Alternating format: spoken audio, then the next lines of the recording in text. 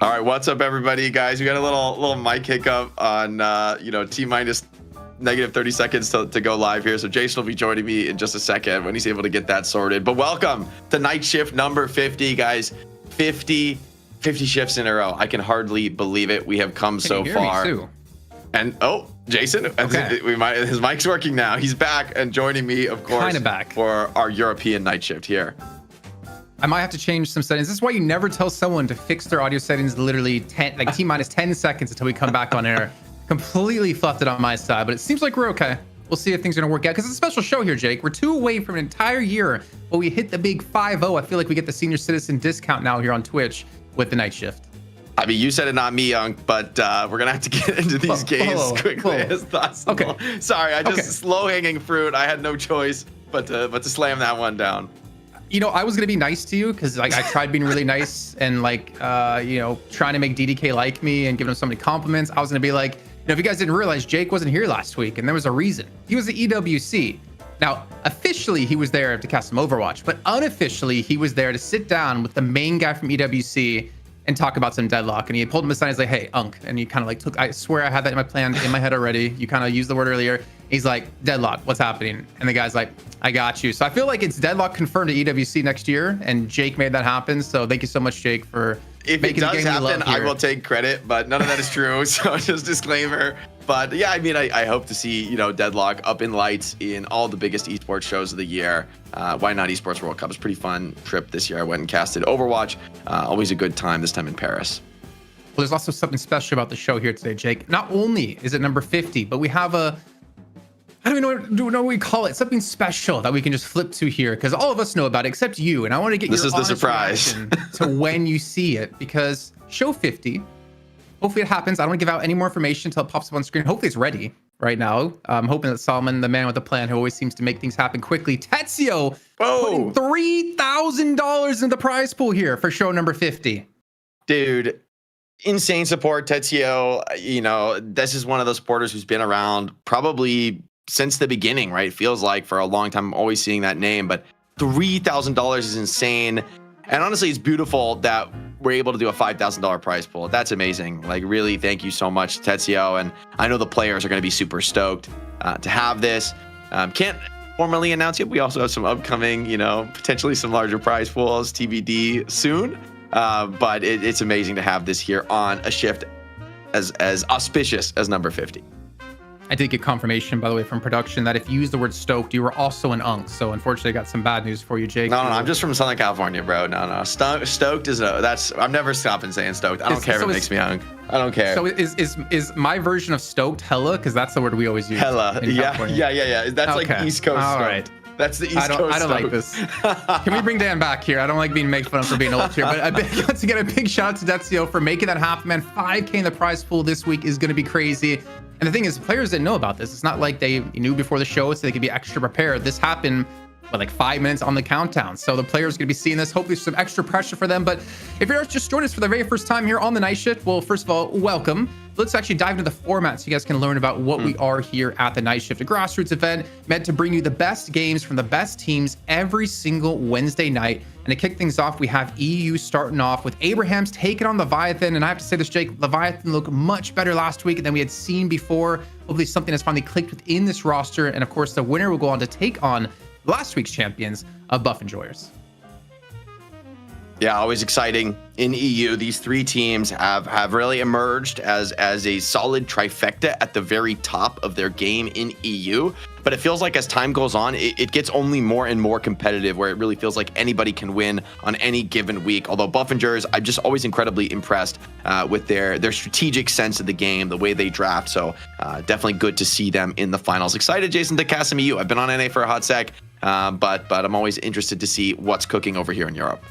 Yeah, I think it must have been North America because Dan has been over in Copenhagen working on some Counter-Strike. So we put him on the EU schedule with me. You know, the EU caster's on EU and NA caster on NA. Kind of makes sense. But before we get into the NA matches, we of course are going to have our challenger match here, a Pulsar up against Pupils. And then Melee Creeps, who finally had a breakthrough last week. Obviously some big switch-ups in their roster as well. Able to take down Pupils and claim the title for themselves. But can they do it once again? Is going to be another question to be asked because there's a lot of good teams out here. And it feels like, honestly, in these regions, teams are getting a lot closer, and considering we're having almost 3 mappers every single region, every single week, shows that these teams are really close between each other. I mean, the scene is really maturing, right? I think like the time of teams going on these obscene, 20-week win streaks, it feels like that's over. I just can't imagine anyone ever being able to do that again. But honestly, it's for the best, right? You'd rather it be competitive. You'd rather it be close. It's great to see some of these teams stabilizing. I think Melee Creeps is going to just be such a fan favorite squad, right? With some of the new players they brought in, some of the legacy of that team in the past. As I think our longest win streaker was theirs, or theirs was longer than Abrams, right? I believe the Melee Creeps has to have the record on that one. So it might be a trophy they hold for some time as well, if they can maybe put up a few more wins here in NA and finals. Definitely excited for that. That'll be after, of course, our EU show concludes. Not to mention what's exciting for tomorrow at the exact same time here today. You guys also can tune into the Graveyard Shift podcast, brand new, revamped, where every week on Thursday it's Lightbringer and some other people. It depends on who's available that week to be on the show to talk about everything related to Deadlock and, of course, about the night shift matches that happened just this week. And if I'm not mistaken, tomorrow, Jake, is going to be you, Lightbringer, and potentially a new person as well. Yeah, it will be myself and Lightbringer. We'll see, who else comes. ZP is actually going to finally take a vacation for once. This guy just lives to work on Deadlock, but we've got him out of the house. He's going to take a vacation. So me and Lightbringer will be holding it down on the podcast. So check that out every Thursday. It's going to be something we're going to keep doing going forward. It'll be live here on Twitch. And you can also catch, of course, the VOD on YouTube later. Shout out, by the way, Crisanta, 14 gifted subs. Hey. Impressive for Crisanta 14. It fits too perfectly. Another one of our really long time supporters. Really amazing guys. Like, to be honest, we wouldn't be here at Shift 50, right, without so many of the people in the community who have like supported the show, everybody who's here watching every week, telling their friends about it, getting people into Deadlock, right? Like we would just cease to exist without all of you guys. So really, this is your show as much as it is ours, and I'm really proud, Jason, that we've made it to 50. But hey, let's go for 100 now. You know, like that's like okay. Why not, man? Let's keep it rolling. Yeah, why not, man? And I do have to say something. I feel a little bit bad because last week, I know you weren't here. Christina14 donated 14 subs like they always do, and I said 10. Why not just get 14 and be on brand? and now they're doing 14. So I feel kind of bad. I'm sorry, Christina. You can just do 10. It's okay. You don't have to do the 14. Just up into yeah. Please support us 40% more than you already are. Yeah, no. I mean, anything is super appreciated, guys. You know, those who are able to support us on Patreon, it's amazing. It's like the best way to directly support. But you know, the subs, just watching every week, turning off ad block, it all makes a difference, guys. I promise. I'm managing the business. It all moves the needle and all lets us do more shows, bigger prize pools, bigger events for the community, for the players, and for Deadlock Esports as a whole. But you know, that's enough waxing poetic, enough emotional stuff. We got to get moving, Jason. We got to get into some action. I mean, we're talking Patreon, right? We got to go quickly check out our supporters here. I know you want to move on from this one, but like you were saying before, this could not happen without your guys' support. It looks like, I'm assuming here, that the gold letters, the gold name means new supporters, new executives. And I'm not being told no. So I think, Jake, you know, like in tradition, we always say one name per person. So we want to give a shout out to. I feel like it's kind of obvious here for us, and I'm going to give my shout out here to Alex Cohen. I got to go for Jake McCune, a couple new executives, guys. Huge thanks to all the patrons at any level. This is like I said, the best direct way to support. We just put all this money right back into the shows, you know, prize pools for the players, you know, putting on a fully professional broadcast for everybody. So thank you so much, of course, to our patrons. You can support us. You can check out that link right there if you're interested. Otherwise, just enjoy the show. You know, no expectations. We really just appreciate anything people are able to do. Prime subs, by the way, click your Prime sub button. You have to say that because there's always at least one more Prime sub available in the chat. It's just always the case. Yeah, and I mean, obviously, you don't have to donate. Just sitting here watching is enough, unless you're Chrisana28, which I'm going to contact Twitch to get your name changed for you.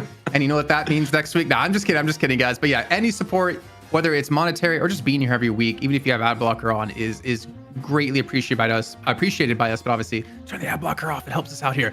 But let's move into the show, Jake, because obviously that's where we wanted to go before. And we do have a Battle of the Kings here, the Battle of the Titans over in Europe, with Abraham's taking on Leviathan once again. Let's take a look here at Abraham's roster, and it pretty much is the exact same team almost every single week. But something I have to say, because I think you have missed out on last week, is that Shark has massively improved and has, I feel like, he was looking great a couple weeks ago, right when he came back in. He was looking really solid. I feel like, you know, honestly, for a team like Abraham's to bring you on board, like they're not going to be taking on a player who can't pull their weight. So Shark certainly earned this spot and is showing it in the night shift, performing here in the big matches. So definitely excited to see his continued improvement here.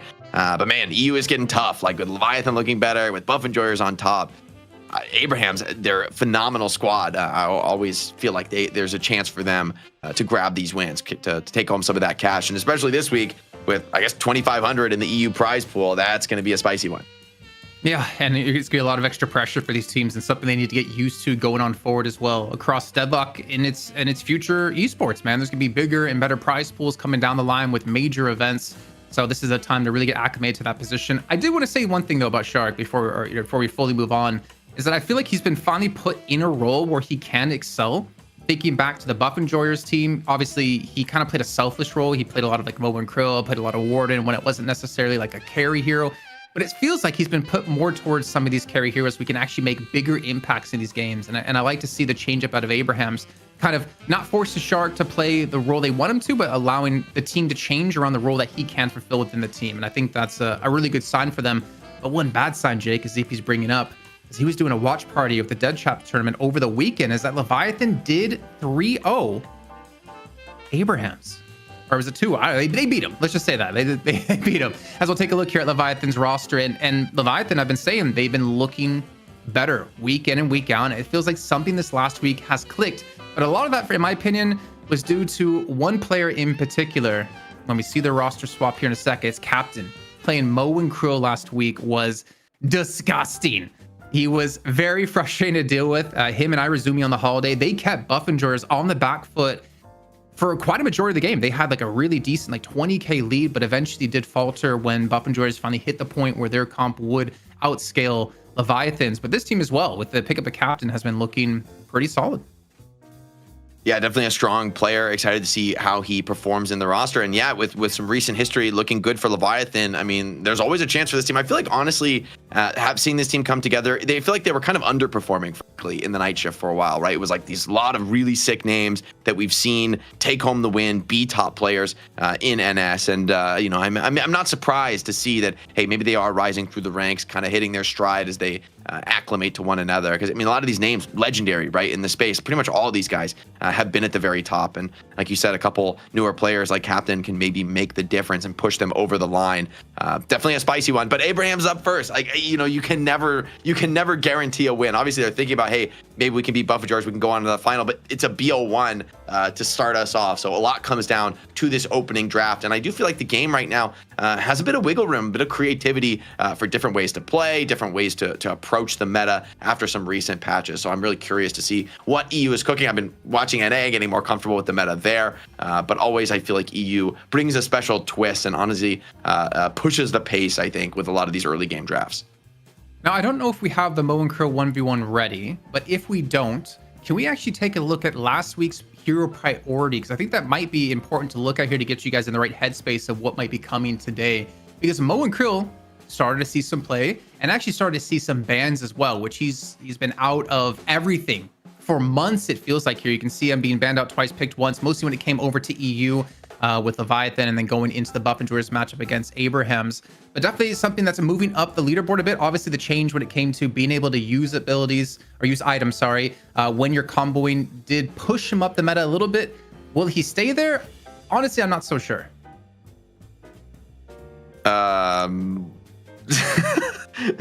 Yeah, just making it hard mode for you, Jake. Don't worry. I'm curious to see, you know, how things shake out this week. I do think, you know, you're always going to be, there's always that opening decision of the draft, which for me right now is kind of Doorman, Billy, Mirage, and Pocket, like these heroes. I guess Calico was also going in that, you know, top 1 slot last week quite a bit too. But there's always, I think there's like enough heroes at this like super S tier right now where it's actually not almost guaranteed how the draft opens. And I do think that maybe makes room for some of these, you know, less popular heroes in the meta. So excited to see things looking a little healthier, a little more balanced last week as compared to a couple weeks ago. Excited to see Abrams getting picked more. I feel like this character is just always going to look pretty good. But I think we have that Mo and Krill 1v1 ready for y'all, so we can find out the draft priority and potentially get into the match. It's going to be Together versus D-Mov. Once teammates, now foes. Battle for the draft supremacy here. I feel like we need to create like a special night shift arena for them to fight in instead of on the default map, as it looks like D-Mav's been parried quite a few times. And honestly, it's got to be I don't think right? he'd come back from this. Yeah, the back-to-back parry, it just puts you so deep in the hole. You know, you've got to be so risky looking for your own parry. So it's a good attempt, but still, it's going to be a well played there in the Mo 1v1. And now the draft priority, let's see what they end up picking. Do they want to go first or second pick? Even that, I don't know. I mean, I feel like first pick does feel pretty strong right now with just how good, especially for me, Billy and Doorman are. But we see teams go Mirage and NA, so we'll see what's actually the prio here in EU. I feel like EU's going to want these more team fight centric heroes as the top prio. Yeah, and I think, I mean, it'd actually be really interesting if anyone out there, because I know there's a lot of people who watch who do their own little versions of like our pick priority and stuff like that. But I would love to see, since we haven't executed on our side, is like an EU versus NA pick priority and see where the priorities differ between the regions. Because it's been, what, like 2 years now of competitive Deadlock, and we've seen it adapt and change over time. But generally, NA and EU do have pretty diverse priorities when it comes to specific heroes. I think over in EU, you see Billy as definitely like the first pick quite consistently. If it's not Pocket, if we see it available, but typically coming in like as a 1-2 pick.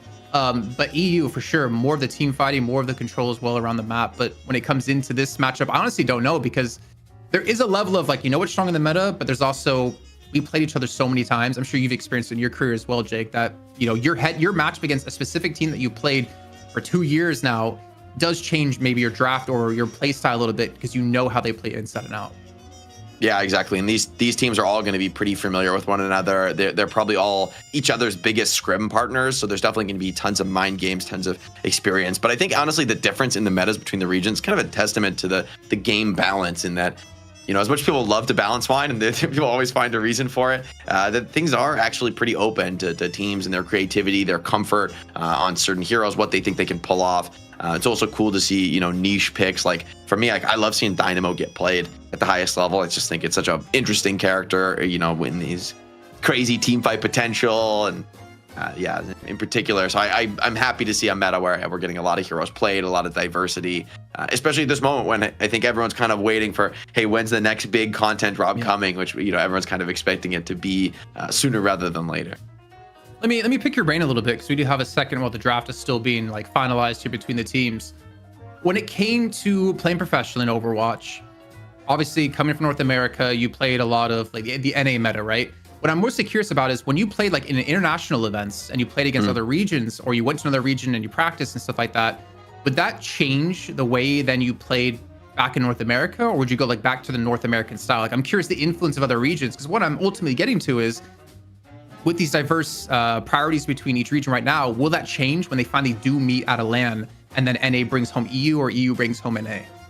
I mean, it's interesting. Overwatch, I think, is actually a pretty decent comparison in that way in terms of what strategy is seen across regions. But actually, in Overwatch, even though we have major LANs where we get the best teams in the whole world to play together, there really are pretty distinct regional styles in different regions. Just kind of choose to play one way or the other. And honestly, it's still pretty hard to call who's going to come out on top, who's going to be able to get the win in those important matches when they clash.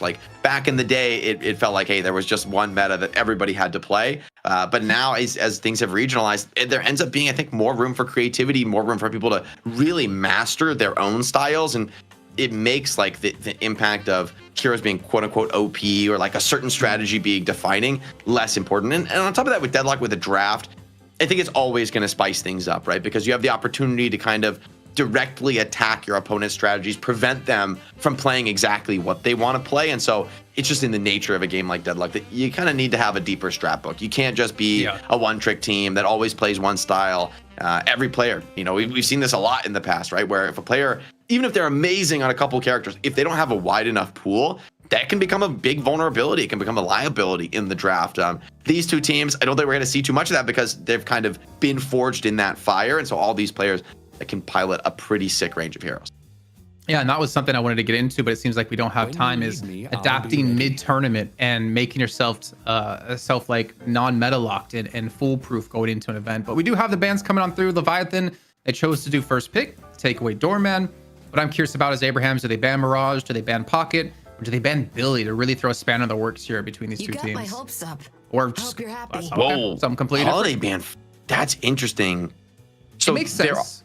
I mean, I think with Mirage, Pocket, I actually kind of like this in a way with second pick, because for me, the top tier right now, Doorman, Billy, Mirage, and Pocket. So Leviathan's going to get one of those three, probably Billy, or they go Mirage. But now you can go Billy, Pocket as the top two for Abraham's, which actually I kind of think is insane. No, just the combo potential, the team fight, that's almost a team fight in a box with just those two heroes. Billy Chain into a big Pocket Affliction and a nuke set. It probably just pops most of the cast most of the time. So I think Abraham's, it looks pretty scary here. Mirage is going to need to really pull his weight with a dominant lane and map presence to really make up, I think, for these picks. We've seen this, I want to say it was in the finals last week, of if you're going to invest your first pick in a hero like Mirage, and he's not pulling the weight at the end of that game, then what was the point of first picking him when you could have went something else? And like you're seeing here, a Pocket and a Billy being picked up for Abraham's, that's two S-tier heroes. Obviously, Mirage is giving S-tier in terms of how teams view him right now. But going back to the initial ban, I mean, with Holiday being taken out, it does leave open a lot of other heroes to be secured here. I'm kind of surprised. Well, I'm not surprised with the Holiday ban, because I resume you had a pretty good game on it. But what I'm more looking towards for Leviathan, if they want to bank on a Mob and Krill yet again for captain. Drifter, interesting. I do kind of like Drifter against Pocket in particular, because having that Ren silence, the chase down potential. I think one of the things that is important to Pocket's game is being able to side lane for a long time and kind of hit that later game scaling and it get really farmed up. And okay, so like in that mid to early to mid game, there's a vulnerability window where Drifter gets max rend and Pocket is actually pretty vulnerable to getting ganked and killed before he hits that, crazy potential survivability in the late game. So I see the vision, I think, for some of these picks for Leviathan. Abrams, though, waste no time picking up the Venator. They want to ensure that they've got a good option before the mid-stage bans for that hard carry role. We got some even new stats in there. When a hero gets picked, we can kind of see the win. I guess it's the win rate of each player who's played that hero. You saw ours there, I think it was 5 and 7. I didn't catch the other one because it was a little bit quick for me because I only just noticed it. Since we weren't here last week, you actually do have some new stats in game as well, which we'll take a look at a little bit later on. But Infernus not being picked top 3, I was trying to remember who's the other like kind of S tier hero that we're not seeing initially grabbed here, and I forgot about Infernus completely. Apollo as well, we saw some great play out of in the last few weeks. So a lot of strong heroes being left into the second banning phase here, which kind of surprised me because I don't really rate necessarily Venator with what we've been seeing as that strong compared to some other heroes. Yeah, he's not amazing. I do think though, for these kind of like a huge team fight drafts, like Abraham's now, what they pick up the Lash, very, very sick team fight. Billy Lash, Pocket, Billy Chain just sets up for these like crazy synergy combos. Leviathan grabs the Mo, which actually could be kind of a nice way to pull a combo breaker, right? To actually burst down someone as tanky as Billy. Combo is one of the few tools in the game that actually makes that kind of realistic to start on somebody. On top of that, another pretty big liability for Pocket at any stage of the game. And they go for the Rem to mitigate some of the spirit damage and natural divine barrier builder. So Leviathan are really trying to like break some of these team fight combos by picking people off or just tank through them, maybe with a counter initiate from Rem. But I like for Abraham's that like the Venator for me fits well with a huge team fight behind him because he's standing there, he's poking you, he's playing a room. It's, you can try going on him, but if you do, right, the counter initiate and the fight is really, really deadly. So I think you'd rather have Geist. I think she's like the best hero right now in that exact role, but Venator for me still works in a way that I don't see Infernus in that same way. And they go with the McGinnis as well. So this looks pretty scary to kind of fight into. Like Venator, McGinnis, Bebop for me can kind of like play some positions and just be like in a room. You just cannot go to these characters, right? You cannot try and team fight into that. And in the open, the team fight ults are going to be pretty sick. Leviathan, a much more individualistic game from them. I feel like a lot of this relies on finding pickoffs, but with the Drifter, Mo, Abrams, like that seems quite reasonable. They could, snowball pickoffs on the side waves and play to their strengths as well. So I think the two teams have, really diverged in terms of the way they want to play the game, but it makes sense given the opening picks of the draft. I am a little bit worried though for Leviathan because last week they had a Mo and a Holiday, and they had like a 20k lead against Buff and George for like the 15-20 minute mark, maybe even 25-minute mark. But the later the game went on, the less effective the Mo Holiday combo kind of worked for them. And I feel like Abraham's kind of actually counterpicked the Bebop. I expected Leviathan to take Bebop as like a last pick because they want to go with like 2 initiates. But one thing that worries me is like having a Geist here, it does give you like that late game carry. So Geist, I don't expect to be involved in a lot of these fights, but then it puts a lot of pressure on like Drifter, Mirage, and I guess now Abrams to be in the right places to confirm these kills early on. But man, I see the McGinnis and I worry about like the max wall with like Echo Shard. You have the turrets around the walls. You can block off mid pit extremely well. If you hook someone in, you can block them off. You can cut Mo and Krill off from the support and maybe force like a nap time when they don't want to use it. I think the disruption of Abraham's with just the last 2 picks alone and even Lash on top of that really prevents Leviathan from almost getting going in my eyes if they don't have a really strong start. Yeah, I do think they are going to rely a lot on the laning presence of somebody like Mirage, who we see typically win their lane and look pretty good doing so. But at the same time, the right counter laners could kind of turn that one around and make it pretty interesting.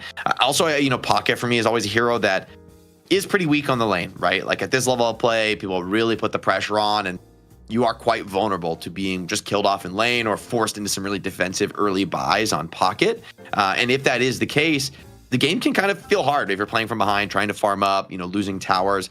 That's where, hey, maybe this Mo Krill Drifter, from like almost like the 8 to 15 minute mark could really start to snowball the game. Fremont is going to be the one piloting the Drifter, Overseas taking the Mo Krill. So Mo Krill Nation, you've got your newest member here, Overseas. Be sure to show him some love. Interesting. Also, like I'm enjoying seeing these hero records. Obviously, the thing is, I think they do swap around like what heroes they're choose. Actually, no, I guess it's for the very beginning. So that's really cool to see. So Captain on the Abrams. So yeah, Overseas piloting the Mo and Krill. I resume expected to be over on the Rem. A Shark on the Lash. So Oh, you know, is that Sonya, or is that who's Sonya going to be on? Is that Pocket that I'm assuming? I think Sonya plays a lot of pocket. I mean, he has in the past, at least. It's been a second, but I'm not surprised to see Shark on the Lash. It's like, it makes sense. It's kind of the hybrid of exactly the role he plays, where I see him on some of these spirit nukers like Apollo and Viscus, but I'll see him playing more of like some of the carry farmers, and Lash is kind of both. Early game, you're a spirit nuker, and then late game, you kind of become a gun carry in your own right. Yeah. I saw Piggy in the chat, by the way, saying, where's the Sinclair for Leviathan? I think it's a good shout. Like, Sinclair could have been kind of sick here, like Stolen Affliction, Lash ult, Billy ult. I think that could have been nasty. At the same time, it might be hard to play Sinclair into like this level of pick and catch, where there's not so much team fight behind you. Even if you get the like best possible ult steal, it's like there's no combo for a Billy ult on Leviathan. Not really, right? Maybe like a tornado or something, but nothing as explosive as Lash or Pocket. So interesting. I think Sinclair is still one of those heroes that we're probably all just terrible at, and in like a year, everyone will be like, "Oh, Sinclair's so broken." once people really, play that character the most, since it really has an obscene skill ceiling. I've got a different question for Piggy. Where's your team, man? I think I almost forgot you were on Buff Enjoyers like a long We got to get time Piggy ago. into the night shift. We got to get him into the action, but we'll have to see. Hopefully soon, man. But also, hey, I think a lot of players are going to be waiting on the sidelines, esports wise, to see things kind of grow and develop. But by waiting on the sidelines, you miss out. It's a $5,000 prize pool week. This is a great week to be competing in the night shift. But the only way to do it is to be here week in, week out. Kind of have to invest the time early, right, to get that kind of reward. As we're getting our teams all in the lobby drafted. It is going to be Sonya piloting the Pocket. Curious to see Clarify, Jake. That call out for Piggy wasn't meant to be BM. It was like a legitimate, like, when are you get a team, man? Because we want to see back. In case anyone chat was like, why is he being rude to Piggy? He's a good player. Yeah, I want to see him come back. That's what I'm looking for here. There's a lot of players like Naked as well in North America. I want to see come back and play. I know he's been streaming again lately. Obviously happy to see Goober back on a team as well here. But as things are getting locked in, it looks like we're getting just moments away from hopping into game here. I still can't believe, and I wish we had the ability to not make it a best of one, but like these two teams in a best of one match it's so crazy to see, considering you see such different styles out of them when they know it's a best of one, how much safer they have to play. And I wish there's a world we can make this like a best of three into a best of three or something like that. But you guys don't want to be here till like 4 a.m. doing EU matches. And then I'm not trying to be here till 4 a.m. Yeah, exactly. But this is gonna be exciting, man. Like Leviathan, off the back of a recent victory against Abrahams, they have struggled to beat them, period. They've struggled even more to beat them consistently here. And I think this would be a good showing of if they can do it, and showing off that Dimov has been able to meld into the team well. Because I feel like we haven't seen Dimov play in true Dimov style in such a long time. I feel like it's hard to remember that he was voted as the best player in 2025 in, I think, the world. I mean, for sure EU. I don't remember when it came to NA with the voting. Sure. Yeah. I mean, D-Mob, definitely one of the OGs of competitive Deadlock. Definitely a player that we're all expecting to have an illustrious career. But Abrahams, man, I mean, this is a quintessential Abrahams draft. They're so sick in the team fights, so nasty to challenge around the mid boss, around the major objective fights like Rift and Earn. So I'm very curious to see how Leviathan navigate that here in our EU Challenger match. Night Shift number 50. Got a ring to it, doesn't it? It does, man. So now are you basically saying for people to not donate more into the prize pool so it just stays at 5K for number 50? Or are we trying to get to like 50,000 for the prize pool for today? Yeah, please donate 45 grand. Jesus, if you're a Saudi prince watching this show, who's got 45 G's. Honestly, please do not send that via PayPal donation. Send me an email. We'll figure it out how to do that properly. If somebody wants to absolutely flex on us, if you recently won the lottery and would like to give us all your money, I don't expect that to happen. I think we got a nice, pretty purse for these players competing on the night shift as the lanes begin here. Let's check out some of these laning matchups. Always a pretty interesting one to dissect. Mokrill in the mid lane. Could be kind of scary, right? Mo in the front, Mirage in the back. It's kind of a lot of poke, but Mo's already taken a bit of a beating here in the early trade. Wow, how does that gut shot connect here? Over on Empty Dreams, gets stunned up over in the mid lane. Bebop Venator, I feel like that's a very dirty lane, to be honest. Obviously, like Moen Krill's to be hard to finish off, though. He is a big, chunky boy with massive bones to be hooked in right into a gut shot can actually be quite punishing here. So I feel like, as you mentioned before, a lot of pressure going to be onto Empty Dreams here to really make this Mirage work well in the early to mid game to allow Demob to really stack up high enough to be effective in damage later on.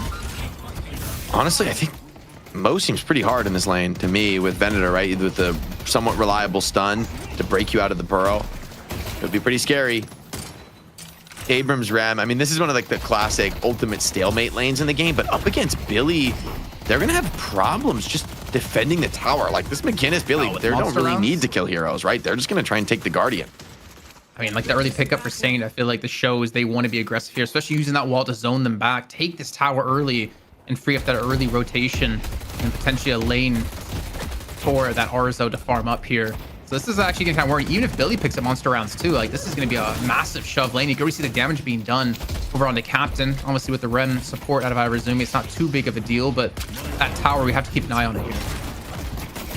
Bit of a brawl early in the mid lane. Disarm comes out, everybody going for the parries, nobody biting on a quick melee, but a good trade onto Bebop is gonna make him play a little bit more passive for Taz.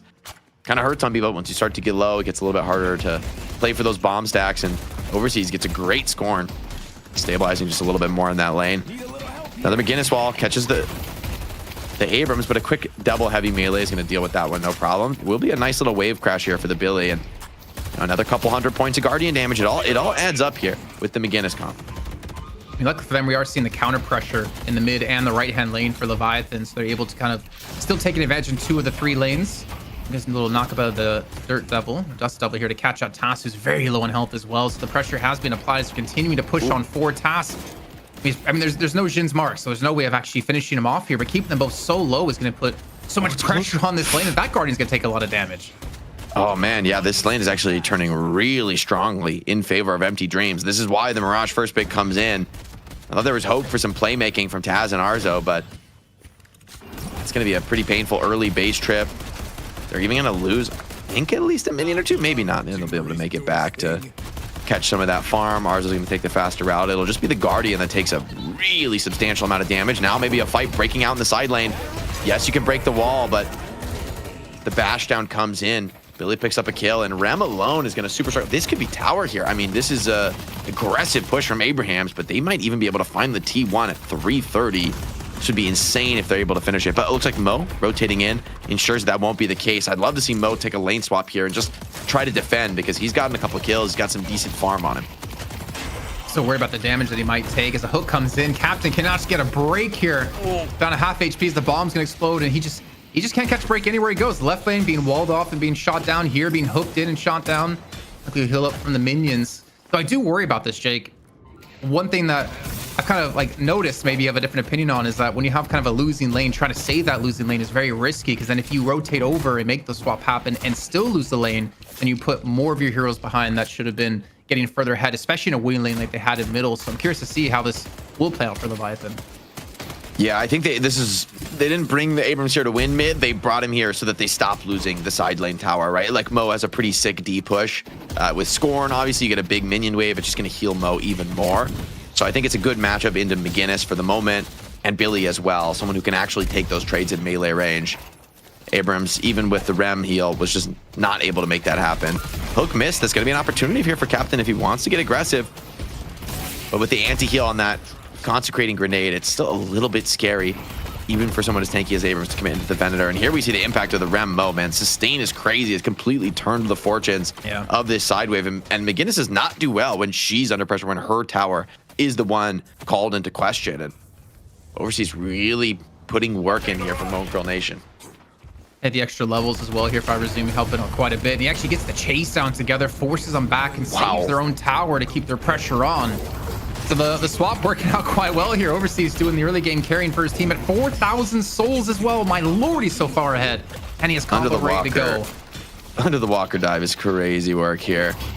Great stuff. And yeah, they might even, with the Rev minions, this looks like it could be enough. Although, hold on.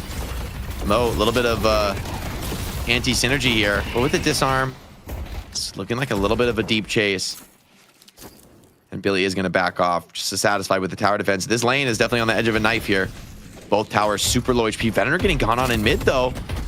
Damage is pretty nice. And there's a Jin's mark. A couple more hits would be enough to drop him. Can they re-up the Jin's mark? They can't. So Empty Dream's not going to be able to finish this one. Ours are able to make it back to the base. So much investment in the early laning items. Really showing both of these teams the priority they have on just getting an early advantage. Ours going to be getting pulled back in with the bash down, getting meleeed up as well. The rat should be going to sleep. And that'll be the tower finally taken, as well as Overseas falling in the lane right before this. Also, really quickly, a big shout out to Rata and Hostas for the $5 donation each towards the prize pool. Now up to 5,010. You kind of ruined the 50 there, so we might maybe need to get the prize pool to 50-50 to kind of make up for it. Who knows? But yeah, either way, the tower goes down. Pressure back in for Leviathan on this mid lane. And that tower's down to half HP as well. Funny enough, the right lane has actually been just giga quiet compared to these other two lanes. Yeah, it looks like it was pretty much a stalemate over there. Maybe a little bit more farm, though, going to Lash and Pocket. Seems like they're winning the economy game there. Freemok kind of struggling on the Drifter. And for a draft focused on some early picks, it does kind of hurt to be falling behind and losing these towers. McGinnis definitely kind of struggled for a moment once Overseas rotated into the lane, but finding his footing, flow charting the map here, going from tower to tower. Now we're going to head over to the Pocket lane and look for a fight there. Is this just Saint's job? He's like, okay, I'm going to come to your lane. We're going to take a tower. That's McGinnis, baby. This is the way to play this hero competitively, at least until all the Guardians are down. I'm not going to the heavy barrage build we used to see with McGinnis being spammed out quite a bit over, mostly North America, I'd say, with League, if you look at him. Said the turret can be leveled up to already rank 2. Heavy barrage being used to clear out the lane, and we even see some rotations out of the right-hand side. I mean, we're seeing Lash put up in towards middle, looking for those opportunities, and I think Abraham's trying to maybe make something out of this. I mean, they're funny enough, they are ahead when it comes to souls by 4K, even though they're going to be down towers. Let's push Greenwich. Sorry, other way around. That's why they're rich, because they killed all the towers, Jason. It's, you know, uncure. It's 10:40. It's past my bedtime. You got to get this guy some glasses. Lash taking a brawl. Oh, Shock Pike doesn't even quite pick up the mo. I mean, does get the slam on him, but he's just going to burrow out of there. I don't know if there's going to be a chase down there. So Lash ult comes to nothing for Shark. It was pretty close to picking up a second there. Could have been nice, but man, Mo is actually looking solid in this game. It's a lot of damage, man. We're just like the burrow and a scoring of like 660, forcing Saint to immediately fall back to the own tower as well. Now we're chiming in with the mid lane here. The Dust Devil not going to connect on the knockup. So they turn their attention over towards this Guardian, which is below half HP, and maybe they'll get their second Guardian of the game. I really needed some glasses. I have to go get them from downstairs, I feel like. But the Guardian will go down either way. This is one of the interesting realities, I think, for McGinnis is like, yes, you will usually get the enemy Guardians quicker. And yes, that gives you a bit of a lead. And then we just see that eventually, once your own Guardians do get traded, that lead goes away. And you're kind of left looking for a role from McGinnis. Yes, she does her job well, pressuring the lane. But because it wasn't completely explosive, like she didn't get the early pressure tower kill with Billy that we thought could have happened, because of that rotation from Mo, her game is going to be a little bit slower now. And I'm curious to see what she'll build into, if it's just kind of like a classic support aura-based McGinnis, or if she tries to go for, you know, more of that heavy barrage max or even some gun damage, or quick early combo, big burst. And that's going to be a near instant kill onto Task. Maybe more to be found here with Mo in the lane and Pocket just backing off. Still lost the Guardian for this one, though. True, but I'm so sorry. They didn't lose it. I swear, I really need some glasses, man. You got to help me out here. This is really tough. They're going to lose the tower, though. Yeah, this guy's blind. Towers whatsoever. It's going to go down. I was just 10 seconds earlier there. I was reading the script ahead of time.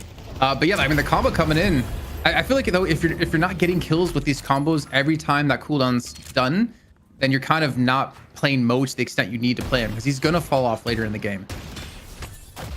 Yeah, absolutely. I mean, I don't even think Mo balls off that hard in competitive play. Like, if you can get farmed to the point where you are very tanky, very hard to kill, like, I don't mind the late game gank potential from Mo and Krill. I mean, ultra late, huge team fights. Yes, you got problems, but early parry on the pickup. Empty Dreams getting annihilated. Beautiful find here from Together. And maybe it really traded out, though. A lot of players. This is turning into a real burger box in the lane. Everybody throwing melees. Nobody getting parried, though. His heel doing some decent work there as now Overseas forced to run away, and it looks like Abrahams will come out with the kill lead. Just the mole man Don't tell me, I was about to say, don't tell me escapes for this one. He will fall. Iridominus is maxed out as well here for Arzo, but no need to actually pull the trigger on this one. As they get control of the urn, let's rotate it onto the right-hand side. We also have some more donations. I don't remember the one before this, but Belta coming with a $40 donation. Puts it at 50-60, so I guess we need to go up to like 5,500 to make it. No, because that's like, if I don't know. We'll get there eventually. Let's keep the donations coming on through to be the biggest prize pool we've had here in Night Shift. All competitive players and saying they would like more prize pool rather than less prize pool, even if it's not a funny number. That is Dreams, though. Survey. Not so funny for him. Another death. Once again to the Billy. Kind of a scary sign. Captain, though, finds Shark elsewhere. So they're putting some sideway pressure on. But with the rift spawning on the left side, Geist is going to scout that out alongside Venator. That may be the flashpoint for another engagement. Mirage coming off the respawn should be able to make it to that if they want to fight, but Mo's a long way away. He's just going to siege tower. Sonya picks up Majestic Leap. He's going to be able to defend here. Looks like a free rift unless Geist wants to challenge. Maybe Mo could TP over. This could end up turning into a fight. No, it won't. Kind of surprised Geist didn't go for the touch there. With swap available to maybe look for a play, but maybe just too threatening. Arzo with that crossbow can just delete you from nearly full HP. And boy, do we know it. Saw, I think last week, some like crazy shots as well as the Venator plays. This information being gained by Fremont, though. Not going to connect on this 2.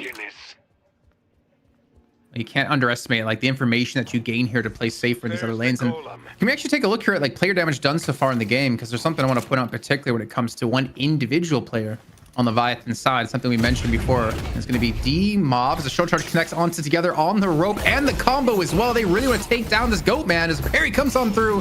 Bashdown's not going to save him. Overseas will pick up another kill. Yeah, Overseas, I mean, he's making the most in this game. It is really working.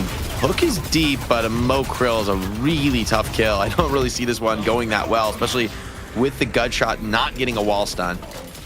Rem showing, man, that the sustain from like Abrams Mo with Rem behind is unreal. Like, it's really, really challenging to fight into that front line. I think until we get to the point of Pocket just solo carry with Affliction, Lashhold is good, but it doesn't get a proper pickup on the guy. She's still super low HP, and the ground strike is enough. Well played by Shark to find that one. D-Mob wasn't able to find the health swap.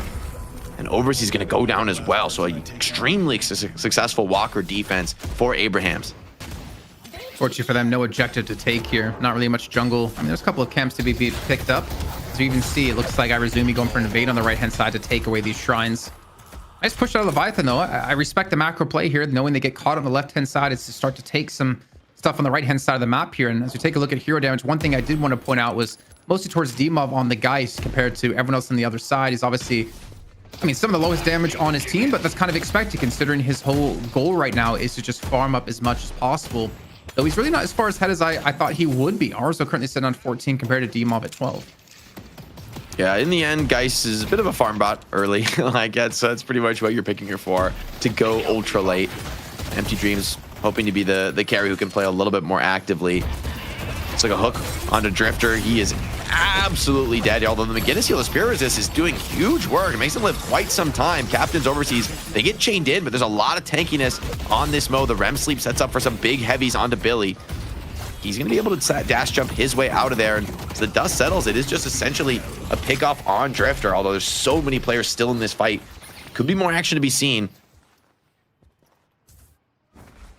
Have to be so careful with Sonya, though. Disappeared off the map. We weren't sure if an Affliction was coming on through, as we do see it is available to be used. And him and Empty Dreams will go head to head on the right-hand side, while Leviathan go back to a push in towards middle. Now we're 15 minutes in. Mid-boss probably not in the cards here, but I am curious, more importantly, to see like Saint. What build is he going? What is he leveling first? Is he going towards his walls next after his turrets? As we might start finally seeing Affliction come on through, but they don't need it. They take down Drifter once again. Fremont, poor him, hasn't been able to play the game in the last minute and a half. Yeah, and Sonya has gone for Max Barrage on Pocket too, which really is a build for pushing the scaling. I mean, I think this is a game for Abrahams where Pocket really is your ultimate late game damage dealer.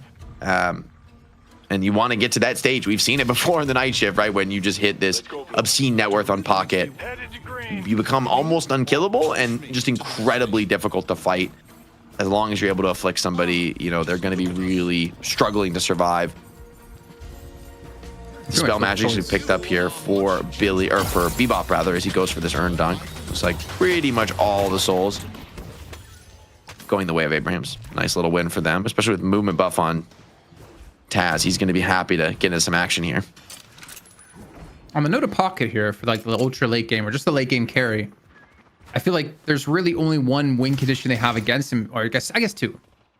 Either you don't get afflicted because you position well like Buff and Joris does, or you got to hit him with a combo. But if somehow like Sonny gets like a cheat death, I feel like you lose the opportunity to take Pocket out of the equation, and you're forced to have to play with that first iteration of dodging the affliction. So I do wonder, like, will Sonny eventually go towards cheat death? Will we get that late in the game? Will he need to buy an item like that? Because I'm looking mostly towards overseas to be the one to shut him down. Yeah, I do think it's not a terrible situation for the late game Pocket because, ooh, by the way, overseas, I'll hold that thought. He just gets absolutely evaporated as soon as we go here to the Venator camp. Irdomini is out. Shots are missed. Swap comes in, but will it be enough? The McGinnis wall worth its weight in gold. Dimov trying to play his way out of this, but does get caught and overwhelmed. Abraham's bringing the team fight threat as 555 donated by Troubled Turtle. Another kill potentially be found. A counterspell is nice though. Blocks some of the follow-up. The chain gang pullback is good, but not good enough. Captain slips around the wall, preventing further losses. But as I was saying before, I think there's a couple Divine Barrier builders on the side of the Leviathan. I think like Mo and Rem for sure, and then likely Mo as well, since he does kind of value the ability range, and the item is just pretty well statted for, you know, what Mo wants in terms of the tankiness. So that, for me, that's like another way to play this. But in the end, the thing that gets so scary for me about Pocket is just, it's like, it's not just the affliction, right? It's everything about the kit. It's the spirit burns. It's just like the nuking damage. And also it's the ability to keep these lanes out forever. I mean, it's probably still some time committed to the side lane here for the Pocket to really have success, but always the opportunity for more. I wonder if we're gonna see like Cursed Relic. I don't know if we've seen it in North America that often, but obviously a good way to shut down Pocket with the recent changes too, where you don't lose your extra damage until you actually activate the item.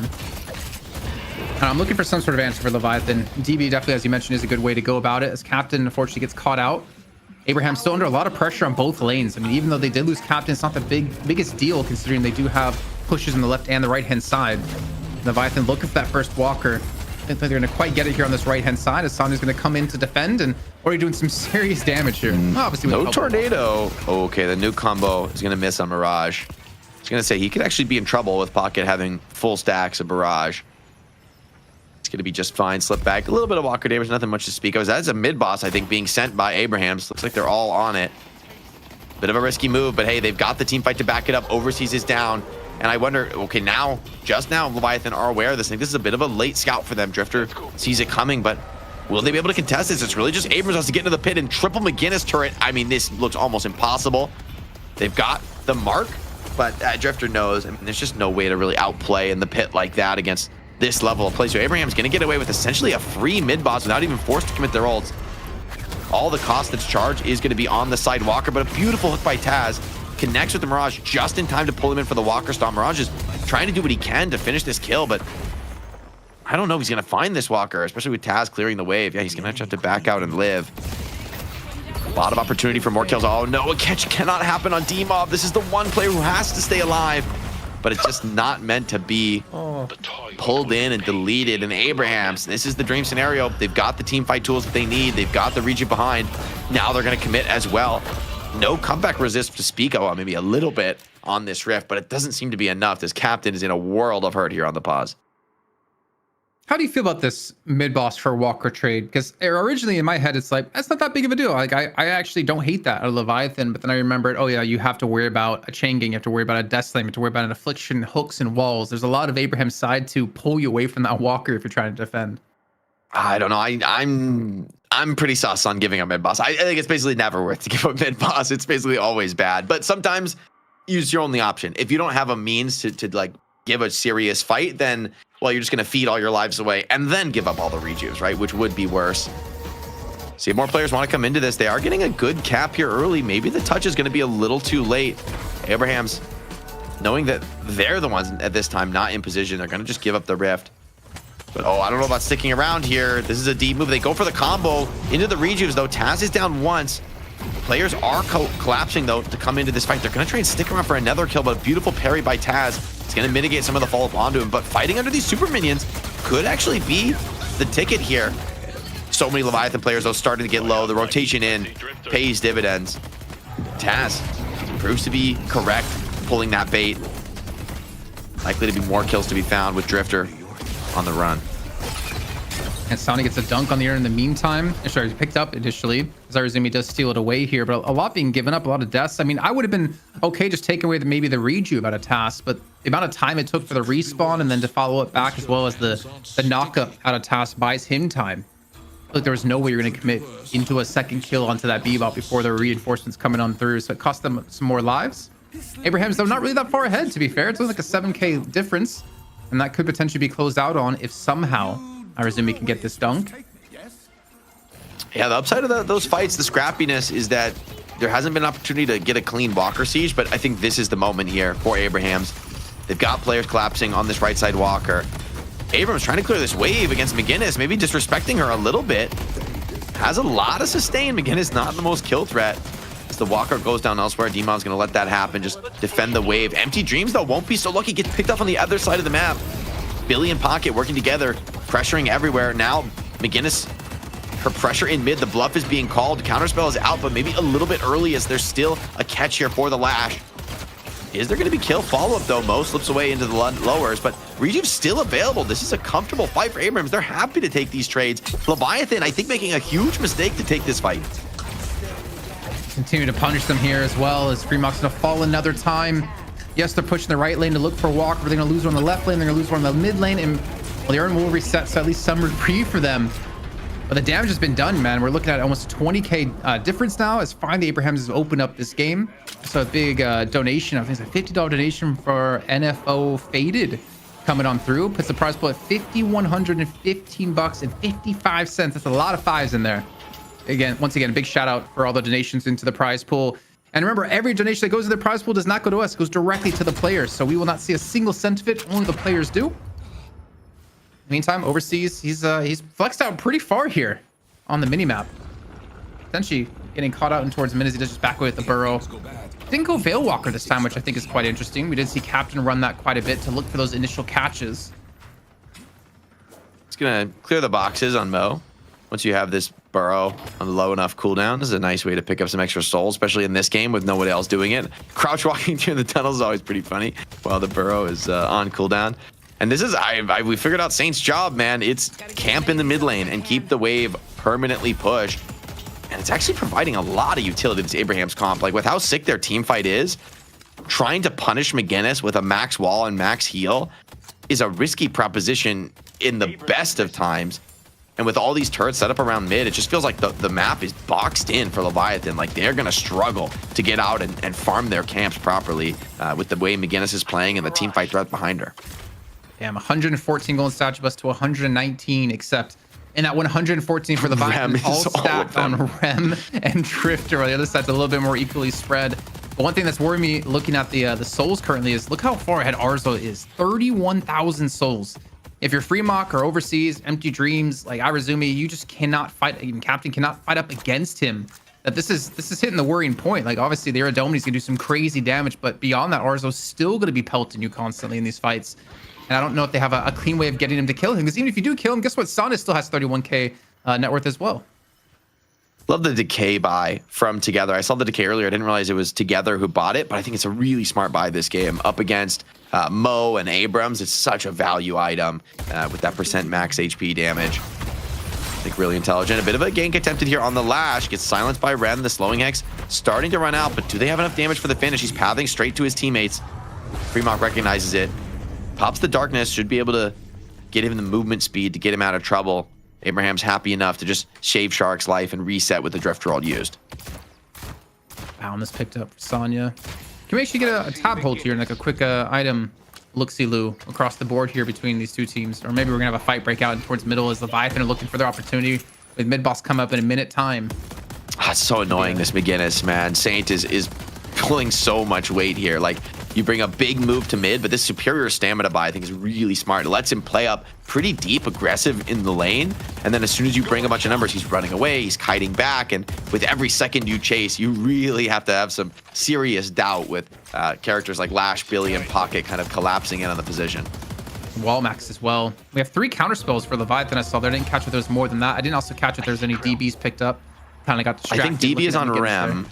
For sure, I saw Rem with enough money for DB pretty long time ago. But I mean, the scary thing with DB is it's just like the Billy ult creates these scenarios where you just hit so many players. Like the Divine Barrier, it might not even save the person you give it to, and then whoever else is caught by the Billy ult and the Pocket combo is just dead to rights, and they're still going to be able to clean up the fight from here. So I mean, Leviathan's like they have to find these individual pickoffs with their draft, but just hasn't been coming through in the last 10 or so minutes. Drifter for daring to attempt it is going to get Billy chained in. Primark taking tons of damage. The wall is going to isolate him out. The hook pulling him back in deeper. So much focus fire comes in, and this Drifter is just food.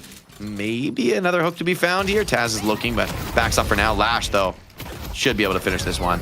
Quick kill onto the Ram, and 2 players dead. It's an opportunity for the comeback rift. I mean, this one should be capped pretty easily, but maybe more fight in mid as Empty Dreams also potentially getting caught. Feels like Overseas is going to continue to push this right-hand side, probably giving over mid boss to Abrahams. Also, big shout out to Jason for another $15 donation. It puts at 51.30, 55 now. As Abrahams are looking to potentially get a piece of that pie. They can advance on through to play against Buff Enjoyers next. Mid boss already being taken extremely low, and Leviathan, they do rotate players back in to defend against this, while a big wave is shoving that right hand side is going to destroy those base towers with ease. But it comes down to the Reju pickup here. Affliction on 2. Lash ult. Rejuve's 2-1, so well taken by Leviathan, but the fight is brutal for them. They're dropping like flies across the board. 1 Rejuve proves to be more than enough. Abrahams may not even need that as they look to hunt down these cleanup kills. D-Mob pops the life swap, but Billy, undeterred, continues to chase down. Relentless here alongside the Venator. A wall stun easily sets up that kill. Empty Dreams cannot escape the withering eye of Taz, who finds the pick on the exit, and with the extra zip coming in, Divine Barrier slows things down, but eventually Drifter also falls, and Abrahams, the way is now clear. A base push, shrines to be had. Those base guards fell extremely fast for for Abrahams on the right hand side, but it doesn't seem to matter here because they're going to lose much more than they're able to take from this one. Also, a shout out to Javin Sucks for a 34.45 donation to put us finally no longer at the 55-cent mark, as we're at 51.65. That is a huge amount of money being split here between our winners of today. And it looks like Abrahams are going to have the opportunity taking the second shrine as well. First stage patron, I feel like it's likely, considering you still have quite a few players down the Leviathan side. Abrahams redeeming themselves so far from this weekend of the Dead Chops tournament. Yeah, this looks pretty sick. Should be their game to lose at this point. They're going to back off. A lot of souls to spend. Everybody's going to get a nice, impactful buy through.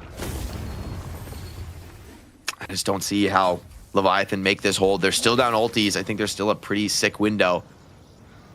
I mean, the Billy ult alone, alongside this Reju, it feels like to me it's enough to team fight for. Yeah, we'll see. Maybe they're going to be a little more conservative than that. It's a best of one. I don't think it's crazy for Abrahams to take a really slow and steady posture here, farm the map, expand the lead, and look for more kills, because frankly, playing the map has proved difficult, if not impossible, for Leviathan. They have not been able to find these openers. And honestly, I wonder about the smoke curl, like no Warp Stone, no Veil Walker. I kind of think, man, maybe some of these pickoffs on the waves could be a little bit more doable with a bit more maybe mobility in toes. This Decay is like desperately chasing the Moan Krill. Rem, though, getting caught. Slowing X, Divine Barrier pulls him away. They go for the combo, but Billy is tanky, still has 1 Rejuve to work with. A big catch, Rem. Affliction is going to get everybody down to 1 HP. This could be the beginning of the end, Jason.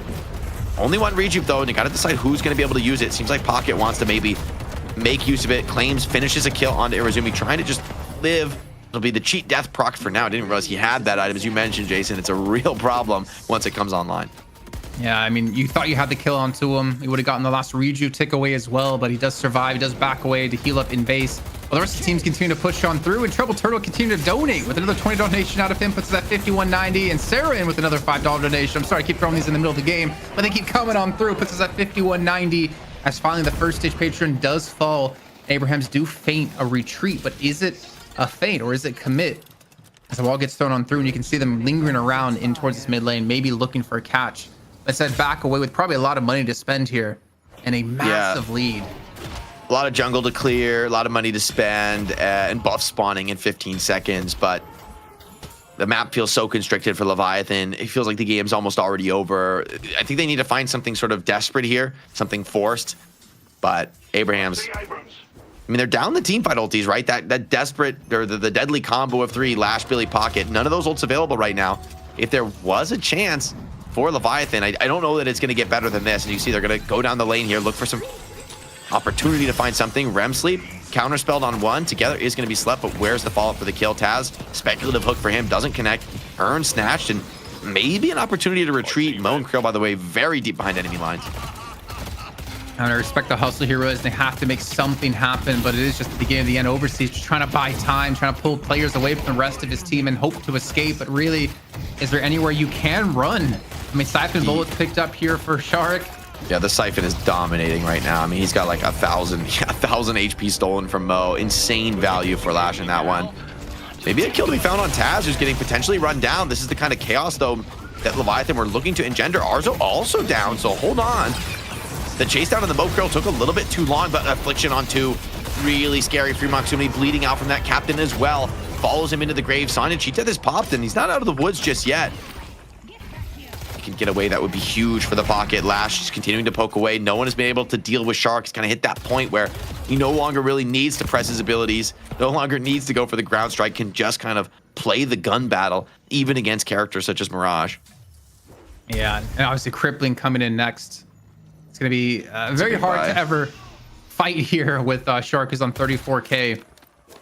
At least Leviathan kept things equal. I mean, technically that's a fight that they win, keeping things equal with the comeback mechanics. But what I do worry about is, do they have enough to defend, to push in for a finish on the game? Still 30 seconds left for Fremont and Captain, and Overseas will be up soon, but it seems like Abrahams don't want to close this out just yet. Mid-boss in 40 seconds time. Everyone will be up and available. One thing that's not available is Affliction, still on a 70-second cooldown. So I don't think Abraham's going to rush this mid-boss down anytime soon. Yeah, no cheat death either. No cooldown investment for Pocket here. Kind of interesting. I feel like you would think, at least in my mind, the Transcendent CD is a really sick value item for Pocket here, but so far focusing on the damage has been a winning recipe for Sonya Sniper. Up to 46,000 souls here, so... I mean, honestly, you're comfortable, I think, for Abrahams. Maybe, like, you learned your lesson from that last fight. Essentially, that fight was without some of the key threats. Like, the ults came in, but maybe they were a little disjointed. They weren't all up at the same time. You weren't able to get that kind of really decisive team fight around the McGinnis and the Venator that you've been looking for this game. But you've got a lot of room for mistakes as Abrahams. Like, with the patron drop, both shrines down, the map is just always going to be a problem for Leviathan. Wait, does Demoff actually have Refresher? Together pointed it out, but I don't know if Demoff sold it and bought Leech instead. Not necessarily There's no way he bought Refresher, right? It was, I mean, he had it for a second. I mean, he might have like accidentally bought it and then sold it in base. I can't imagine you buy Refresher on guys. That'd be quite crazy. I hear a combo going off here. Who's it going to be on? I honestly can't tell, as we can see the damage being done so far in the fight on the right-hand side of your screen. But Overseas is so low HP, getting pulled right back in. The nap time coming on through as well. Connects only onto 1, though. It's not looking good here for Leviathan, as a fight in the staircase is always going to favor Arzo with those gut shots, not to mention a McGinnis in there as well. And Abraham seems to be cleaning up Leviathan. Fremont being forced back, and Dream's able to get 1. But that's it. He's 1 and done. These Irdomini shots hit, man. Swap comes in from Geist, but how much does it really matter in the face of this overwhelming damage? Sonya doesn't even need the Affliction in that fight, and with only Irizumi alive, this should just be game. Jason, I just can't see how Rem can defend without ulti here. No, and look at the damage as well that Arzo did in that fight. 11.8k. And the most on the other side, I mean, it was 6.9 for Dima, but you can't really fight up against this. And neither can the patron. Last stage and last chance. It just didn't look like Taz took damage in the combo. The McGinnis wall completely protected him.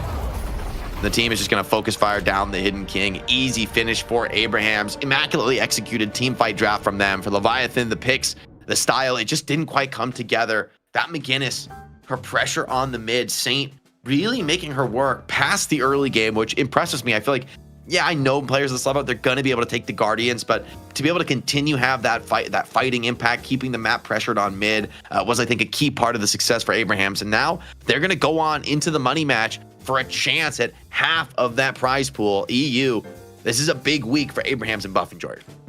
Oh, a huge week. Not to mention North America as well to still come up after that that champion match has finished off here.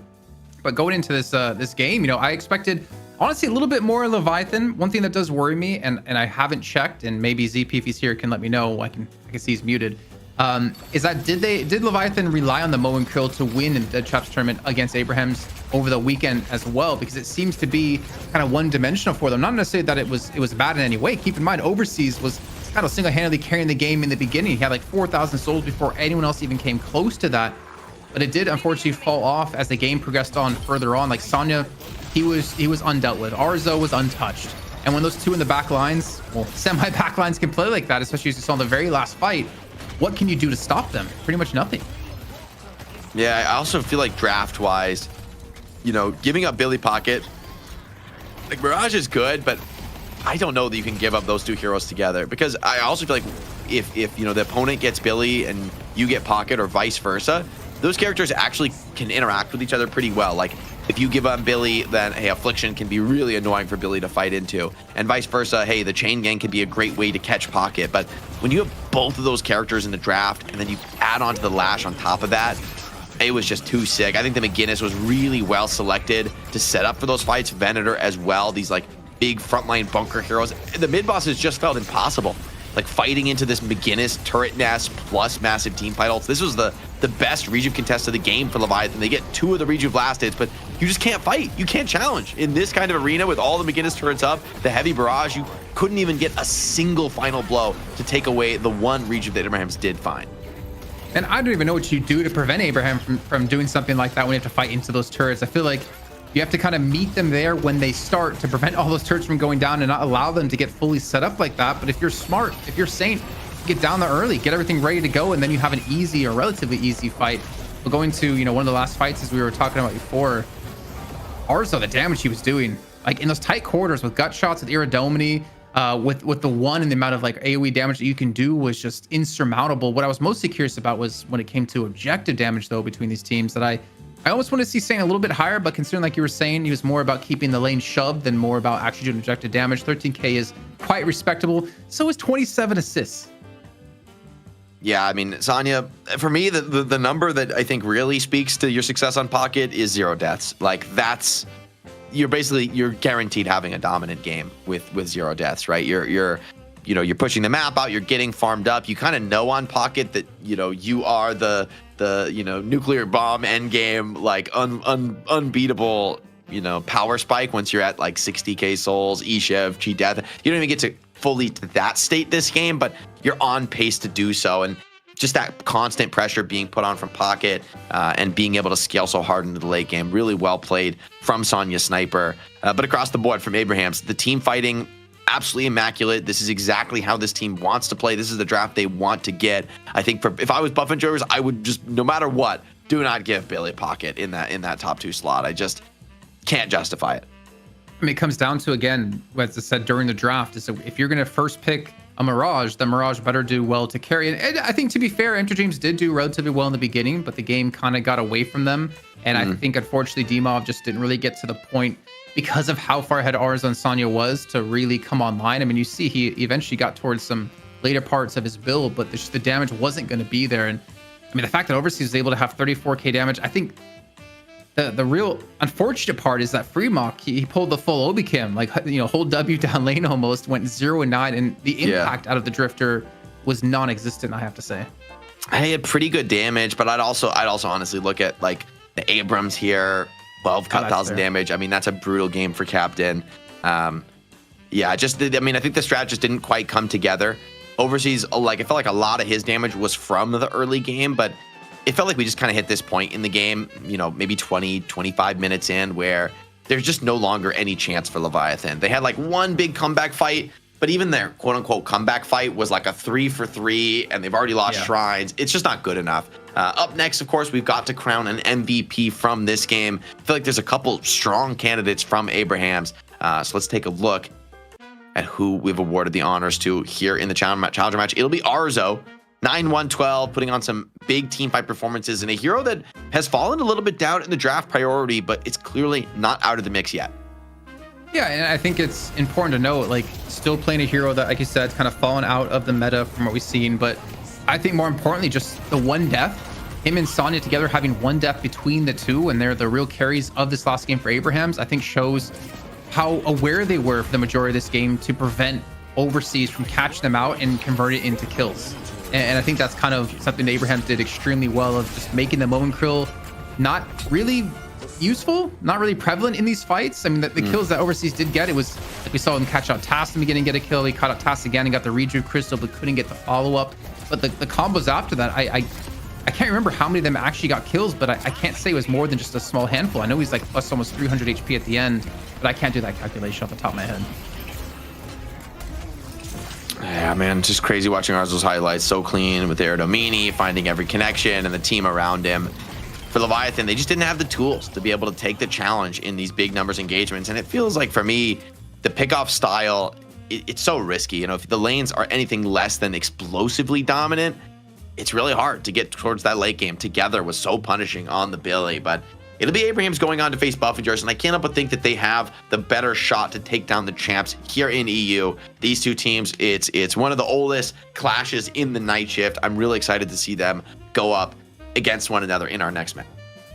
And for one of, if not the, I mean, you're the CFO here, I think it's the biggest prize pool we've had in night shift, right?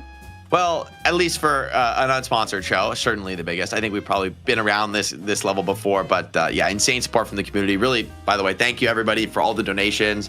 Of course, we got to give a huge shout out to Tetsio. If you just joined us, Tetsio dropped $3,000 on the prize pool this week. So ridiculous support from one of our longest time supporters. And now to really give a special prize pool on night shift number 50, it's an amazing thing. So thank you everyone who stuck with us, Prime sub, watches every week. It all comes together to support the stream. And here we are, man. More than $5,000 on the cards. Night shift number 50. It's a huge milestone for us and a huge milestone for all these players. You say an unsponsored show, but let's be honest, this is night shift number 50, sponsored by Tetsio. I feel like, but it's over 5K. But ladies and gentlemen, we're going to find out who's going to win the first half of that prize pool after a break, as Buffingers look to claim it and defend the title once again, as Abrahams look to topple them and finally get the King of Europe back on their names.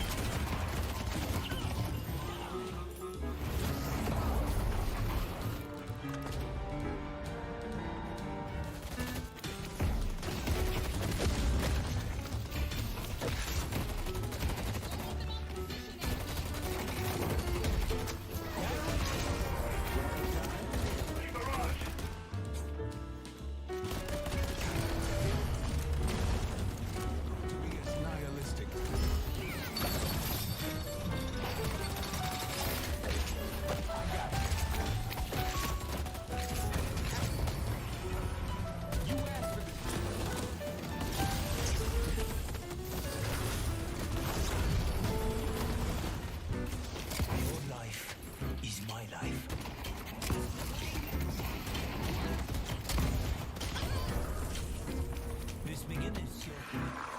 see the enemy.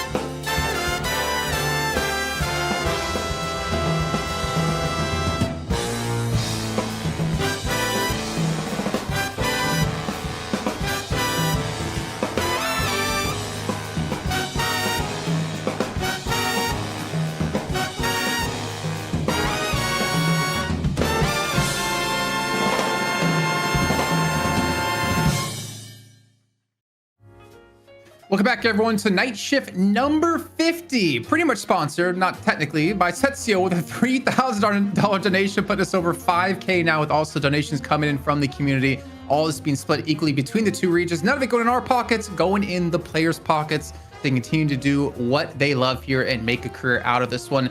Big shout out to everyone that's also subbing, throwing your primes on into this one. If you could check right now, if you don't remember, if you have a prime, you technically probably have it up, and you can give us another sub here to keep this channel going. But I'm excited to see what's going to happen here, because he even got some insights from ZP, the man himself, when it came to buff and George over the weekend playing in Dead Chaps. We might see some McGinnis contest here between these two teams. Yeah, some potentially gun McGinnis for Zergy. I think the chat would love to see that. It'd be a pretty spicy one if it does come out. But a lot of options in the strat book for buff and Jers. And Jason, I wanted to fix something I said before the break, which is that, I think we have had a higher prize pool. Oh, okay. No, that one's, we let that stand. We let that ride. But this is, in fact, our highest prize pool ever on the night shift. We're surpassing even a double sponsored show with like a buffed up prize pool. And we're doing that with just the help of the community. Obviously, a huge shout out to Tetsuo for making that happen. But it's great to be reaching new peaks here at night shift number 50. Hey, let's do 100K for night shift number 100. I think we can make it there. All right. Well, all the investment that Jake's been doing is gonna be going to our prize pool for number 100. Because goddamn, you were talking about people donating 45K earlier. Now you want to donate like 100K into this one? I'm taking the Z. I'm channeling ZP. I'm getting the big dreams.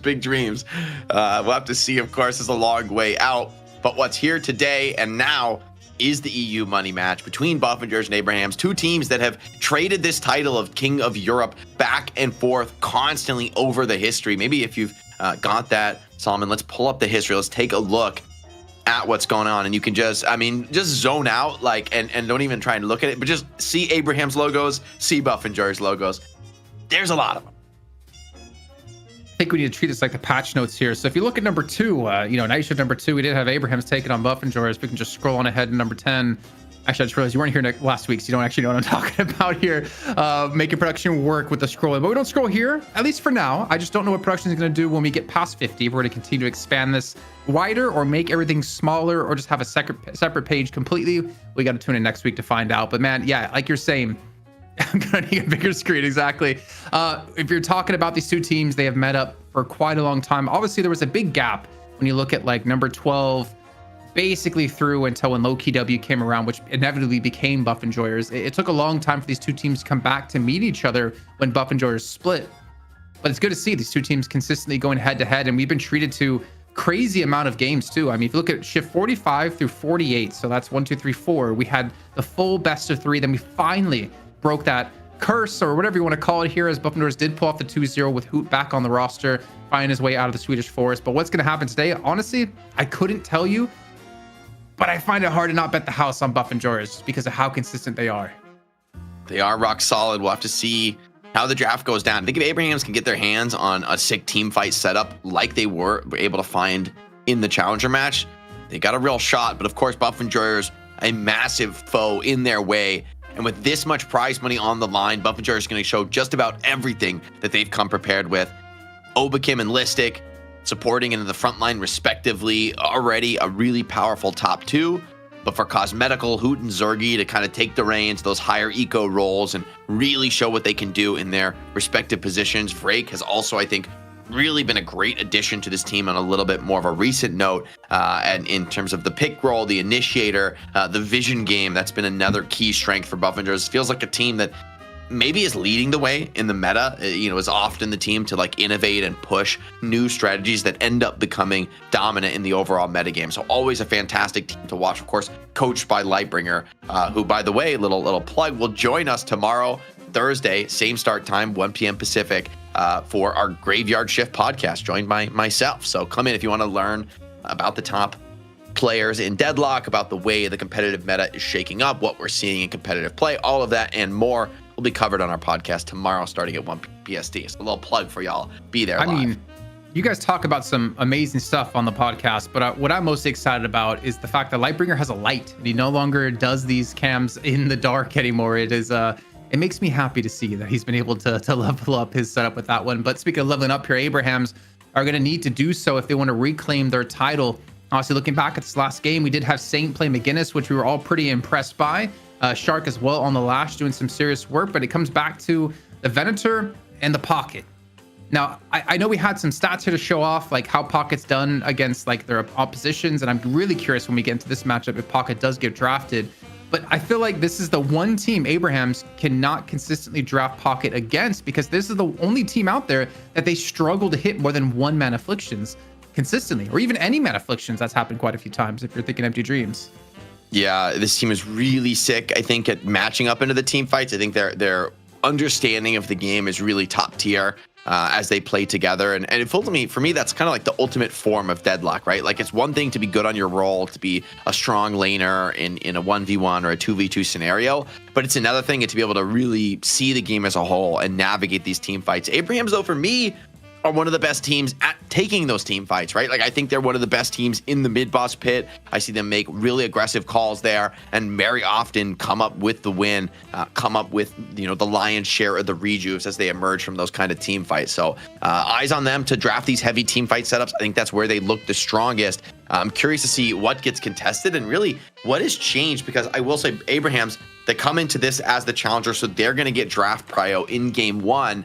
And I wonder, I mean, picking second was so great for them last game. Would they try to run that back again, or do they have a different take on how to match up against Buffett?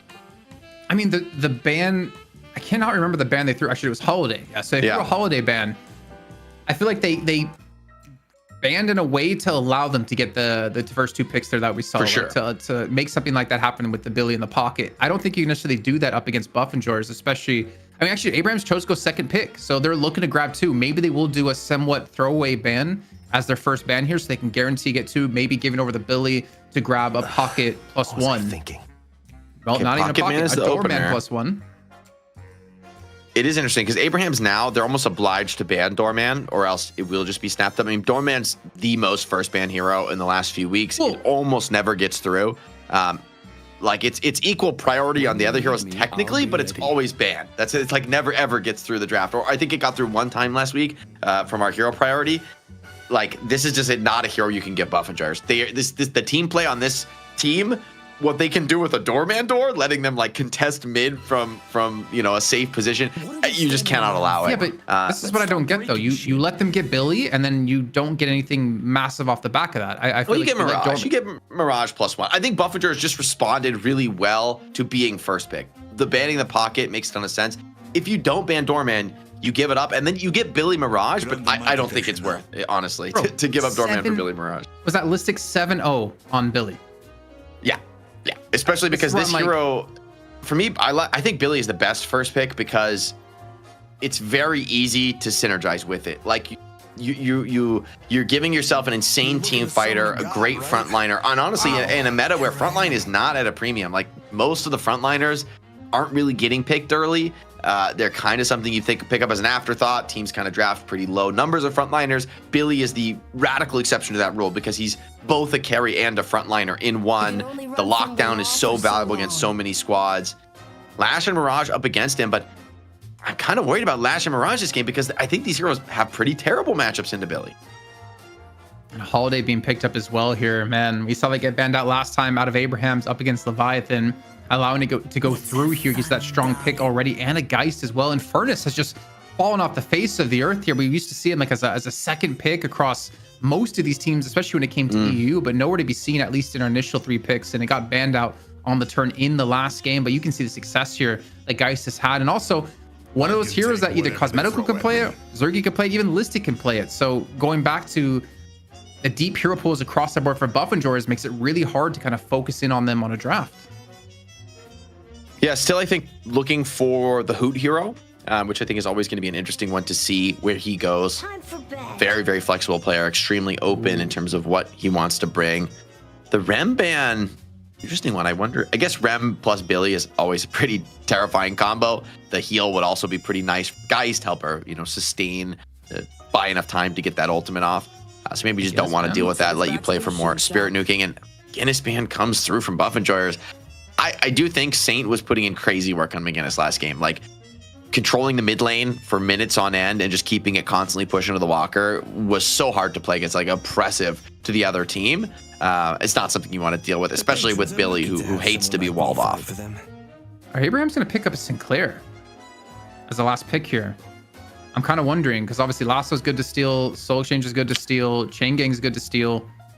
Also, I mean, it's definitely a hero that Saint can play. Soul Exchange is not a particularly good steal because you just aren't tanky enough to really use it. Because like if you're like low HP on Sinclair, you just get like one hit. So I'm kind of skeptical of Sinclair. You swap her, or you can swap her low potentially. I mean, obviously, yeah, but then just to be low HP, like Geist can be low HP because you have like 5,000 HP, so you have like 1,000. It's still a pretty low percent, and you're still pretty tanky. But maybe I don't see Sinclair this game personally without a little bit more in the stealing category. Infernus is going to be picked up. I do like Infernus a lot with the Billy, and I think it's great for them to get it so deep in the draft. Buff enjoyers do value this hero, and Billy is a very reliable setup with the Chain Gang, of course, for concussive combustion, where a lot of heroes can get an easy dodge, including, Mirage and Mina, both heroes with very easy dodge skills that like essentially always allow you to dodge concussive.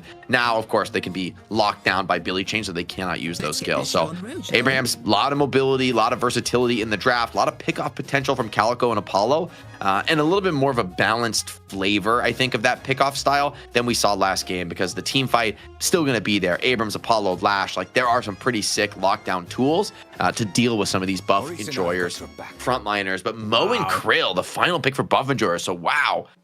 Mo really rising into popularity. And I think his success in the lane last game is a testament to that. Like, if you can do pretty well in the early game, and we can get to a phase where Holiday, I think for me, is one of the most explosive mid-game heroes, could maybe extend some of that run for Mo and Krill a little bit longer, get some stacks on a player like Drifter, and maybe deliver a better result in the team fights with Billy and Infernus.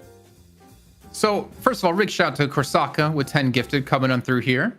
Thank you once again, another one of our supporters week in and week out. I did want to go back because I remember Leviathan, they ran, a similar composition. They had Infernus, they had Mo and Krill, they had Holiday. I guess there's only 3. Then they had Pocket, they had Shiv, and they had Vindicta. And it gave them really good early control, but they didn't have like a later game carry that was able to outlast Buff Enjoyers, who was running Calico, Geist, Abrams, Mina, Ivy, and Billy. And Billy. But I do like the adaptation here, having a Geist. So you have the early to mid game power with Holiday and Mo. You have the damage out of Geist into Furnace later on. Holiday just pumps damage the entire game. I think Holiday was actually our top damage dealer from that match, if I'm not mistaken. So I'm really liking the Mo Krill and Holiday together, but to have more of a supporting cast around it when they fall off towards the later stages. But on the other side, it's going to be interesting, like seeing the amount of dive they have, like 4 kind of frontliners, 2 of them kind of 3 being assassins. Mina's going to have all the world to play with here. So is Mirage going to have all the world to play with. So it's really difficult, I feel like, to get into that back line against Abrahams when they have so much dive into you. Yeah, I think this game should be pretty interesting. There's less of an obvious dichotomy where, like, yeah, one team's team fighting, the other team's looking for pickoffs. I think that's a little bit played out, honestly. And so you kind of need to be able to do a little bit of both. You need to have team fight threat, but you also need to be able to contest the jungle. And I think both teams have a pretty strong balance of those tools. I'm definitely curious to see how Mo does in this game. This is, kind of been the latest flavor of the month in terms of a hero that has risen in popularity here in competitive play. And I mean, we kind of saw why last game, even though Overseas lost, like the Mo's impact was felt. Not only winning lane, but also able to tempo out in the early game and kind of be a key damage dealer for the first, 15, 20 minutes of the game. That's meaningful impact. Stun wise, also, there's not so much on this side. It's really the Abrams pin is like your reliable stun. You have Lash ult too, but I guess I don't really fully count that as like a way to disrupt the Mo's burrow. So Mo might be able to get really tricky in this one. So the draft might have been the other way around. So that's why the draft disappeared. So the right-hand side wasn't Abrahams, it was Buff Enjoyers. And Abrahams was on the left side, who have the Holiday and the Mo and Krill. Okay, so it's all, it actually, I mean, in the end, it's essentially still the same dynamics we were discussing, just a different team piloting that. So, it doesn't surprise me, it doesn't shock me. Yeah, I mean, I thought the one thing that was interesting was seeing the Mo and Krill for Buff Enjoyers, which we now know is not them, because I didn't really expect them to pick it. I didn't know who would even be on it. In my head, I was like, is this going to be a Hoot, Mo and Krill? But I mean, I technically can play anything, but obviously not going to happen this time. So probably going to be a Saint, Mo and Krill. That also makes me realize that, in fact, it was Abrahams banning the McGinnis at the mid stage, worried, I think, maybe about potential for a Zergy McGinnis. In the threat of the gun McGinnis that you were talking about as something in the draft. So looks like we've got it resolved. Sorry about that, guys, but I think it also comes together well. It does. I think together getting the Billy, I mean, yeah, he was disgusting last game on it. I will say I do kind of I thought it was a Buff Enjoyers draft, but I do kind of like the Abrahams draft a little bit more. I think that they still have enough team fighting with Billy and Infernus that the pickoff game from Mo and Holiday has a real backup behind it. Like if Mo and Holiday are coming in looking for plays, you can't just like turn around, respond super aggressively to them. Like if Together is waiting in the wings, like you could really get pulled in deeper than you intend to. And for Mina and Mirage, like they need to play very clean this game. Like yes, you have some escape tools, but you get caught with a combo or like a rend silence, you're just running a little bit low. Like I will say Dispel Magic is going to be at a ridiculous premium in this game. Yeah. Pretty much everybody's going to want a Dispel. They're going to want a counter spell. Like you kind of need a lot of defensive tools, which is always a bit of a tax, I think, on your overall build, the amount of damage you're able to bring into these team fights. So if possible then, production, can we get I don't know if you can do this when they're already drafted, the win rates for the heroes like we had before. Like so we saw Listic was 7-0 on Billy, right? But I want to see what's the win rates across the board now, if we can possibly do that, just to get an idea of what could happen. Also, big shout out to production and ZP here, because we did refund your prediction points once we realized the teams were the wrong way around. So you guys get your predictions back in, you get all your points back. You want to change things up, you can. But it's looking pretty damn even from what I can see. Oh, here we go. So Together 7-5. Oh my god, they're coming so quick. All the voice lines. For Arzo. Those lines are crazy. Oh my god. Oh my this is too much. There's too much information. Yeah, no. 4-0. Cosmetical 2-0. Okay. Oh, I can't. Pause, freeze frame. Oh, I'm getting dizzy, guys. It's okay. Turn your brain off, everybody. Turn your brain off, everybody. We'll figure it out. Information overload, man. I'm not getting dizzy. Break. Okay, here we go. If we can hold this. Perfect. So we can see, Zergy has been playing Lash a lot lately, funny enough. But again, you kind of see the flex between like the fact that like each of their heroes have 2 or more except the Lash is kind of insane for Buff Enjoyers. And you look on the other side, there's quite a few overlap between Shark Together on Billy. Obviously, Holiday's been played by a couple of different players as well. And Furnace, we've seen being shifted around. We don't know who. Well, I think Mo and Krill is the first time. Yeah, so we wasn't Shark was a Mo player a lot, like back in the day, right? When he was playing for Buff Enjoyers, he was like a pretty confident Mo. I would think Holiday is a pretty straightforward Taz hero, Taz is on Drifter, which another good hero for him. but it does, think I it's guess, Shark leave some Holiday, right? options. Yeah, it could be Shark Holiday. Saint on Mo and Krill. Yeah, I mean Saint Mo. He's also been a experienced Mo from times past. But Or Shark is just like, thank God I don't have to play Mo anymore, and Saint's willing to do it. That's I swear that's all he played with the Buff Enjoyers back when they were. yeah, they had him on Mo Jail. They had him in Mo Jail for a hot sec. Buff Enjoyers though 6-0 recently with Mirage. That's a pretty scary stat line. Like they don't lose with this hero, and they got their hands on it today. On top of that, Calico Vrake has an insane record there. God, I love our production team though, Jake. Like they just fixed this really quickly for us. I don't even know if like the software, or whatever, like the stuff we're using in production is even capable of doing this. But this is crazy to see. But hopefully we get in a game soon and see how this one's going to break down. But yeah, it does kind of make you rethink everything we talked about in the draft, considering we kind of thought it was the other way around. But Abrahams are prioritizing the Billy and giving over a couple of heroes themselves. But I didn't expect to see Lash picked necessarily in top 2. Yeah, I don't mind it actually. I do think Lash is a pretty relevant laner and builds into a very scary late game. But for me, I think way more about the draft and like the heroes available than I think about sort of exactly how the team that is picking them wants to pilot them. And for me, I like what we now know as the Abrahams draft. I think the team fighting is just a little bit stronger for them. But for Buff Enjoyers, this is, I think, it showcases a better way to play a pickoff style. It's less about, like Mo plus Abrams, these like basically all-in stun control heroes, and a little bit more about, hey, individual playmaking. By the way, another donation coming in from Chrome DL. The people just keep coming 50, in. We're putting up a not only a new record prize pool in the night shift, but maybe some new records elsewhere.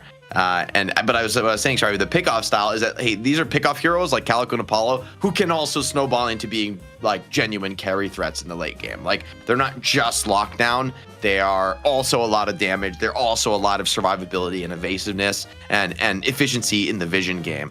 So for Buff Enjoyers, I think we're going to see definitely a much closer contest than we just was featured, of course, in the Challenger match. What I find interesting here too, Jake, is we're talking about picks. So we have Abrahams with like a pick comp, obviously with Mo and Krill and Holiday. I wouldn't even call it a pick comp. It's like it's a little bit of everything. It's a balanced draft. Well, what I'm getting at is like they're looking to catch people off guard, basically in the enemy jungle to translate that into kills. Whereas Buff Enjoyers, they also want to be in your jungle and catch you in your jungle because they have such a strong comp to do so. So it's kind of like the unstoppable force versus the immovable object here of like who can have that control and that confidence to be able to get in the enemy side of the map to create those opportunities. I think this is just two of the best teams in the world right now because they just both have a little bit of everything. The draft is really well rounded. Nobody got like a huge edge on one another. There's no combo that you can point to here and be like last game, I was like, man, Billy Pocket, I don't know how you beat that, like I don't know how you beat that right now in the current meta. It's such a hard kind of a tool to use against. But Billy and Furnace, I think there's a little bit more gaps there, right? A little bit more opportunity for a counter spell to make the difference, or for you to maybe just find the way to edge it out, especially with some of the survivability in the Buff Enjoyers cores. Mirage Mina is pretty interesting in terms of the farming cores because those guys are very survivable, very hard to lock down, great at dodging these like moments of burst damage. Here we go to kick things off. We do have a Geist and a Holiday being paired together when it comes to the mid lane up against the Mirage and the Apollo. And I'm scared for both sides here, honestly. Like Mirage and Apollo is just so much damage. But again, like the knockups from these barrels and the range harass you can do with Holiday and even Geist is quite scary to match up again too. I do wonder if we're having lane swaps, though. It looks like Abraham's going to be the one to initiate it, swapping over their left and right-hand side, putting the Mo and the Drifter on the right-hand side. But then again, Buff Enjoyer is doing the exact same thing. So it looks like we're not going to have the matchup that Abraham's wants. A little bit of rotation here. Is there a bit of a battle around the waves? But yeah, as you're saying, Apollo plus Mirage, for me, that's like maybe the strongest lane in the game right now. I mean, it's certainly up there. I will say Geist is a pretty solid hero to respond to it with because Geist is really nice. You build like maybe 2 or 3 of these cheap laning regen items. It's like, feels pretty normal. He's teleporting over directly into Listic, who was waiting for him. I thought they were going to go for a catch. Sorry to interrupt you there. I thought they would read into that one. Instead, they actually just let the swaps happen again and just keep it the same way. I jumped the gun, Jake. I got too excited. Oh, well, it's a good problem to have, Jason. I'd rather be too excited than not excited enough. Obicam taking some pretty serious damage here. Has to actually go back to base relatively early. But I don't think this will be punished. I mean, if anything, maybe you're happy as Apollo in this lane to feed as much as you can to your Mirage and kind of let him get some of the solo souls. But maybe that won't even be the case with Obicam just being able to get back to lane. I think that's something that maybe a lot of people playing at home aren't doing enough of, getting back to base early. Because now he's able to come back in, crash in, a big flawless advance. Sigil also hits. Arzo gets kind of smoked in that trade. Now it's going to be his turn for a reset. And now he's going to come back to lane and hard shove up against Buff Enjoyers and push them back. No, I mean, what's going to happen when he returns back to lane? But I think interesting enough, though, the Buff Enjoyers, they don't keep rotating the lanes. They just kind of let the matchup happen now and let it play out the way they, I mean, inevitably the way that maybe they didn't want to, but are going to deal with it either way. As in the mode Drifter, I feel like that's a lot of damage that can be done, especially with like the Abrams and Calico who want to get up in your face. Then we even see, was this a rotation of Obicam looking for some pressure on this left-hand side to alleviate maybe some damage being done? Yeah, no respect being given, though, by Taz. They're willing to take a 2v3 trade here, and Listic is super low in the Abrams. Doing his best to kind of stay in the lane and bait, but there's a cost to just being here on Obicam. Maybe it's not that big, because it seems like Shark, rather than pressuring the mid, is going to look for a bit of a box thievery on the enemy right side. Ooh, a nice sustained burn on the Mina, though. This hurts. This hero just does not have the tankiness to tolerate extended trades. And because of that pressure from Sonya, it's going to make space for Together and him to clear up the small camp. The rotation in for Holiday. Oh, this guy's dead to rights. Yeah, use the Sanguine to block a little bit of that damage earlier from the burn, but now he's going to really wish he had that tool as he goes down to a Holiday roam. It feels weird seeing Shark kill people on Buff Enjoyers, man. It really does, but it's such a well-timed gank, and a good gank overall to catch some initial pressure on that lane. Is Hoot's going to respawn with the pairing of Listic in the mid lane, going extra deep up against this Guardian, keeping Shark locked down. And I mean, a little bit low in health, but again, getting the solely heal for himself, not going to be too big of a deal. So we do have like the lanes being kind of swapped again after the initial fallback by Listic, and it looks like Obicam will stay on this left-hand side. Yeah, I mean, the Mirage is such a sick laner now. This is kind of like a haven for anybody who's struggling in the lane. Come lane with Mirage. Big Daddy Mirage will take care of you. You do not need to worry. As also, it's kind of slowed things down with Apollo here. Saint takes enough damage where he has to go back to the base. Taz just trying to hold the lane down himself. Taz so clean with these Stalker's marks. Like, this is pretty meaningful damage in the laning phase. You know, every time you hit that mark, 100 damage there.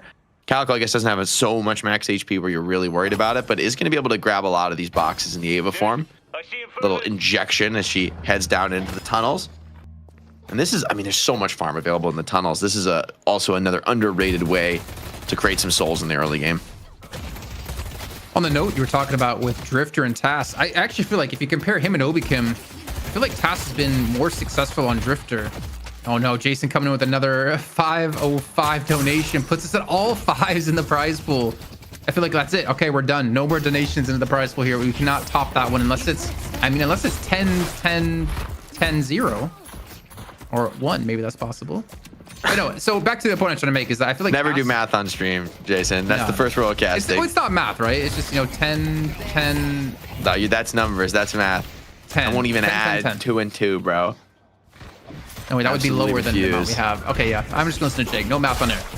But I feel like Tass has been playing Drifter better than Obicam overall. I've been really impressed with Tass's Drifters you were putting out with like the Stalker's marks connecting.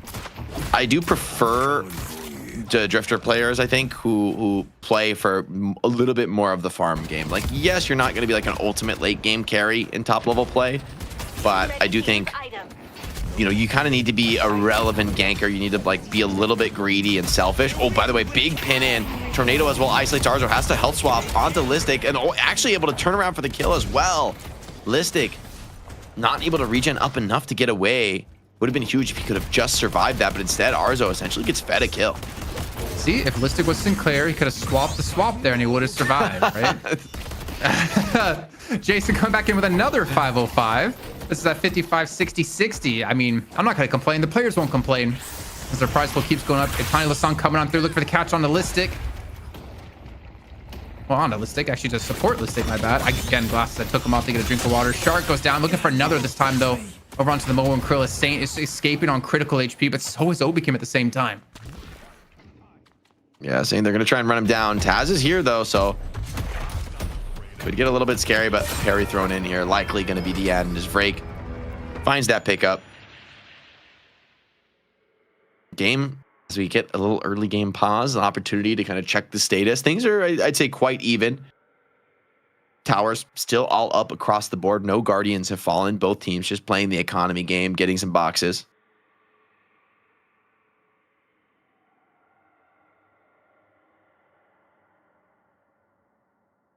I'm not sure what the reason is. Normally we have the players, if I remember correctly, say what it is so we can see after what happened a long time ago. We will not name what happened, but either way, back into the game here. Zergy. Discussion for another day. The right lane, though, for Abrahams has been pretty aggressive, pretty consistently. Like the Billy and the Infernus, we talked about the early gank that happened with Shark coming on through, getting the kill on the Cosmetical. The pressure's still continuing to be there here for Abrahams as they're looking to build up quite a big lead here on this right-hand side and maybe an early tower. Gank attempted here on Taz. Might be able to find him. Calico's going to commit for this. A little bit of damage needed, and we'll find it with the help of the Seismic Slam from Listic, who's also healing up in this trade. Shout out everybody for the primes and the donos today. The support has been amazing. We're here, guys, if you're just joining us every single Wednesday. Same place, same time, with the best teams in competitive Deadlock invited to compete. This time for their share of over $5,000. Another gang coming in. Big catch on Billy. It's a good find. Pulled him with the chain game, but the concussive is just a little bit off sync, and a huge Death Slam comes in to trade this one out. Cosmetical slips away, but will Abrahams be so lucky? Two of them fall. Huge play out of Buff Enjoyers. Just a little bit off sync. Sonya, downside of that Infernus Billy combo is it really needs to be prepared ahead of time. Good read, though, from Sonya. Does it bait into the riposte? Takes a lot of damage in this flawless advance, but won't go down without a stun. Oh, she tries to escape from this one, but gets bashed down and controlled. Slowing Hex on top of it, but a parry comes through, and Obikim. He may be dead anyway. He should be able to. Oh, yeah, I was going to say he should be able, but never mind. It's not going to matter. Too much damage going to be there. And the tower just barely going to survive away from those minions. Still, I feel like the damage was done. Buff Enjoyer is still winning out in the end on that trade. Yeah, Buff Enjoyers do still get a really good team fight, but I will say the fact that that last trade kind of goes well for Abrahams is a pretty significant salvage because Sinners are still up on this side of the map. That's a meaningful objective for these teams to contest for. And even though your tower is low HP, it's still an active shop that lets Infernus Billy spend their souls and stay on the map, which means a lot. I think the shop's going to stay much active, much longer here as Abrahams have grouped for the push. Getting another Guardian down. 2 for them so far with only mid lane left to defend, or left to push. And Hoot, kind of silently at 8,000 souls. Didn't even notice he was this far ahead, but it actually might cost him the price. Gets the Dust Devil away in time with the Slowing Hex falling off. Oh, Taz over the top. They're surrounded. The combo comes in. Mo and Krill. Wait, doesn't quite get the kill. How does Hoot live? What? Oh my! And the Heal Bane comes in as well. I cannot believe it. I was already looking for the next kill, counting Hoot as dead. Proves to be a deadly mistake, and he might not even have to go back to the base. This is disgusting for Mirage. This is why Buff Enjoyers are 6-0 with this hero. You think you've got him dead to rights with the combo with the darkness, but he is just farming up a storm. Like they're gonna have him run it or break. Restock is being picked up again, something we didn't talk about yet, but Restock is getting some massive value. Especially out of Buff Enjoyers, who seem to have been picking up like 5 a game as Charge connects on to Sonya once again. And honestly, Buff Enjoyers have been doing such a great job of reading into the ganks Abrahams is doing. This is twice in a row now. They're able to read into it perfectly and turn things around and also punish the execution out of Abrahams. But Vrake not able to turn in this urn at the moment. Abrahams keeping quite a few players this right-hand side to deny it. But they can't deny the 4K lead that Buff Enjoyers have. And this is still 2 Guardians left up. I think both of these teams really focus the economy game. Lasso comes in, but Mirage still has Tornado. I don't think he's even in trouble. Backup from Lash comes in, and Shark maybe frustrated at their inability to deal with Hoot, but they're just going to end up feeding yet more kills to him. Lash still is here with the Death Slam, so I feel like you just can't commit into this fight. And the game is starting to feel pretty scary for Buff Enjoyers, or rather for Abrahams, because Buff Enjoyers are just throwing their weight around in the mid lane. All right, Skeletor, I see what you did there with the $7.07 donation. Puts it at 55.6767. You gotta respect it. Oh boy, oh boy. You know what? Whatever gets people donating, I'm not gonna complain. But man, this lead for buff enjoyers, especially with the buffs they have online, specifically, they're enjoying them. Gun buff for cosmetical is great for Mina. Gives you a little bit more of that attack speed and ammo size, both things that you really love to use. 50 bucks from Mootkins. We're just continuing to push the limit on the record. So thank you so much to everybody. Comeback Rift, though, for Abraham's going to get them a little bit of souls, a nice big wave of troopers that Buffeters are going to need to deal with. There are not many players on this side of the map, so it's up to Mirage and Lash to defend it. And that space created, though, for Buffeters, they just push elsewhere. Going to maybe clear up, well, not just the Guardian, they might look for more here. What's tough is that this has now been 4 buffs in a row that buff enjoyers have secured. Abrahams haven't gotten a single one in this matchup, meaning that buff enjoyers are a lot stronger for these skirmishes and able to turn things around and win some fights that maybe they shouldn't be able to here. I mean, listed with survival, how are you going to take down the big blue man who just seems to not be able to die? And Hoot also on 11,000 souls. At least, you know, there is an upside for Abrahams. Arzo has been continuing to farm. So is Sonya. So they have 2 big carries on 11k plus souls. It's a stand match he picked up for cosmetical. I mean, that one death he had seems to maybe be the only death he's going to have at this rate. I still think there's a lot of threat, right, with the lasso, if they're able to just be there and follow it up. Pressure on Ballistic, who almost wants to bait the gank on himself. Although, hold on, opportunity on the Lash. Slowing Hex comes in. Billy Chain to follow if they even need it. He's trying to hold it and able to get that kill for Taz on an isolated Zergy without even popping the Billy ult. Pretty fantastic turn of events for Abraham. See if they can snowball this into some more kills on the map with the ultimates that they still have to bring to bear. But Arzo is the one actually who goes down. It's his turn to get 2v1 on the side lane. Yeah, just trading a kill for kill on the side lanes. Lasso not going to connect with the Dust Devil. Just barely getting away from this one. But they might catch Ballistic here. He's trying to get away from the bounce back. Gets caught up by the combo and charges away again. Survival has finished off from inside. The impact is up, but no chance to use it. So that's going to be Abraham's coming out with an extra kill with a big commitment in towards middle. There's really no objectives to take from this, though, with all the Guardians being destroyed earlier in the game. They're still going to be down 6k, but a big kill in Hoot. This would be perfect if they can pull this one off. This could be fightable. They're not going to go for the Billy Chain. Just trying to get out. The curse hitting. Oh, you're in real trouble. And Talisan pops. 2 go down. Obakim amongst the wreckage, the defeated. Maybe going to go back in looking for yet more on these trades. He is fearless on this Apollo, and there's good reason for it. Buffendor's with a ton of players here. Abraham's trying to clap back and punish, but they're just throwing good money after bad. Buffendor is more than ready to take the contest, and now the mid-boss call is out. Diving down into the pit. Buffendor is looking to take a decisive advantage in game 1. Yeah, I don't know how you take this away from them as Abraham's here. You got Death Slam, Seismic Impact, you have Dust Devil out of Hoot. It's gonna be so tough to dislodge him for the poke needs to come on through. As you can see, Mori diving into the pit, looking to harass them on down. Instead, Buffendor's turned towards him to push him out of the fight directly. Chain getting together. It is up in just a second here to pull them away from the Rejuvenator, but there's the Death Slam to pull them away as well. They got caught up in each other's Death Slamming them off the Reju Crystal. Buffendor's picking up 2 out of the 3 as they finally pick the 3rd out of Frag at the very end there, but they lose on 1 already.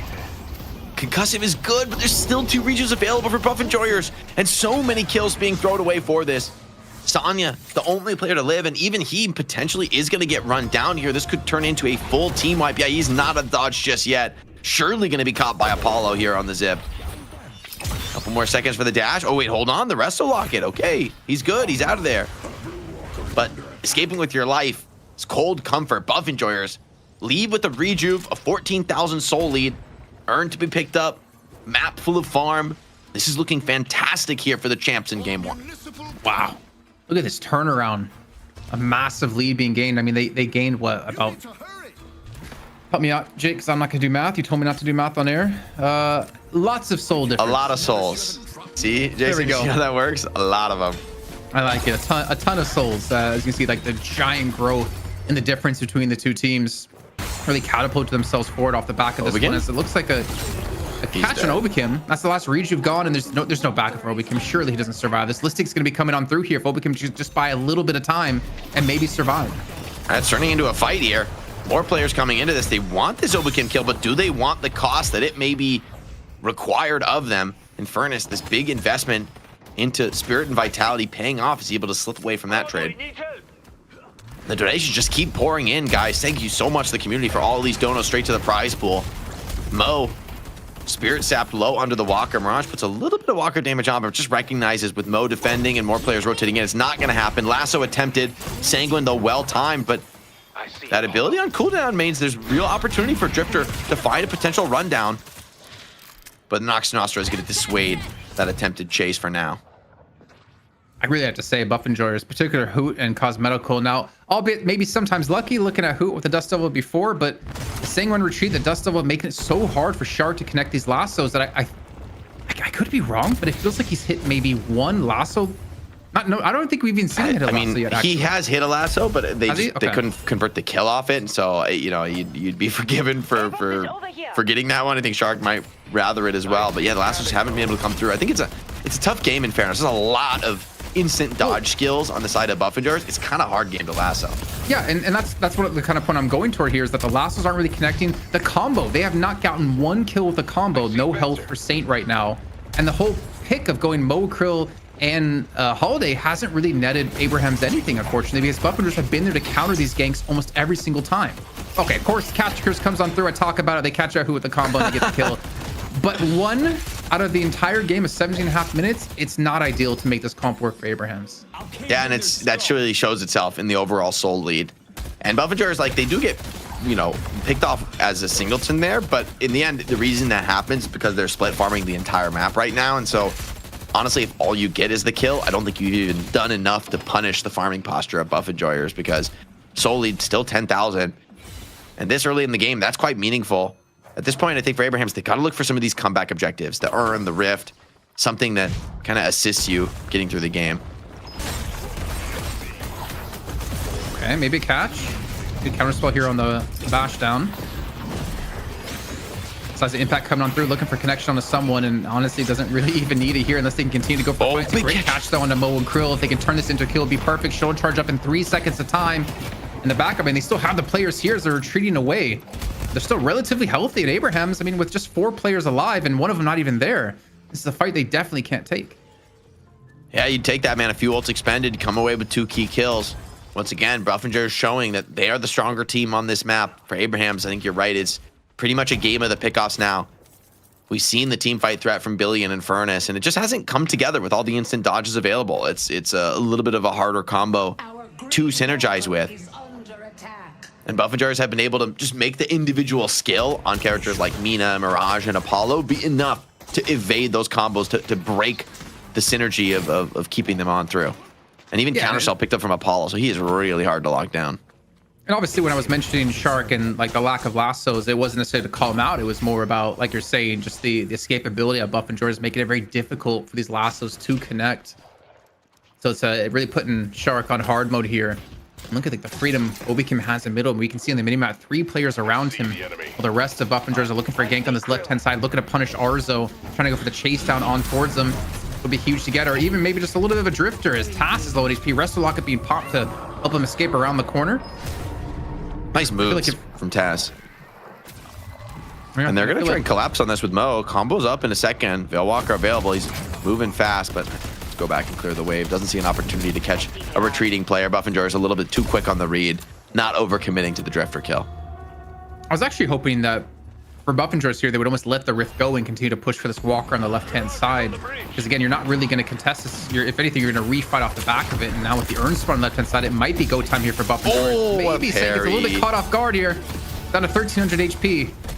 And I think he's just dead. That's a kill. Yeah, there's no way you're getting out of this on Mo. He's trying to get tricky and grab the Urn and slip away, which very possible on Mo. But the parry is ready. Cosmetical. That's a huge find on the Mo.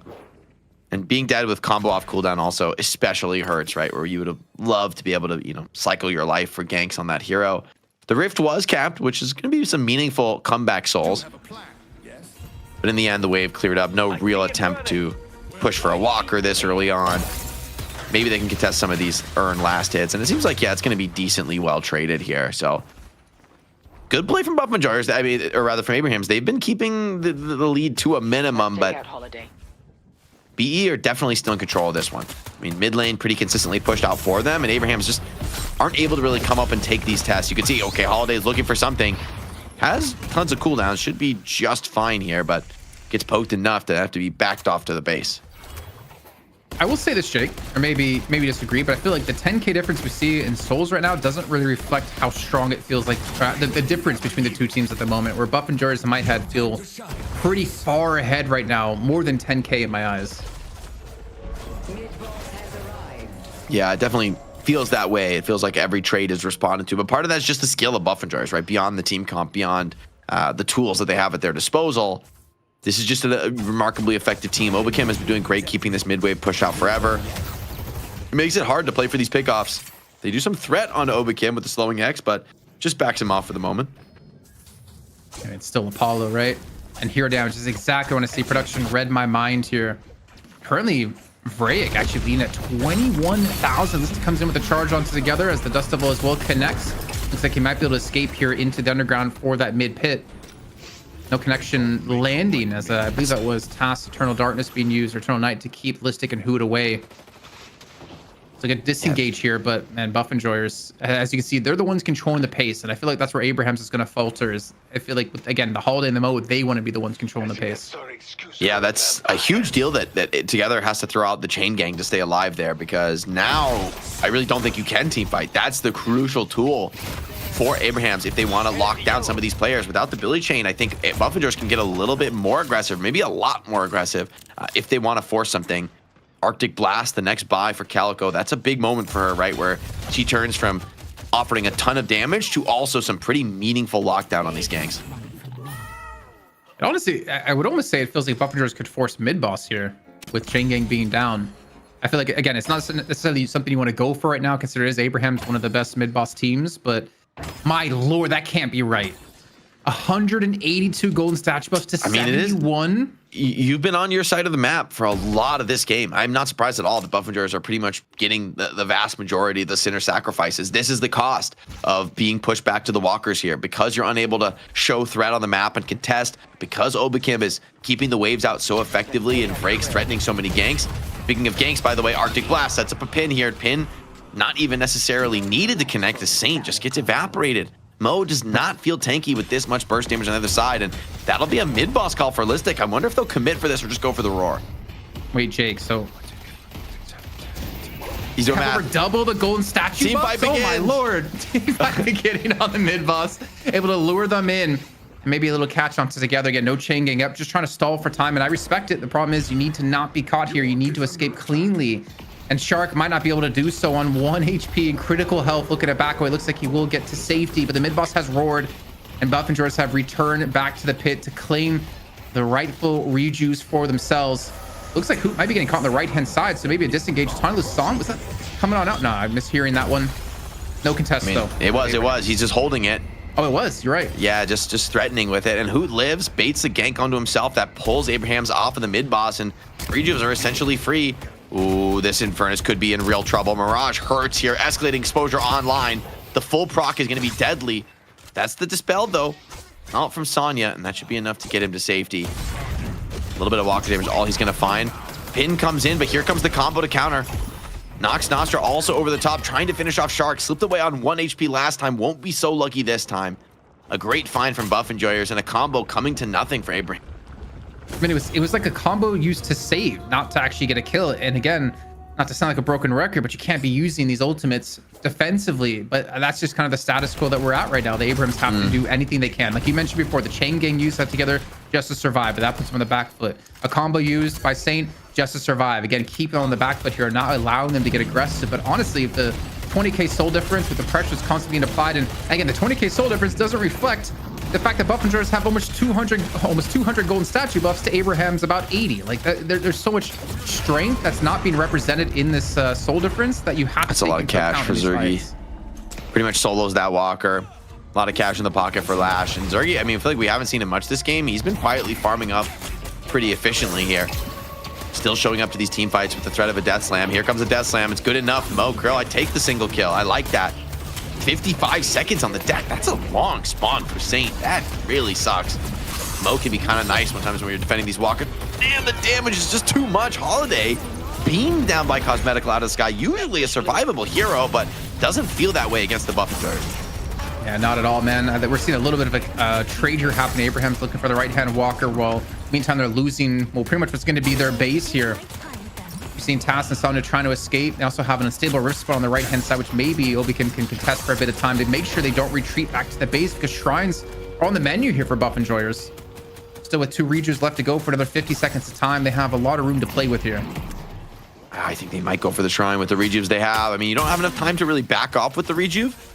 Maybe forced to take some health trades here, but Obakim's going to deal with these Rift minions, no problem. Has plenty of AoE damage for that. Now trying to maybe come into this team fight.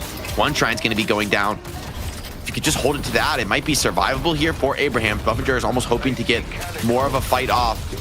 Concussive is going to be going in deep. Can he get the connection? Break is down. That's the last rejuve. Maybe a chance now for Abrahams, but just a shred of one. Buffinger is still healthy, still looking for the trade. Infernus doing everything he can, putting massive damage down. The heals are huge in the chaos. Zergy also getting ignited, but the Italio San on 2 means Buffinger still have HP to fight for. Abraham so low across the board.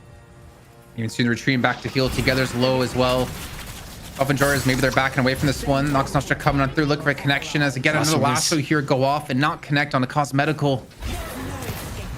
And Abraham's not respected. They're going back in the aggression, trying to get any catches here would be huge for them. And maybe they have an Obi Kim on the menu. Combo. So sick combo riposte, but I mean, it's still Obi Kim dead. Still caught a little bit too deep. I mean, 1 death is better than what could have happened. Though. Oh, that Phantom Strike is a back-breaking item in this game. Given how strong you are in Buff Enjoyers, when you're able to get a catch, it almost always goes your way. That's, you'd say, the one thing their draft is missing, is like a conventional, reliable form of catch. But Phantom Strike Abrams got debuff reducer as well. He is not going to be scared to get in there and mix it up. And the combo threat is very real. Not for Abrahams with the ability name combo, but just the combination of lockdown and damage in the Buff Enjoyer squad kind of reached a fever pitch in this game. And the Soul, economy is not insanely favored for Buff Enjoyers, but these permanent buffs from the Sinners have massively stacked up in their favor. We can see Sonya Sniper really the one player carrying the torch for Abrahams. He needs to have a huge team fight every single time, but it's not easy to be Infernus in this game. Like, there is a lot of damage threat against him. A little bit off topic here, Jake, but damn, chat is savage. 911, what's that? Sharks in my home? He has lasso up? I'll be safe. Come on, man. You got so many people with escapes here, but it is true. And I think Buff Enjoyers have been dealing well with the lassos like they do extremely well against any afflictions out of pockets. And it's one of the heroes you don't really see played against Buff Enjoyers anymore, considering their awareness is kind of unrivaled. It's unmatched, I'd say, over here in EU. But the lead they have of 20k, mid-boss in a minute time. Again, can we see Golden Statue buff check once more? It was over double last time. And it's... Still over double. 3. Still over double. Thank you, Jake, confirming that for me. I mean, look at Zergy at 50. Like, this has been insane control since the start of the game here for Buff Enjoyers. Yeah, like, Sonya is strong in this game. A curse is picked up from Shark. So I will say, like, you definitely have the kill threat, but where you're going to be just unable to compete is when the full roster of Buff Enjoyers is bringing all of these buffs to bear in an engagement. I think at this point, it has to be some kind of a pick off. And refresher buff from Arzo. Is this real? Do people buy a refresher? So it wasn't in the last game. It was definitely a leech picked up instead, but maybe we have to hold tab. I wonder if there's an item bug where it is like showing us refresher when it's actually something else. Hold that thought though. Buffs up. And wow, double buff claimed by Abrahams. I'm really surprised they have control of the map to do that. Kind of think Buff Enjoyers was actually a little bit asleep at the wheel for the 30-minute timer. Movement buff on Geist is actually pretty nice, and he does have the refresher. This is interesting, man. They're going for cats on the right-hand side, and this could turn directly into a rejuve as well. They're going for a dive under the walker here. There's only 2 to defend. Zergy coming in from the backside. Got Death Slam available. Would he get catches onto anyone, though? It's not the most ideal start to the fight. Billy, though, if he goes down, it might all be worth it. An expensive commitment. Sonya is going to pick up the walker on the other side of the map. Defense, though, still going to be gone for with Earn. Snatched back the other way. Let's see if Buff Enjoyers can get any more mileage out of this. Holiday, a lasso right now would be ideal. Got a walker to play off, but he's the one in huge trouble. He's just getting evaporated. The Arctic Blast. Beautiful catch from Vrake, and the follow-up is there. Shark, on a brutal game so far. I mean, he has struggled. Yeah, he definitely. Healing one player who tempo. hasn't struggled though is Sonya, as you mentioned before. He takes a solo walker on the left-hand side while this is happening. Again, what's a Walker going to matter if you lose out on mid boss? He has concussive combustion up. I feel like Abrahams almost have to go for it here. Like, they have to commit to this It's fight. so If not, brutal. let Buff and Joris have every crystal. You might be right, but can you really fight it? I think it's almost impossible. Like, yeah, Obakim just holding the Italian Lasan. I actually think it's correct not to contest here, as terrible as that is, as hard of a situation as you're in. But in the end, even if you contest some of the Rejuve last hits with concussive, you're not winning the fight. You're just not from that kind of deficit, not from the strength across the board. And even concussive is not that good this game on its own, right? Like with Sanguine, Femina, Tornado, Riposte, like pretty much every single character on Buff Enjoyers has a way to reliably and honestly easily dodge concussive combustion. So it's just not the team fight skill it might be in another kind of draft matchup. I mean, especially with the counter spells being picked up on top of like the inherent abilities they have. I will say this though, for Abrahams, like that soul difference we saw there on your screen, it's not really continued to improve for Buff Enjoyers. And obviously the later the game that we're in, the less and less that 20k lead does matter. But with these objectives being taken, a potential another team fight breaking off with these rejuves is where Abrahams really need to get some sort of control on the game here, and not necessarily to win them to win these fights, but to not really lose these fights, more importantly. But with Death Slam up for Buff Enjoyers, it feels like almost just a matter of time before they get a catch. All right, we'll see if this double life swap, the silences it can impart, are enough for Arzo. He's gonna have to tank through a lot. Nox Nostra thrown out by Cosmetical, pretty much just zoning players back. Speculative at best, but that's good enough to get a double shrine drop, and that is well worth it. Buff Enjoyer is already in a massive position to win this game. Still half the rejuve timer available as the Hidden King falls in the first phase. Darkness is out, but where's the actual fight? Death Slam on 2, and they're just instantly gone. Jason, this one is over. Yeah, it is. It's felt like over for a long time, to be honest, but that nail in the coffin is going to be hammered on through here. They charge forward. Saint gets a combo onto Obakim, but I don't think it's going to turn really into anything, as no one's there to really defend the Hidden King anymore. Finally, they get some players on top of it. It's just a matter of time before we get cleaned up here. Cosmetical 41k souls and on a streak. Hoot 38,000 souls and on a streak, and there's really nothing to stop them from taking this first map of the series, and potentially to win themselves the largest chunk of money we've had in Night Shift. Oh man, what a tour de force from Buff Enjoyers. I mean, front to back this game. Laning phase was great. The mid game was dominant, and there you just couldn't get anything going as Abraham, right? They kept the soul lead from getting too incredibly explosive playing those comeback objectives, but Buff Enjoyers, let them have the comeback rave, let them have the earn here and there, let them deny some souls. They weren't worried about that. They kept control of the objectives that mattered. They got massively ahead on the permanent buffs from the Sinners, and when the actual crucial team fights for the game come down, often no contest from Abraham. So Buff Enjoyers 1-0, and Abrahams, I hope they have some amnesia, because they need to forget that game one if they want to have a chance in this series. Yeah, and I think they're definitely a test enough of a team to forget about what happened and write it off and come to the next draft with something different. But I mean, the fact is, the holiday just did not work for them. I don't think it was necessarily them using it bad or playing it bad. Like, if you think about towards the beginning of the game here, Abraham set up some really good ganks. Like, initially, Shark comes into the right lane, gets an easy catch on Cosmetical, and they turn it into a kill. But what happens a little bit later on is they get these engages that they want, but what they don't expect is Buff Enjoyers to be waiting. Here's the first fight of a couple that happened, where Zergi's in the right place at the right time, turns this game completely around, able to net themselves some control and some kills in that fight. A couple more of that happen as well. As you can see here, Hoot get initially caught. Listy comes from the side. Ray comes in as well, and they're able to just keep themselves up the best they can. I mean, somehow Hoot survives there because of Listy coming on through. He lives because Arzo dies, and the heal vein heal, while he's comboed, the heal vein heal keeps him alive. Oh my god, that's crazy. But what's so weird though, if those kills were successful, I wonder if this game would have played out drastically different. If these gank attempts of Abrahams netted them the kills, netted them the control early on, I don't think Buff Enjoyers would have had such a clean transition through the rest of this game. I think it would have definitely been a much harder matchup. But honestly, Hoot and Cosmetical really called upon to kind of put their lives on the line in these fights and get a ton of value from their escapes. They did exactly that this game.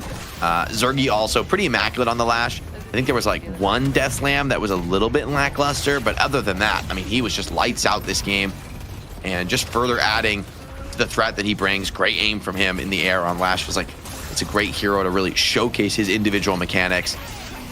But for Buff and Joyers, I mean, just across the board, so well executed, so clean. You know, it's for me, it's like we talk about, oh, they're so good against Affliction, they're so good against this. At some point, you just got to admit, maybe this is just the best Deadlock team right now.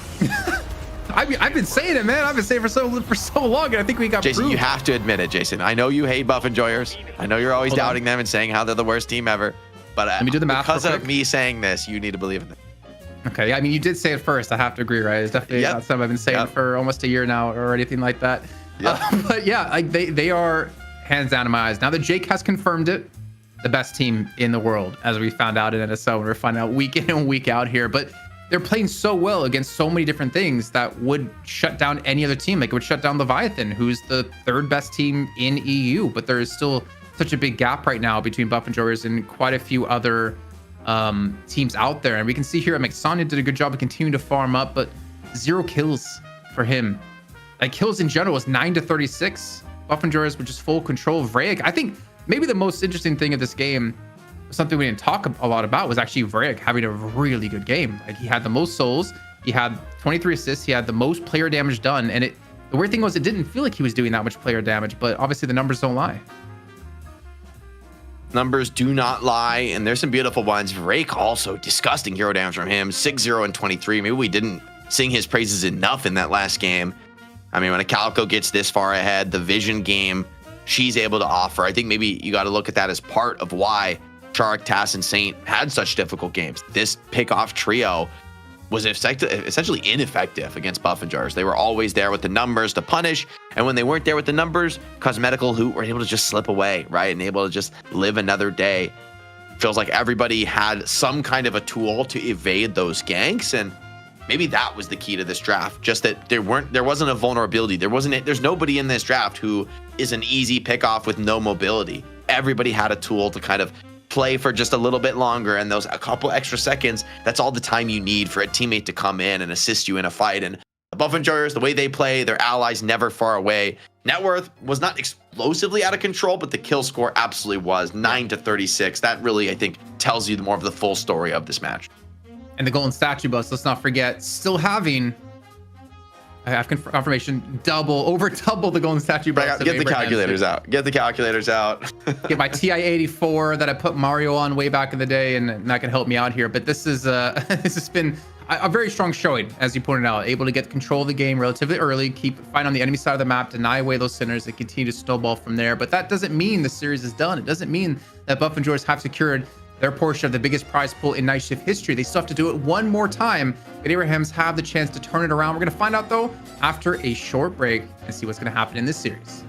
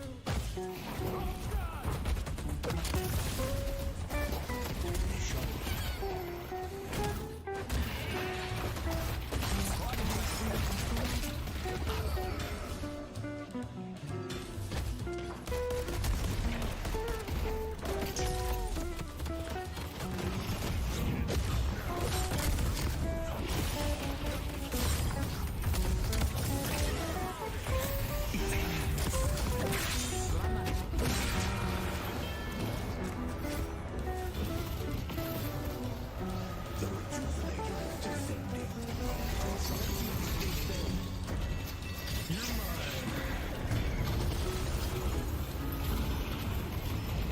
see vengeance. Submit to your bender.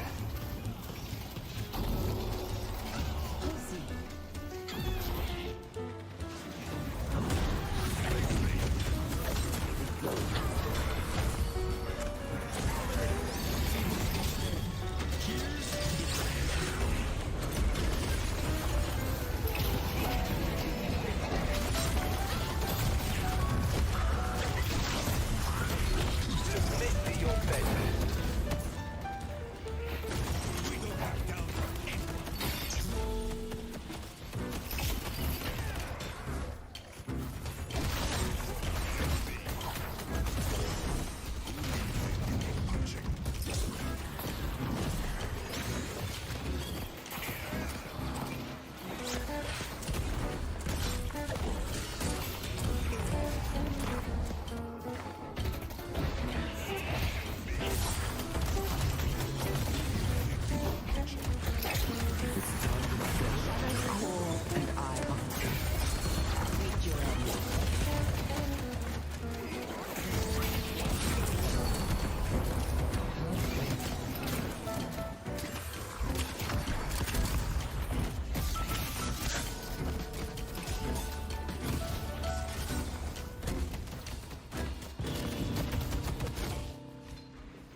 Take out Krill.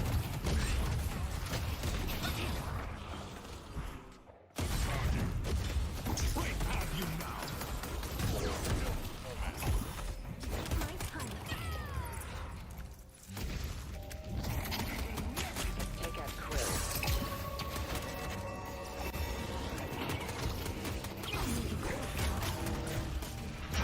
Take out Krill. You're outclassed.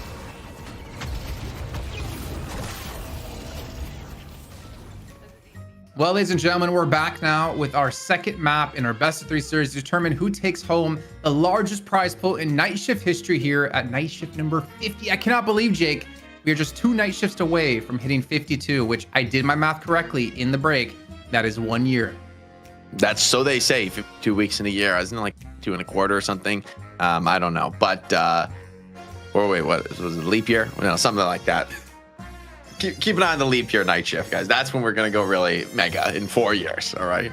Turn up. Oh, in 4 years. Yeah.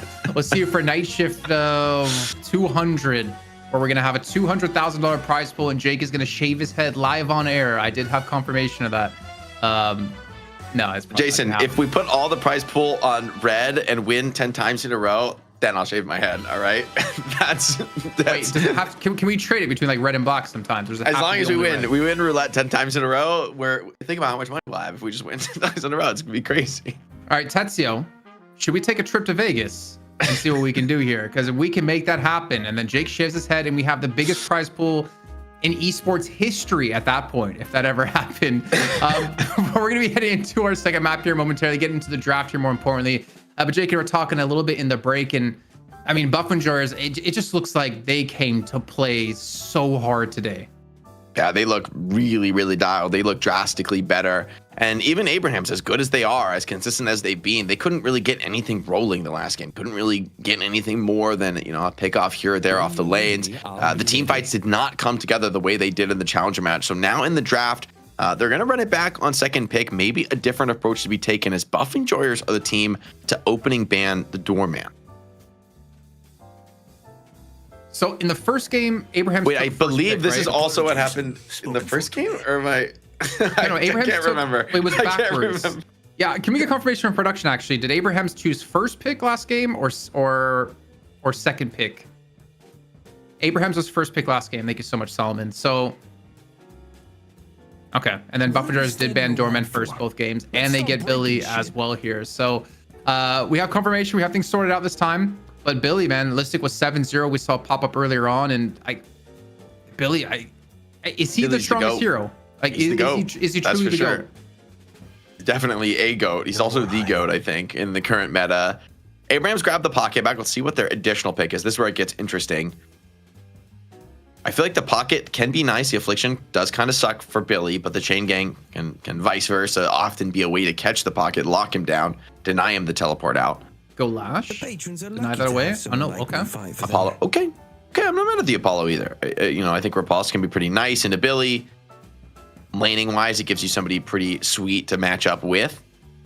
Still, it's pretty early in the draft for the Apollo. I feel like it could have gone a little bit later. So Buff and Jars want a combo. I think I'd love to see them even go for the Lash again. Yeah, they grab it out here. Well, This combo is here I am. nutty as well. Like, chain gang into Death Slam. And Zergy just showed in the last game, like, he was just, did he die on Lash? I mean, it really felt like he was untouchable.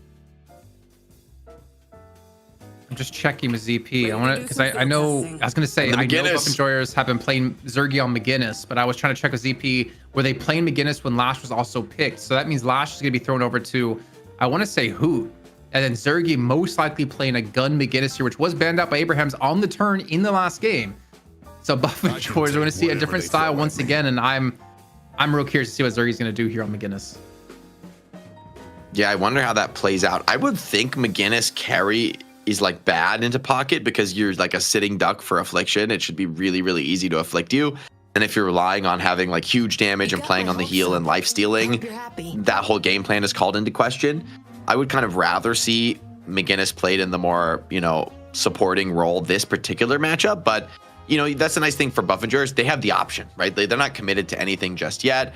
It's this first half of the draft. They could kind of flex this McGinnis and slot it into carry only if they feel like the draft kind of shapes up to favor that outcome.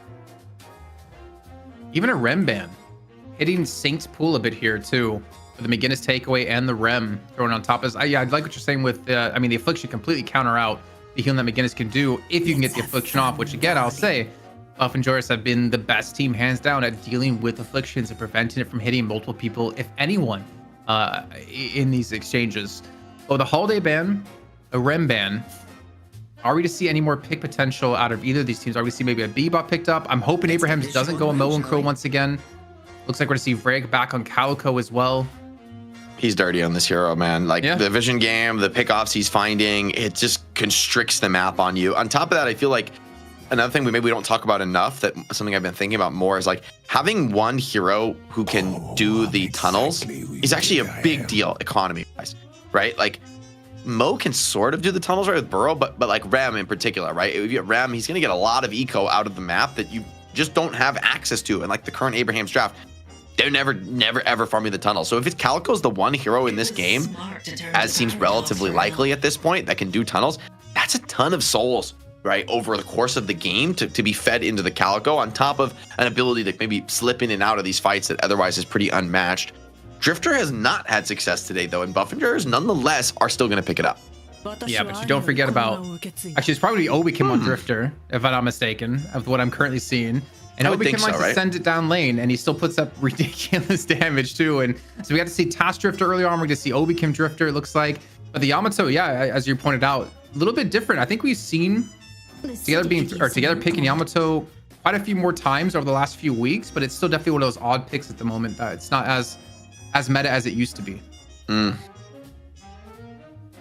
Yamato, yeah, I'm it's just hot and cold on this hero. I think there's been some newer builds, like people have been building Spiritual Overflow and kind of scaling pretty well into the late game with more hybrid damage than we've seen in the past on Yamato. So it could be interesting. I think obviously Shadow Transformation is pretty fantastic against Lash. In general, maybe Yamato probably a good matchup into Lash. Just the ability to chase him down, stay on top of him for a lot of these heroes. That's going to be pretty valuable. The question is, can you stay on the front foot? I think this is a really, I would say across the board, a much more solid draft for Abrahams. Like they're getting a lot of these key, fighting characters that can pressure the enemy, put the screws to them. And it's actually Buff and Jurors who I think maybe rely a little bit more on outnumbering their opponent. Calico and Drifter, maybe turning the tables on a gank. Seems like it will not be the Zergy McGinnis. So as he locks in the Lash, no problem with that from last game. But I think this game, I do kind of prefer seeing McGinnis on like the more traditional Aura support role. Oh, it's actually at the moment, it's not going to be Zergy. Is it? Is it Maybe Hoot? a Hoot McGinnis? Wait, maybe it's Hoot on carry McGinnis. No way. I mean, I feel like Hoot is maybe like I like it Okay. more like they can play like I don't mind eco on the McGinnis, But I think when you go like, I don't know, I guess I don't know what the build is for the carry, but like Merc Mag and things like that, it could be pretty strong. It is a lot of damage, but I just like the utility McGinnis. Like the McGinnis utility with the wall and the heal is so ridiculously powerful. It's so nice in the team fight. I'd almost rather you be like more tanky than deal more damage. I mean, the heal is insane. I think is in my head, I'm playing a lot of like what ifs, because obviously the heal is really good, but it also makes it really easy to hit an affliction if you're going to be staying on that heal. Like you're kind of indirectly helping their pocket out. So I wonder how it's going to play out in particular. We get into this one, but when it comes into the game when pocket's not really fighting, obviously this heals is going to go ham, and I wouldn't be surprised to see them once again, like we saw before at Abraham's, like Saint playing it, just push these Guardians down early and use that early advantage to start getting ground and getting aggressive in the enemy jungle. It looks like we are loaded into our game here, potentially our final one of the series. Again, we have an insane prize pool this week. Tetsuo donating 3K into the prize pool on top of our 2K. That's a ton of money coming in from everyone else who's been watching, donating directly to the pool, and none of it goes in towards our pockets, only the players. It's gonna be a tough one to win here, but a lot of money in the line here between these two teams. Yeah, I mean, Buffingers, if there's ever a week to lock up a rock solid 2-0, it'd be this one. So much cash on the line. But historically, the games have been closer and closer. These money matches have been going to 3. And Abrahams, I think they've got a much more solid grip on this game with flexibility in the draft, less pressure to find some early pickoffs. On board early, though, in the mid lane. It'll be a Calico McGinnis lane. This is an interesting one. I can't say that I've necessarily seen this before. And Paradox, Paradox Yamato on the other side, I've absolutely seen this. Is a really sick classic poke lane. So Break and Hoot, they've got their work cut out for them. I wonder if we're going to see them go towards monster rounds for the early shove. Look for the Guardian, but I think sustain is going to be one thing they desperately need. Obviously, McGinnis does give quite a bit of that, but it's on quite a decent cooldown, to be fair, to get the heal up over and over again. A Geist Apollo on the left-hand side against a Drifter and a Mina. I think that's, yeah, I don't know. I don't really remember if I've ever seen this kind of matchup before with like Mina Drifter together or like a Geist and Apollo. I mean, that's obviously a lot of harass you can do here on Abraham's side. I think, yeah, both pretty solid lanes there. Of course, the third and final lane. It's going to be, what is that? Billy Lash against Abrams Pocket. Yeah, all in all, I think mid lane is the one where I'm sort of like most questioning for buff enjoyers, right? Like how this Calico McGinnis are going to fare. If they can just survive, I think it'll be decent for them. But Yamato has a lot of pressure to put on, especially with this flying strike. Chasing for more kills is super realistic. I just don't see necessarily buff enjoyers taking an early tower to then rotate Hoot out to look for more towers in other lanes. I don't know if they have the shove that they need up against the Paradox. He was just full HP. What the hell happened, man? Together got smoked on a trade there. It's actually a pretty big deal with the McGinnis heal coming out. Maybe buff enjoyers are actually stronger in this lane than I've given them credit for. Is there a chance he got hyperline? I don't know. I can't imagine it. Maybe a parry or something. I would have heard the parry. So I think he just got kind of beamed down by Calico. And honestly, the Gloom Bombs plus melee combo, pretty disgusting for Calico. If she's able to fully connect on that. Mina putting on some presence against Apollo here. Flawless advance forced out. Not sure he's going to be able to get much of a connection on that. Listic, though, is going to go down. And for Saint Sonya, really nice to be able to find kills. This is a lane where, man, when Pocky is a great hero, but when you get kills on lane, you kind of go to God mode status. And that's looking like the way this one's going to go. Like, you know, often the first kill is the precursor to some more. Kind of becoming unlocked here. I wonder if we'll maybe have some swaps come through, but we can see Listic returning back to the lane. It's not very often, though, you see like a Billy Lash combo. As well, speaking of getting low here, Shark, he's going to fall to Cosmetic, who picks up, I think, his second kill of the game now on this left-hand side. So maybe the right-hand side for Buffingers is having a tough time, but the left definitely isn't.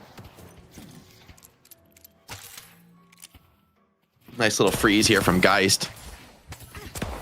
See if she's able to get much more of that. Bobakim still getting decent amount of souls off the trade. Has to just run back for now. And I think the freeze can be held here for Geist. So really good lane management from Abrams. Trying to get something back on this side wave.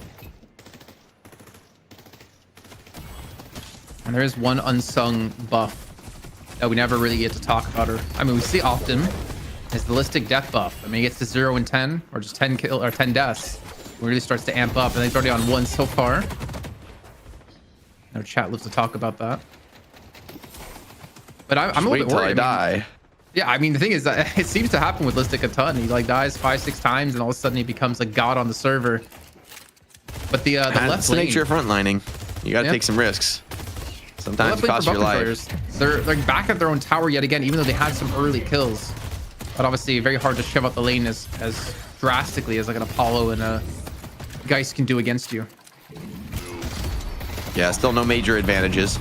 Just maybe the first inklings of one, although some big damage on Abrams, who's running low on the skills. The Infernal Resilience is getting some pretty decent sustain, but with that parry missed, yeah, that's going to be a chase down. Saint, can't believe it. The Abrams just gets boxed out by Billy and Lash. It's going to be a nice comeback kill for Listic and Zergy. And it's, I think, a pretty big win for Buff and Jers, right? Oh, big never nuke. mind. As you're talking about with Sonya. So I'm going to die for this, though. Oh, this is not worth, though. That's not a good trade. Like that, it's flashy. It looks kind of cool for Sonya, but you're a 4.2k pocket feeding a solo kill to a Lash. That is really bad, actually, from Sonya. Zergy is now in a pretty commanding spot, or at least equal with the pocket, who was much further ahead.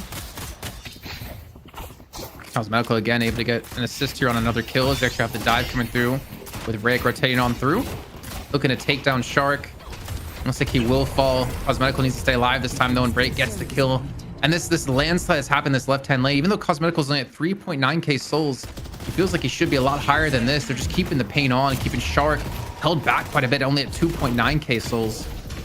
Same with Arzo, only at 3.3, and this left lane is winning so dominantly. And Hoot's been holding on admirably. I mean, you got to remember, Paradox Yamato is one of the scarier lanes in Deadlock. Like, insane poke, a lot of pressure to be put down, but Hoot is just stalwart here on the beginning. It's just killing waves, protecting the tower, making it last as long as possible. It may ultimately be something that is going to go down, is much the same we were seeing over here on the side wave with Apollo putting yet more pressure on. But the economy-wise, that's what Buffingers are focused on. So far, it's been good for them. Rend misses, though. Hold on. Even with Nox Nostra, maybe still enough for the kill. Cosmetical finishes it with the Rake. Another kill for the Mina, who is off to a hell of a hot start here, Jason. Bro, 3-kill streak, 4.8k souls. Talk about Cosmeticals feeling it right now. And if they continue this pace, I mean, what is going to stop them on the other side? It's got to be Sonya right now, who's kind of been able to match this at 4.8 for himself. So I do wonder, as you mentioned, that solo kill didn't happen, solo death. Where would he be right now? As he now a middle battle is breaking out. Oh, Parry nice comes parry. through onto Vrayek. Together, still looking to back away from this one. Not feeling confident to finish this one off, especially with Hoot. And now the rotation of Obicam going to be here. The Eternal Knight comes on in. They're trying to go for the chase. Hoot's not able to get there in time with the heavy barrage. Maybe catch onto this Paradox, the time wall, and trying to slow things on down. They get the kill. Task falls, and another kill going the way here at Buff and Jors. A 4k lead, 7 minutes in, Jake. Watch There's this nothing to tower stop health. that. Watch it, Jason, because it's not going to be here for long. McGinnis I see Abrams. beaming it down. Little parry from the Drifter. It's going to ensure that this one goes down. Full power slash does connect on a Drifter, who's gotten a couple stacks already, so a really nice game for Obicam. Pocket Affliction available. He's going to go for it. Affliction just onto the one, but you'd think that would set up for the kill here onto the Billy. Surely he's run down for, and Sonya is going to pick that one up, so... One-man Affliction, definitely something you're willing to give at this phase of the game, and maybe a tower to be gained on top of it. Yeah, I think you can take any kills you can get right now and any pressure on the map, especially Guardians, is going to be a huge win for them considering what's happened this left-hand side, but they do lose out on tasks, and Arzo's already low on HP.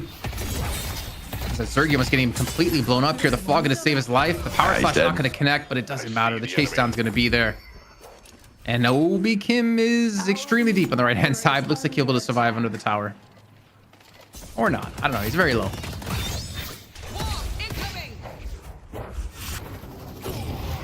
Stamina usage a little awkward, but a kill still comes in on the other side. Break and Listic together.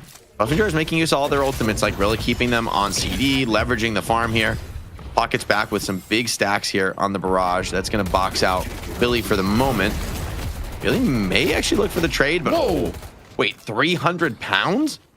Oh my, are we at 6K? To Greenwich. We're at 6k, man. We're at 6.1. Wow. Oh my God, guys. Insane stuff. So now the team's fighting for more than $3,000. Buff Enjoyers. Huge cash payday if they can just win a single game of Deadlock. Surely with 2 chances, in the way they're playing, the form they're in, it's theirs to take. I'm really curious if we've had any notes with these donations because I've not actually been able to check in on them. But that is some amazing support. I mean, we had 3K from Tetsuo putting us at 5K, but we had 1.1K come in outside of that here for the players. Definitely showing the Tetsuo support inspired a for- revolution, man. Yeah. We'll see you next week, Tetsuo. No, I'm just kidding. Yeah, Billy, thinking about maybe an opportunity. Paradox scouts this out. Good position from Taz, keeping that vision on the map, making sure nobody gets caught. Jungle is up right now. I mean, this is that key moment. There's so much farm to be had in the jungle, but of course, getting low on those sinners is risky this level of play. Something to keep an eye on, considering was it like 200 to 100 over. I mean, it was like over double the amount of golden statue bus that Buff Enjoyers had in that first game. We'll see if they can do so, as there's still quite a few sinners on the right. Looks like finally someone will clean up. It's gonna be Tass. But I'm still worried about one thing in particular here. It's that glowing frame on the Buff Enjoyer side. Cosmetical being gifted solo farm after already destroying his lane. I feel like if you're Abrahams, you have to deal with him at some point, and maybe they just send quite a few players into the lane to kill him. They set him behind and keep him away from this farm. It's interesting that we don't often see somebody kind of doing so well from a farm stage perspective that hasn't taken the T1 just yet. So still a lot more fights to be had on that side of the map. Guardian to be had. I actually love this from Listic because he's so poor that even if he dies, it's not worth that many souls. And he accomplishes a pretty important objective. Death Slam is out from Zergi. It grabs Taz. Not going to be solo K to find Sonya, who surely, inevitably, is going to find this finish on Ballistic. The fight's not over, though. It looks like Tass still caught a little bit deep here with the chase out of Obikim. Oh, Obikim. More stacks for Obikim. Oh, picks up another one, man. He's doing really well in Drifter to pick up these early stacks. Has a lot of fighting tools in this build. He's quite tanky.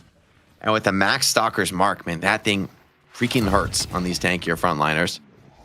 Nice baited of the Mark here, though. Well played by Sonya. I like that. Canceling the barrage early. Silence is out from Nox Nostra. Cosmetical. You're trying to dive him super deep under tower. With the riposte as well, they use the life swap. I mean, honestly, Listic, I think he's be willing to give his life just to save the Cosmetical Mina, given the difference in farm there. Billy with one Rising Ram. Is he able to slip away? He's not. But maybe there's more kills to be had. Swap has been used. Arzu with the Vitality buff isn't an easy kill, but he is close in the enemy walker. I mean, even Listic falling, as you said, keeping Cosmetical alive, but also keeping the walker alive is going to be extremely important for them, because Abrahams were looking to get aggressive on these objectives. Asane just looking to escape here, potentially being chased down, as actually the entire squad of Buffingers do turn around looking for the fight onto Sonya. If they could shut him together down, it would be huge. Obikim's already fallen to Sonya. He has Affliction up. No one to use it on just yet, though. And you can see everyone's really scared to enter the shop around him, as Zergi's able to get a kill onto Tass. And the Rift even spawns on the right-hand side. So it goes potentially from bad to worse here for Abrahams if they can't turn these into kills. Oh, well played from Listic. Baits the parry, now getting a bunch of light melees, raining down damage onto Shark on the Apollo, who's been fantastic so far, but a little bit of sloppy movement. He's all Shark needs. Oh, hold on. The dive continues, and surely Shark's dead here. Yeah, good catch from Listic. After a bit of awkward movement, just slips around under the walker. McGinnis setting up camp here with a maxed out wall. I don't know that you can fight into this. Buffenjar is happy to claim this with already having an economy advantage. Drake may be under pressure, but he's got the ultimate. Surely Return to Shadows enough to get him out of there. Can we see how many deaths Listic has right now? I'm curious. Has he hit the buff? Because he's been playing pretty well. I mean, he said solo pushing into some of these. He's got 5 deaths. He's leading. Isn't that enough for you, Jason? Isn't that enough? It is. He's in first able place. To pull off solo kills against Shark. He's able to take objectives. I mean, he's catching up in farm too at 8.9, almost 9k souls. Oh, Drifter. Another one for Obikim. He can't keep getting away with this. It's his 4th stack of the game, I believe, on Drifter. It's at the point where that is meaningful gun damage. And it's going to scale deep into the late game. Now they're trying to gank it around, but you see he's got a lot of tankiness on that build, and that's why lives through the initial burst, now turns around for a fight of his own.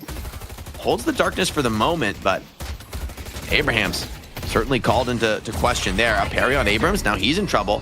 Even Lash Afflicted still sticking around in this fight. And Abrams out of gas, almost out of stam. The wall isolates him on the shop.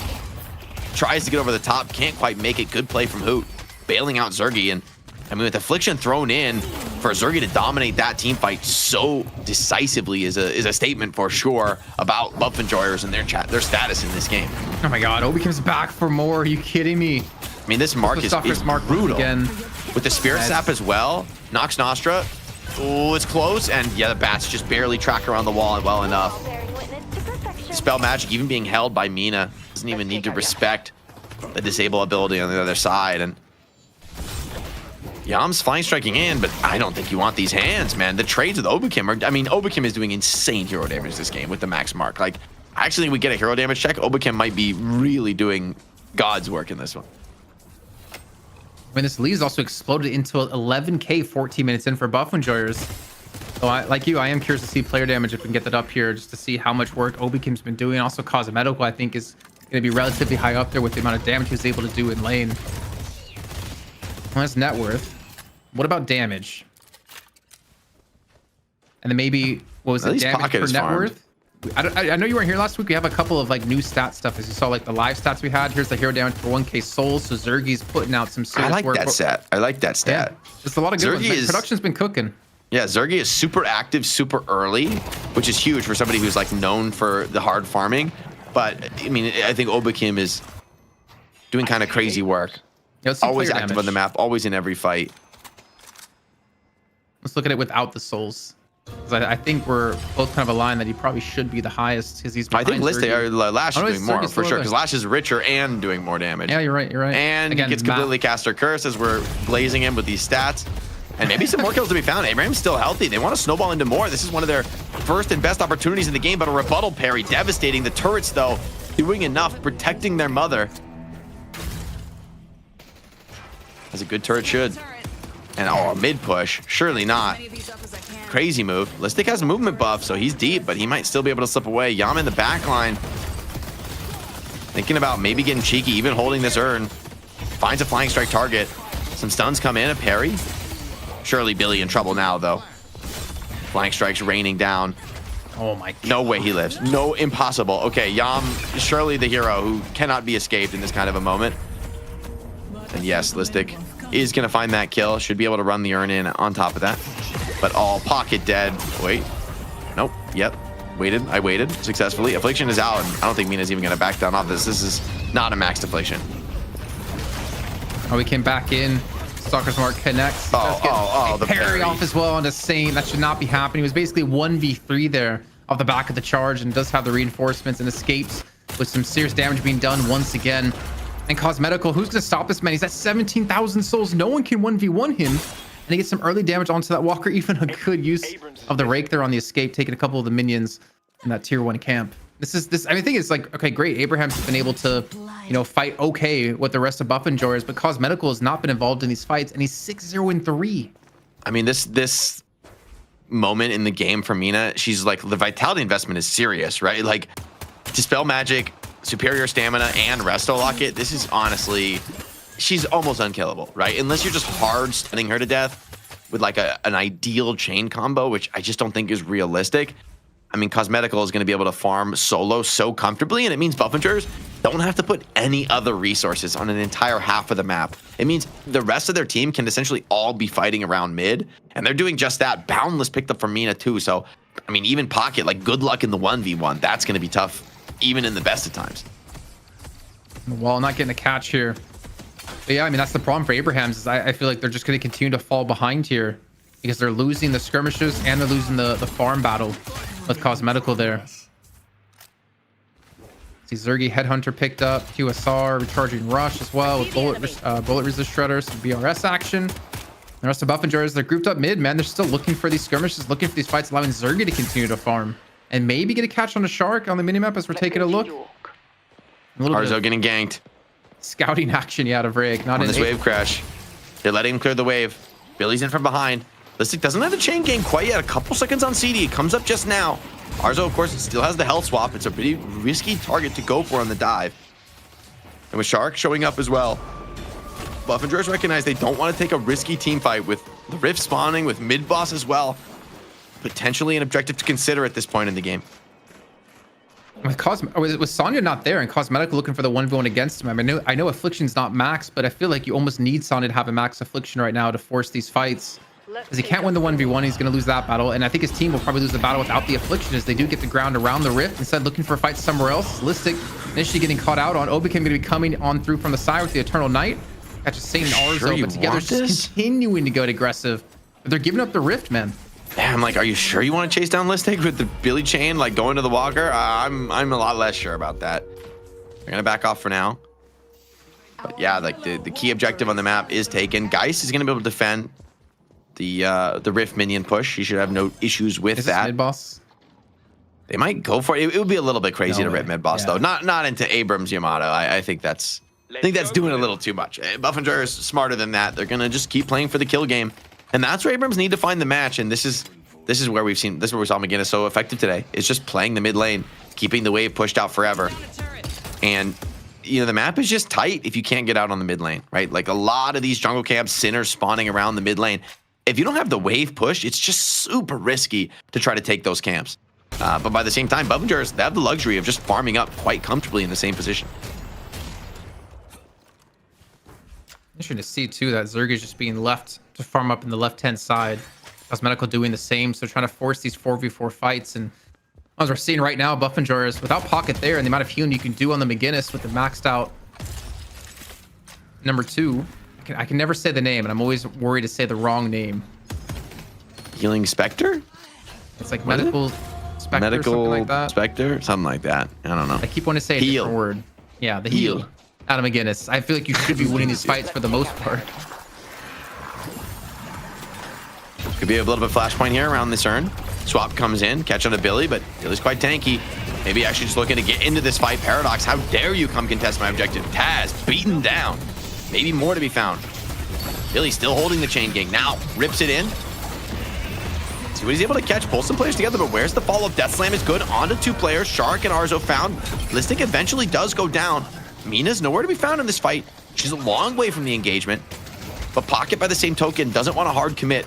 The McGinnis barrage from a Hoot is just doing enough to clear out this front line. Mina has teleported in. And now Abrams need to beat a hasty retreat, but I believe there's still players committed. Geist has swap, but she is in deep. Can't even get value off the swap. Cosmetical finds that one without even the help of the Nox Nostra. Vol Peanut throws $100 on the pile here, which it looks to be going straight to the bank account of Buffenjars the way this game is playing out. Man, such a great job here by Buffenjars. Rotation, maybe a little bit late, but just going to net them a mid-boss here. No shot transformation, no big ultimates up anymore. Even the Eternal Dark being thrown out to keep players away. Well, the urn has been dunked by Sonya, and Sonya's going to join the fight. He does have Affliction here, but will Affliction be enough? Has it been maxed out in time? And it looks like he's not even going to throw it in. Finally, Affliction comes on through, catching out every single player of the Eternalist on top of this as well. A good chance for Abrahams to win this fight, but the health bars are just not dropping from Buffenjars. They get every single crystal. Oh, for a 6-man Affliction, it's a dream for the stat screen, but not so for the victory. Buffenjars don't even lose a single player. And it just shows the wisdom of committing to a mid-boss at this moment. And oh, Sonya, he's dead as well. Vrake reads his intent to try and clear a wave on the side lane. Getting a late kill on the Pocket adds insult to injury here. Another walker to be found. Arzo commits for a walker of his own. Is going to find it. It's going to open up an important slot.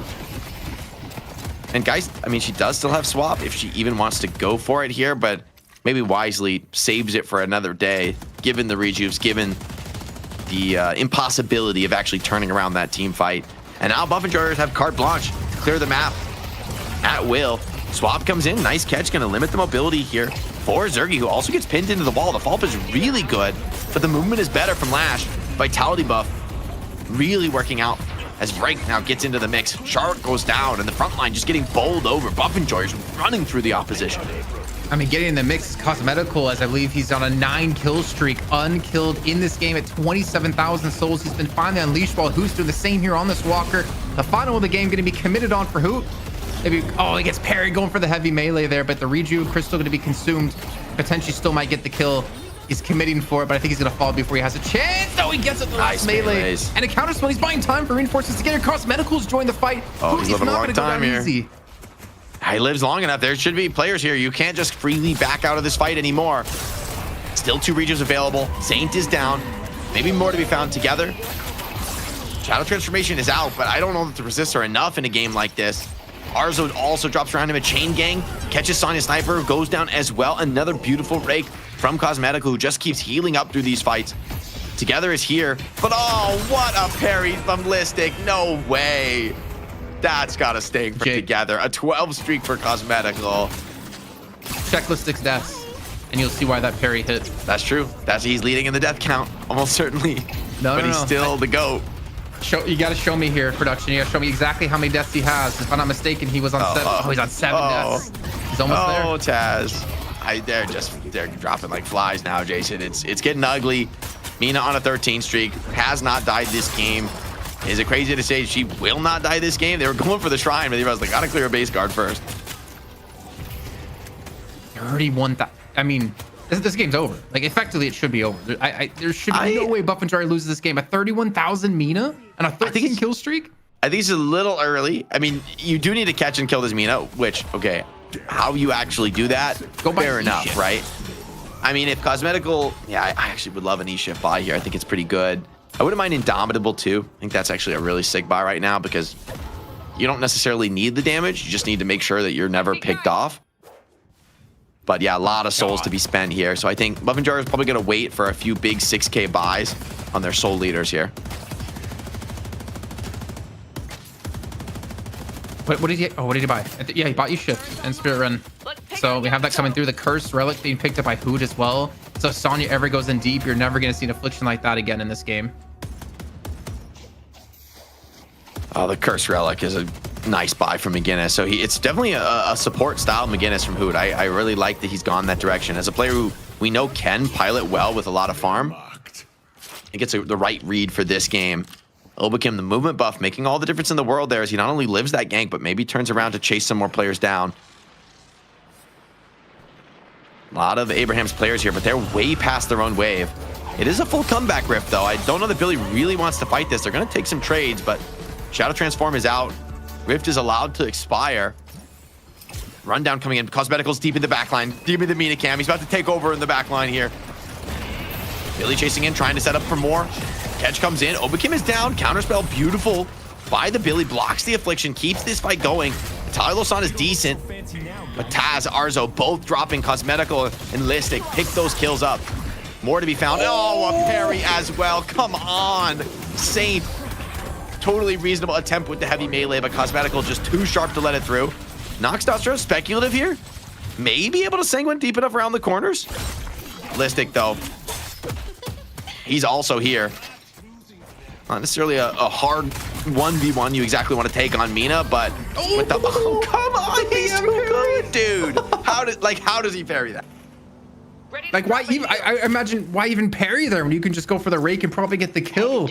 It's just the reads, man. He just sees it coming, man. He sees the vectors, sees the future here on Mina. And the future is $3,000. It's certainly looking like for Cosmetical, who is earning his paycheck on this one. My lord, I mean, how do you stop them anymore? It's a 30k difference, 33k to be exact. And some quick math for me. At least I can do addition and subtraction. And the shrines are already being attacked before by Cosmetical. Finally, the right one will be finished off. This left one's still available. Mid boss in 1 minute and 20. And I don't know, maybe Buff and Jars don't commit for this one. They're starting to back away. Eternal Knight to cover the retreat. Oh, but the curse. Ooh, risky Cosmetical. With this kind of huge lead, you can't be giving up kills here. They've already found one on the Hoot. Listing also super low HP. This could be a chance here for Abraham's. Death Slam on a 2. They're just going to commit instead. Cosmetical, he's strong, he's healthy. Wants to keep this one going. Insane value from a Vitality buff. And Arzo, without the swap, just getting beamed down by the damage. The Gloom Bombs adding on 17 streak now for the Mina.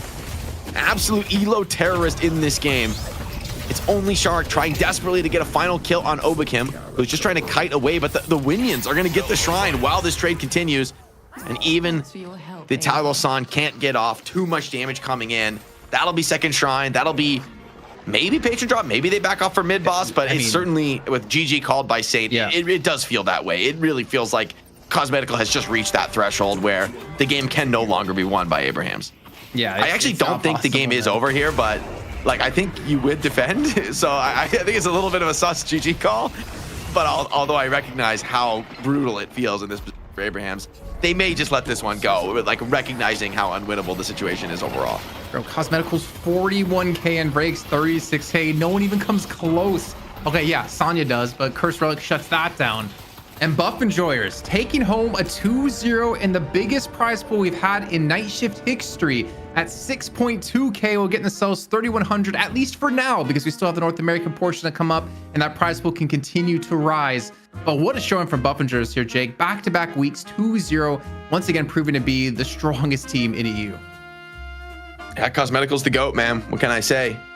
Great performance from him.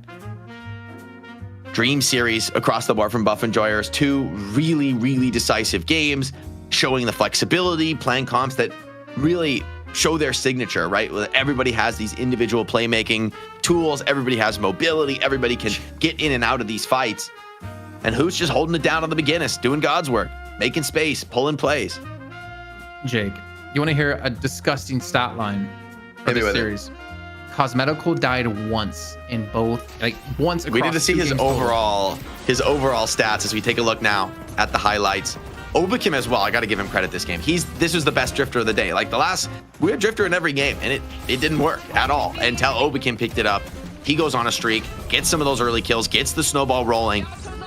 Effective even deeper into the game, right? Even able to initiate some fights with enough tankiness where you can't just easily trade him out. Impressive piloting here on the drifter, a hero that is not easy to make work at this level. Yeah, not at all. And I was talking before about how TAS, I feel like, has been playing drifter better, but I have to retract my statement after seeing this game here for Obi Kim. I mean, he was on Apollo, then he was on drifter, having just crazy impact on both of them. Obviously, when it comes to impact, you saw Cosmetical there as well. But man, just even like after that 6-man affliction, we still had some more afflictions go off. But once again, like Buff Enjoyers, the early counter spells that they always seem to buy here, preventing more than one person getting hit, was just great to see once again, really proving that Pocket is just ineffective against this team. And even if you hit a 6-man affliction plus was a 4-man tiny little song, it doesn't matter. They're still going to win that fight, even though it does cost them a couple of crystals as well. And then Listic, I mean, yeah, he had a lot of deaths early on, but he still had massive impact as the game progressed, like playing that front line, playing the selfless role, getting them to be aggressive against him, controlling them while Cosmetical cleans up the rest of the fight. He did his job. Yeah, I mean, this affliction was beautiful, work of art, but Buff Enjoyers just knew their own strength in the pit. On the McGinnis heel, with the turrets down, just contesting the rejuve's too difficult to actually last hit the crystals. It's one thing to hit the skill, it's one thing to put down the damage, it's another to actually come out with the victorious team fight. Speaking of victorious team fights, a lot of those on the footage here for Cosmetical. Some insane parries from him this game in particular. Just a masterclass in individual skill. One of the best Deadlock players we have playing right now. Definitely a great player to watch his content on YouTube and Twitch. Can learn a lot from a player like that. Can learn a lot from pretty much everyone on the server here, but especially Buff Enjoyers with the way they led the way in the meta now. I'm sitting here trying to get production to do something special for MVP because I have some pretty big opinions about it, but some ridiculous stuff. 18-0 and 11 for Cosmetical, 40k player damage done. I mean, it's a perfect game. It's a perfect game for Mina. Oh, like, no, what's his kill involvement? Mina? What's the total kills of the team? He's involved in, what is that, 29 kills? I'm not doing math. How many was that? How many is that? Is that like, oh, that's about the total kills? I mean, he's involved in the vast majority of the fights in 45. This game.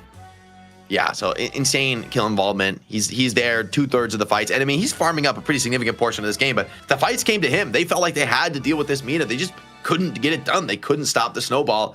Listic, the tank of all tanks, was soaking some deaths this game, but he did not care.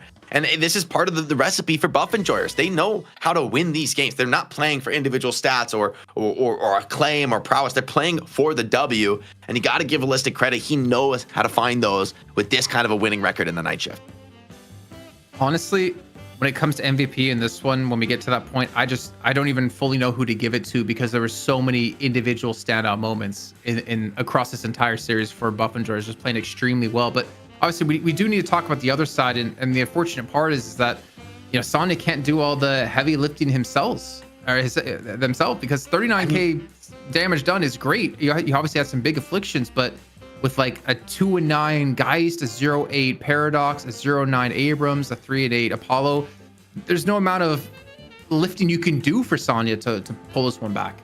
Yeah, I mean, I don't want to even be too critical of any of the Abraham's players on an individual basis, because for me, this is just a team outplay, right? For Buff Enjoyers, it feels like after the first maybe 5-10 minutes of the game, where sure, solo kills are going to happen, it's laning, it's a little more deathmatchy, once we're into the mid late game, there's not a single time where you're finding a big opening on Buffingers where they don't come in and actually get a team fight, punish you, trade some objective. Like, you just aren't able to break their control of the map, because every time you think you found a cheeky solo kill, you end up, getting caught into a trap, getting punished either elsewhere on the map or in that team fight that you started yourself. And so for Abrahams, these are all players who are amazingly strong, like some of the best players we have. And for them to be dominated so thoroughly, for me, it's just a testament to the team play, the execution, the individualism on Buff Enjoyers. I mean, this is one of the most well-deserved victories, and honestly, it couldn't go to a better squad. The way they've been playing lately, it feels like they keep hitting new levels. We were talking about the MVP because it's tough, like Cosmetical. I mean, this is obviously a disgusting game too, but was Vrake deathless this whole series? Like, did he even die last game? I mean, yeah, that's what I wanted to point out. You're struggling to like, even with Cosmetical playing this well, you can't even say decisively that he's the obvious MVP, because Vrake is untouchable. He's unkillable on the Calico, which is not a hero that shies away from a fight. He went 6-0 and 21 in this game, and in game 1 he went 6-0 and 23. I mean, it's like clockwork, man. Yeah, Lot to see. We let production choose this one as we go towards our MVP. We got to crown somebody. It is going to be Cosmetical. Just too much aura in the last game. Recency bias, I don't even care. And I don't think Buffalo Jars are going to care either. They're laughing all the way to the bank. What's our prize pool at right now? Let's get a quick check of that 6. at some point, maybe after the MV. 6.1, so over $3,000 guaranteed to Buff Enjoyers. Dinner's on us, boys. Dinner is on us. It's on Tetsio, let's be real. Yeah, I was going to say, it's not on us. I don't remember donating to the prize pool, Jake. It's definitely on the viewers coming up big. But the thing is, actually, sorry, it's 6.2. But they get to go to sleep now and wake up to potentially an even bigger prize pool because of North America. So technically, they could be winning more than the 3,100 if we have more donations coming later on. But yeah, Cosmetical obviously having a great game. Like, in this game, I feel like he took that full control. He won that left lane with, like, he was like 3-0 or like 4-0 just in the laning phase alone. He was left alone to continue to farm, and then he started getting involved in these fights. I mean, you have to give credit to, obviously, not just him here, because he can't pull up a performance like that over the course of this entire match without the team playing well. Like, he was allowed to farm, Zerg's allowed to farm, and the other 4 players of Buff Enjoyers just kept the momentum going to allow Cosmetical to stay ahead of their opponents. Yeah, it's a full team effort we here. got the double MVP. Vrake also gonna get a little bit of love. All right. I mean, well deserved. On top of this, going deathless at a series at this level is a rare accomplishment.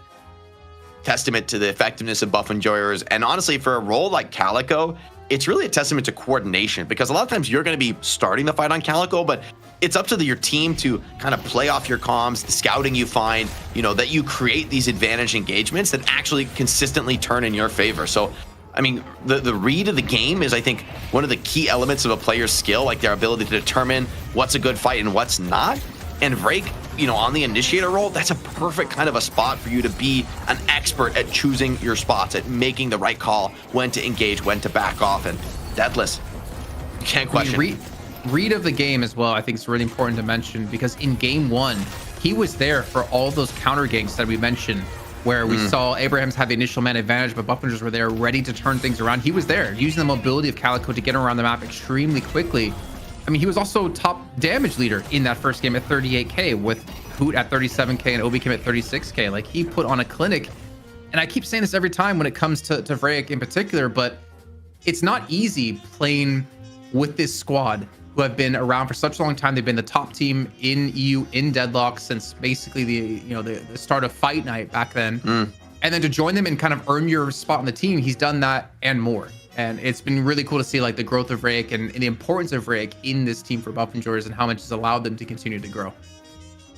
And by the way, guys, I got a great idea from chat, and I'm just going to take over and force my will. Guys, as CFO of the night shift, I'm officially capping this week's prize pool at $6,767. So if we can if we can get to $6,767, that will be the prize pool this week. We'll put all the rest of the prize pool. We'll put it into next week. We'll share the love. We'll spread it out a little bit. But let's get to 6767. That'll be a nice little community goal. See if we can trickle up to that over the course of North America. Still a few $100s to go. So we'll see if the support comes in for it. I mean, we've already done amazing to be able to offer as much as we have. But of course, we're only halfway through the night shift. There's still a whole NA show coming up right after this. You don't want to miss it. The challenger match is going to be Pulsar Esports taking on Popper's Pupils, and the rebuilt, revamped Melee Creeps staking their claim. They're the current champs waiting in the finals. And this team, it's crazy to say, but they look better than ever. I mean, they do, but I will add a caveat. Is it just the honeymoon phase for them? We've seen this happen in esports across multiple titles, that they look extremely good with roster shakeups, but can they stand the test of time? Can they stand up when times start getting tough for them and when they have other teams start to catch up? Popper's Pupils obviously looking good. Pulsar, it's good to see Hydration come back into the mix here, but they still have a lot of work to do, as we saw last week, to catch up to the other North American teams. Plus, we even have, was it Ido maybe making an appearance back here with his new team in the coming weeks as well. So NA is just getting more and more stacked with more and more good teams. But man, I can't wait to see what's going to happen with the rest of the show. But like always, before we can get there, we do have to head to a break to get things ready for North America. You're not going to miss it, and I'm hoping we hit that 6767 prize pool.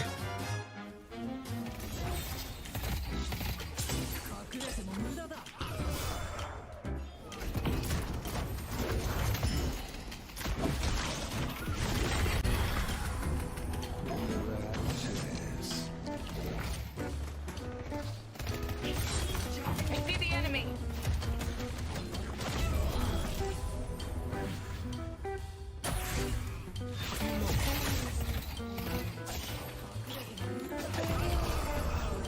I see the enemy. Yamato's on the bridge.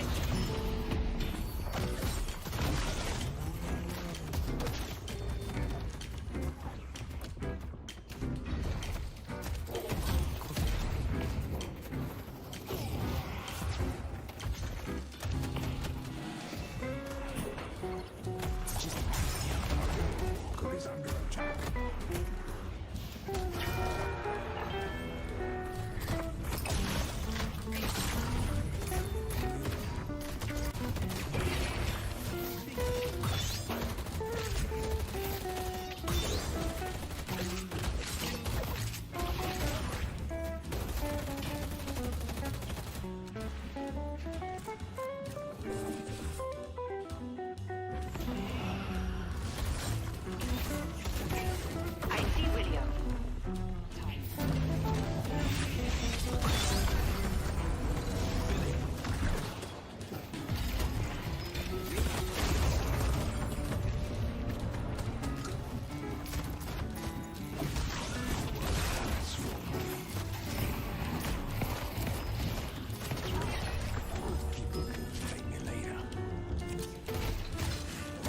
I see Drifter.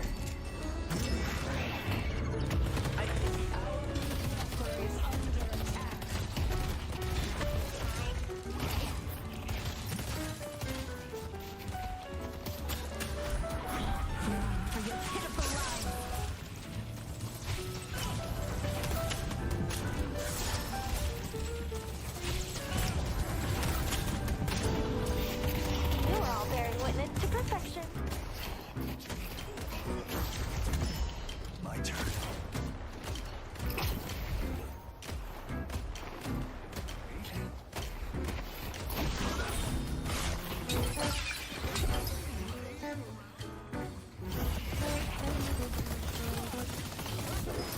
I see Barry.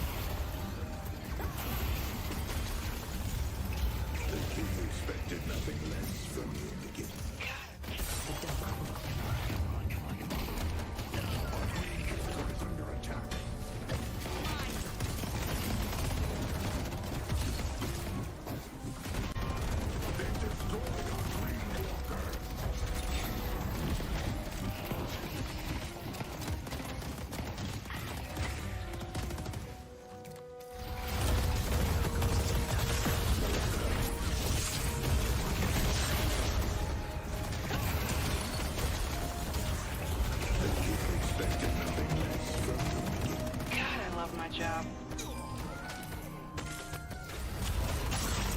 Let's take out Paris. My power is only getting.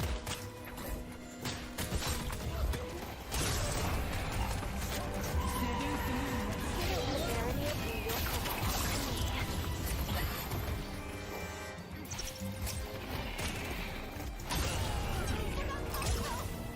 You can make them scream.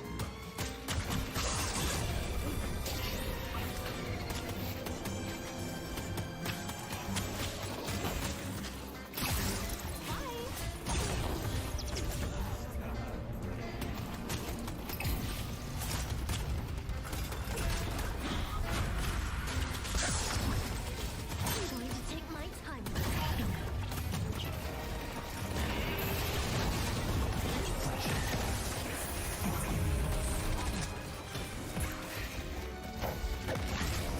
You don't look so fake. You all suck. Your support has been invaluable.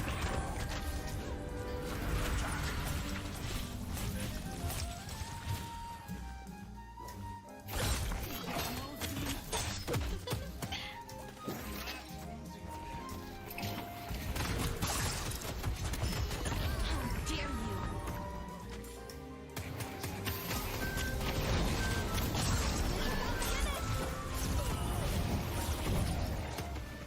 I'll crush them.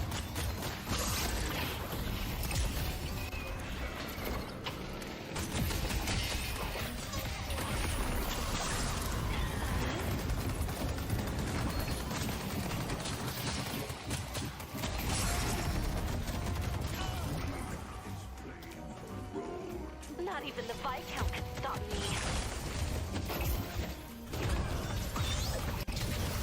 Good thing. Full calico. Hell of a fight.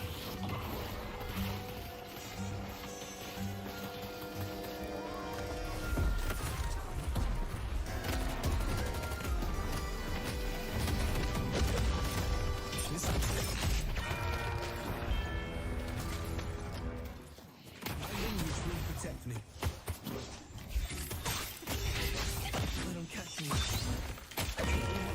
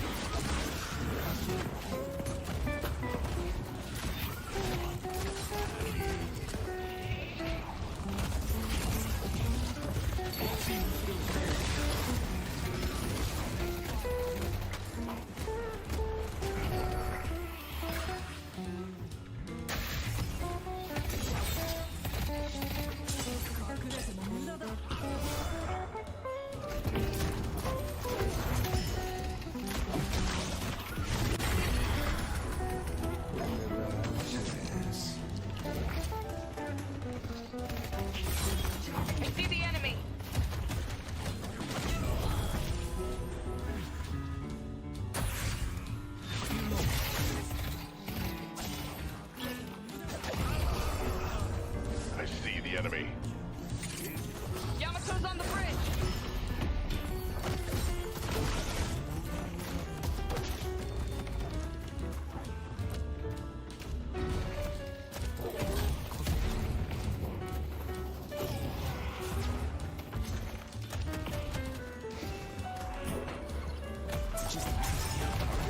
Cook is under attack.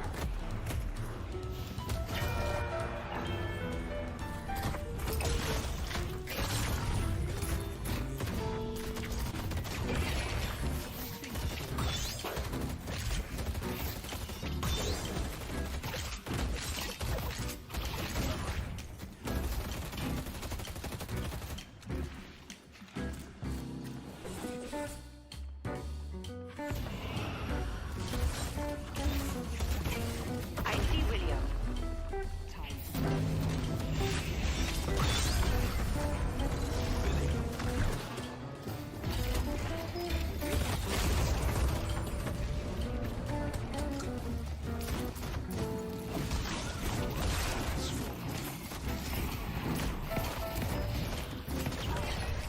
People thank me later. I see Drifter.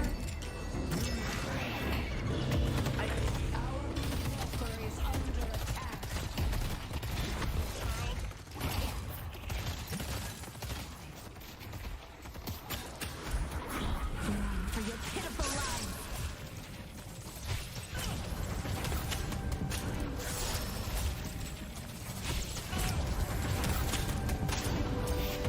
You are all bearing witness to perfection. My turn.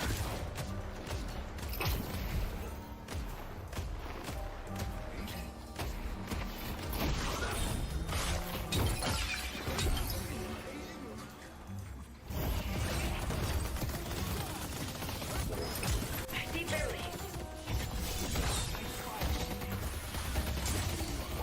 You do have a plan.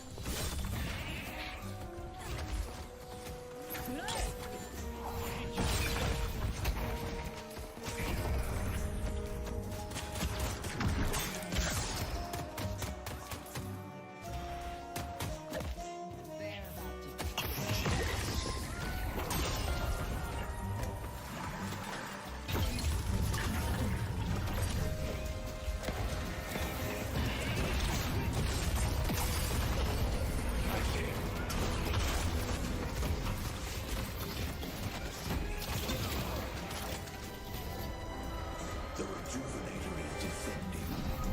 For your pitiful lives.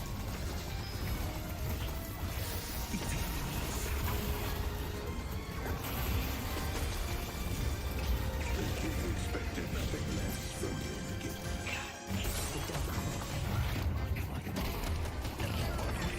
Is under attack.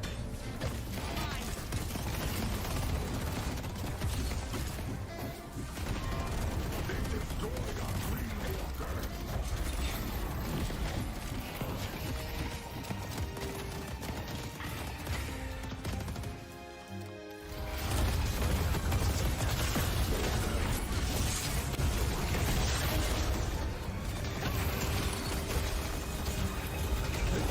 Expected nothing less from you. God, I love my job. Let's take out Paradox.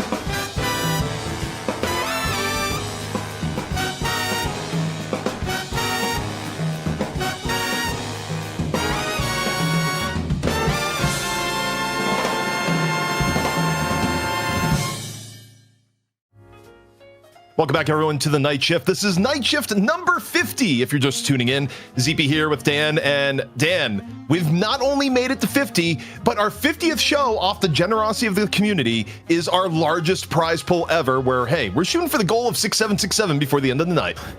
I mean, we got some memers in here, ZP. I don't know how I feel about it. I just wanted it to be recorded. That's not my idea. Okay, it's not my idea. But I mean, it is amazing that I'm so shocked. I was watching earlier, and I just was like, "Is this right? That number?" Because I had it muted. I didn't hear any. I don't know what you guys were saying about it. Where you went on the show, ZP. But I imagine the guys are going crazy. Yeah, and it all kicked off from a $3,000 donation from Tetsio earlier in the show, who wanted to celebrate Night Shift number 50. And then the community kind of looked at it and said, you know what? We're going to add in on top of it. So I think right now it's at like 6,200, 6,300. But really love all the support here. And, just fun to put on the show week in and week out. And, Dan, time flies. We were just kind of reminiscing in the break of, wait a second, we're actually starting to come up on the 1 year anniversary, not only of Night Shift, but give it a few more months. It's like the 1 year anniversary of the trolley tournament back last year. It's like, whoa, it's been a year. It's kind of crazy. Yeah, it's been a while. And this is basically the open beta waiting room, though, because we've been doing this for 2 years in total. So hopefully we'll get there eventually. And you guys who were here, you'll know.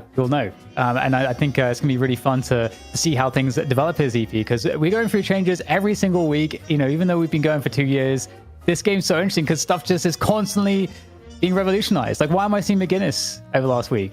What's happening? Hey, you know what? People realize she's good, not only terrorizing pubs, but now good in high-end comp too, which means, by the way, the hero is going to get sent to a dumpster. Count on it. But before we get to the bracket, one thing to give a shout-out for, of course, is that we have renovated the Graveyard Shift. It is now a public podcast, but patrons can submit for Q&A at the end of the show, and we are doing this weekly. If you haven't caught it, we've done 2 episodes here so far. Episode 3 is going to be tomorrow at 4 p.m. Eastern at the same time that Night Shift usually starts. I will not be there because I am I cashed in all my frequent flyer miles for a trip so my dad can finally see Asia for his 70th birthday, but it will be Jake, Lightbringer, and a special guest there, so something you won't want to miss tomorrow. Nice. Are you just flying over Asia? Like, what's the trip? Are you going to somewhere specific in Asia? Like, it's a big place, CP. I feel like we're going to Korea and Japan. Okay. Yeah, it is where we're going. So. That sounds like a pretty sick itinerary. Yep, and part of the trip, and this will be the last off-topic thing to mention on the trip, is that my dad's retired military. We're gonna try and get Achilleos some alcohol off the airbase that you can only get on the airbase in Korea. So we'll see. Some of Philly's finest. It's gonna be an adventure, but either way, we gotta talk about what's going on here today, starting with the North American bracket, and it's gonna be a run back for Pulsar Esports, where they've made a few roster changes. Crayon gone to saying, yeah, I'm gonna be more of a substitute when it comes to competitive play, and Brazilian, well, off the team of his own volition. Rumor mill says maybe looking to join the new Ido team, but who knows where that's at. But instead, Pulsar, they've made a few roster changes up against Popper's Pupils, who is never really far off from the top. Winner goes up against Melee Creeps, and Melee Creeps has been very much the team to beat over the last week. And honestly, Dan, a remarkable recovery given that they lost half their roster. Yeah. I mean, it's actually been really cool to see how much faster I think teams and players adapt this deep. And I guess it kind of makes sense because so many of these players now have so much familiarity playing with each other just through different rosters and just at the top level. Just like it's just really cool to see how the scene has developed, because there was such a time, if we're talking about history, where it wasn't like that as EP. Like, you get a new team and really it was kind of like hot garbage for quite a while, but now it's kind of interesting. Yeah, it's honestly, I feel like the shakeups in NA are going to lead to a healthier scene overall. I mean, the Ido team, whenever it is fully set in stone, is going to be extremely fearsome. And by the way, like, the day we get the new Ido team versus Melee Creeps, oh man, everyone's all in on that. But let's take a look at our first roster. I believe it's going to be Pulsar that we're taking a look at here first. And yeah, I mean, obviously, Dan, you take a look at this, you have some very well-known names like Hydration and Scout. Scout, of course, part Melee Creeps for their longest win streak of all time. Hydration needs no introduction. I mean, Hydration was the team and Deadlock for the longest period of time. You add some veterans like Aiden on there and Connor, and also, I mean, a player that we've become more and more familiar with in Snakes, who, was subbing for Melee Creeps recently, has kind of, I feel like, been on some of these top teams and small doses over time. So, not much of this roster is actually a surprise. Yeah, and I actually really enjoyed Snakes as well, and how good Snakes was back in the FPS Lounge time. I think in particular, Billy was something that Snakes was really, really, really good at. And I think that this was also before some of the Billy buffs as well. I think Snakes was one of the best NA players there. So yeah, I think back to front, really interesting stuff here. And I got to say, Aiden the Destroyer, Aiden is I think the one player I want to see on his signature hero more than anyone else, I think, in NA. Yeah, it's kind of interesting. I mean, we've seen Vindicta get picked up a little bit in EU, but it's more of a pick you'll see later in the draft for tempo. And Aiden himself, I would have to go look at, but I don't think Aiden's been able to play Vindicta at the night shift level at the very least in a very long time. Like Aiden's been kind of shunted onto other heroes, but it would really be a really cool throwback to see Aiden play the Vin today. But we got to talk about the opposition, of course, Popper's Pupils, the team formerly known as FPS Lounge, formerly known as the Floormen. One thing, even though the roster names continue to change, the actual core of the roster has been remarkably consistent. And you take a look at players to watch here. I mean, you still can't get away about talking about both Xeno and Low Main for players that, Popper's Pupils looks to more often than not to carry the team. And I think Low Main, again, just you're talking about, FPS Lounge and so on. That's when I got to see and respect Low Main the most. Because at first, I wasn't, I mean, I got to know Low Main over time, and I started to realize that Low Main's an extremely intelligent player. He's one of those players that you can kind of give him anything, any role to do, and he'll show you some really insane stuff. Very, very smart in the game. And so I've become a massive Low Main fan over the last couple of months. So super excited to see what this roster should do. I thought this roster should, in theory, become an extreme threat to be very dominant force here in North America. It's just on paper. What's funny is, so we got extra data that have been sorted by production in terms of, who's been playing what the win rate is. And the eye test checks out for Low Main, where the one thing against Popper's Pupils I think you do not do in the draft is give them Billy under any circumstances, because the huge outlier in the win rates across all the heroes is that Low Main is 3-0 on Billy in recent memory. Like anytime Popper's Pupils gets Billy, they simply win. If you get Low Main on the other heroes, like maybe the Bebop, the Yamato, things like that, higher chance of winning. And I mean, it kind of makes sense too, is that given the power gap between the two heroes, and you talk about, Low Main being a consistent player, you get Billy, who is just an undisputed top pick. That's one thing. You get Yamato, who's, a little bit later in the draft and, less sought over power wise. You put the best player ever on her and the result's still going to be less. So, interesting look at the data, but Dan, I think we've stalled for enough time. We might be ready for a Mo 1v1 into the draft. Ooh, I got to say, Tifi, I'm getting tired of the moles. Can't we throw some other animals in there? We've got other animals in the game. Can't we, mix it up? No, and in fact, the fact that you have suggested this means that those who support Mo and Krill, they have found where you live. They are already on route. Like, you actually cannot do this to the Mo and Krill community, Dan. Like, how dare you? Have we had any letters yet from any animal activists or anything like that? Are we still good on this segment, ZP? I don't know. Well, we did get we got a letter from someone, like, no joke, an email about someone complaining that we were being too mean to Rem when exclaiming, he got blown up or, stomped into the curb or whatever from there. And I was just like, the caster seemed biased against Rem. It's like, no. Seeing Rem just die in hilarious fashion, though, is pretty entertaining. And man, this one's coming down to the wire, pretty low HP here. And Don't take refuge in the corner. But this doesn't work, CP. I would know. Nothing good comes from being stuck in the corner. I got sent to the corner a lot at school. I don't know about you, CP. Every now and then. Place where good things happen. Yeah, I didn't really enjoy the corner too much, so But there was also the first grade teacher that did do that. Yeah, there was a charity thing later on where we had fake cops sent to her house. It was like this thing it was like a military-based thing where basically for charity you could have anyone on base like sent to a fake prison, and they recorded it. And it was a whole thing. But I remember going up and saying, "Can we send the teacher there?" And then she called me out. She's like, "I can only think of one kid who would do this." It's like, oh god. Oh my god. Okay. All right. Yeah. All right. I like this. Okay. Well, you know what?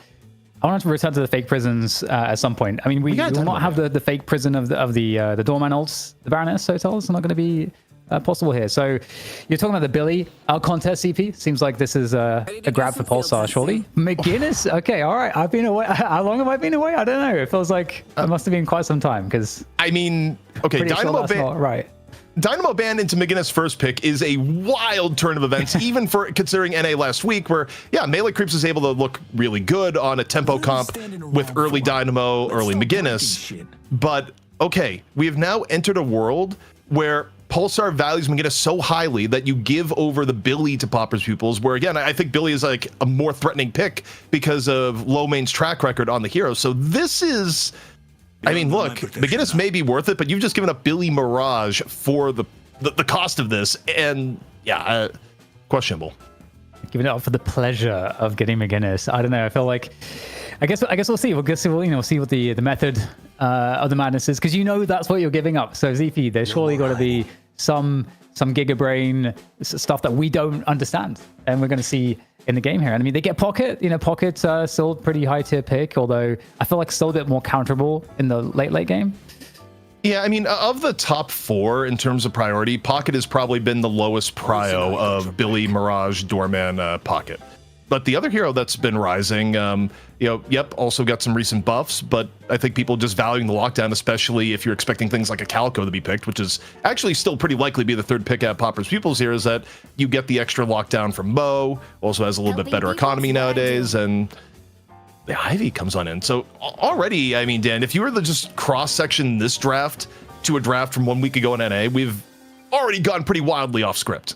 Yeah, it's kind of wild. And I mean, there's so many picks that come to my mind that I would want to see. Apollo would actually be one of those. I think Apollo's been just trending upwards a lot as well. The Viscous ban is, it makes sense in Viscous. Viscous is always an interesting one because Viscous is Viscous. There's not really anyone else that kind of does some of the stuff that Viscous does, especially with the save offered up. So, always interesting if you want to be getting rid of that, as Popper's Pupils do. Anyway. But there's the Infernus. Oh, yeah, Infernus, who was a top 2 pick, is making the second round of bans. All right, cool.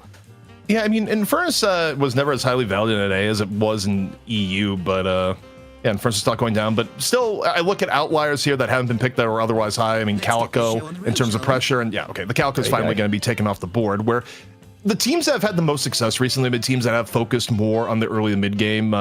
You talk with people like Lightbringer, and generally speaking, the vibe of the current patch is that it's more of a laning and tempo meta rather than going all in on the late game. But even talking to people like Goober, you kind of get the opinion of like, yeah, I mean, this is like strong, but it's still a lot of pressure on the team that's going more tempo heavy, because one big mistake and suddenly it's like, the entire game plan is out the window.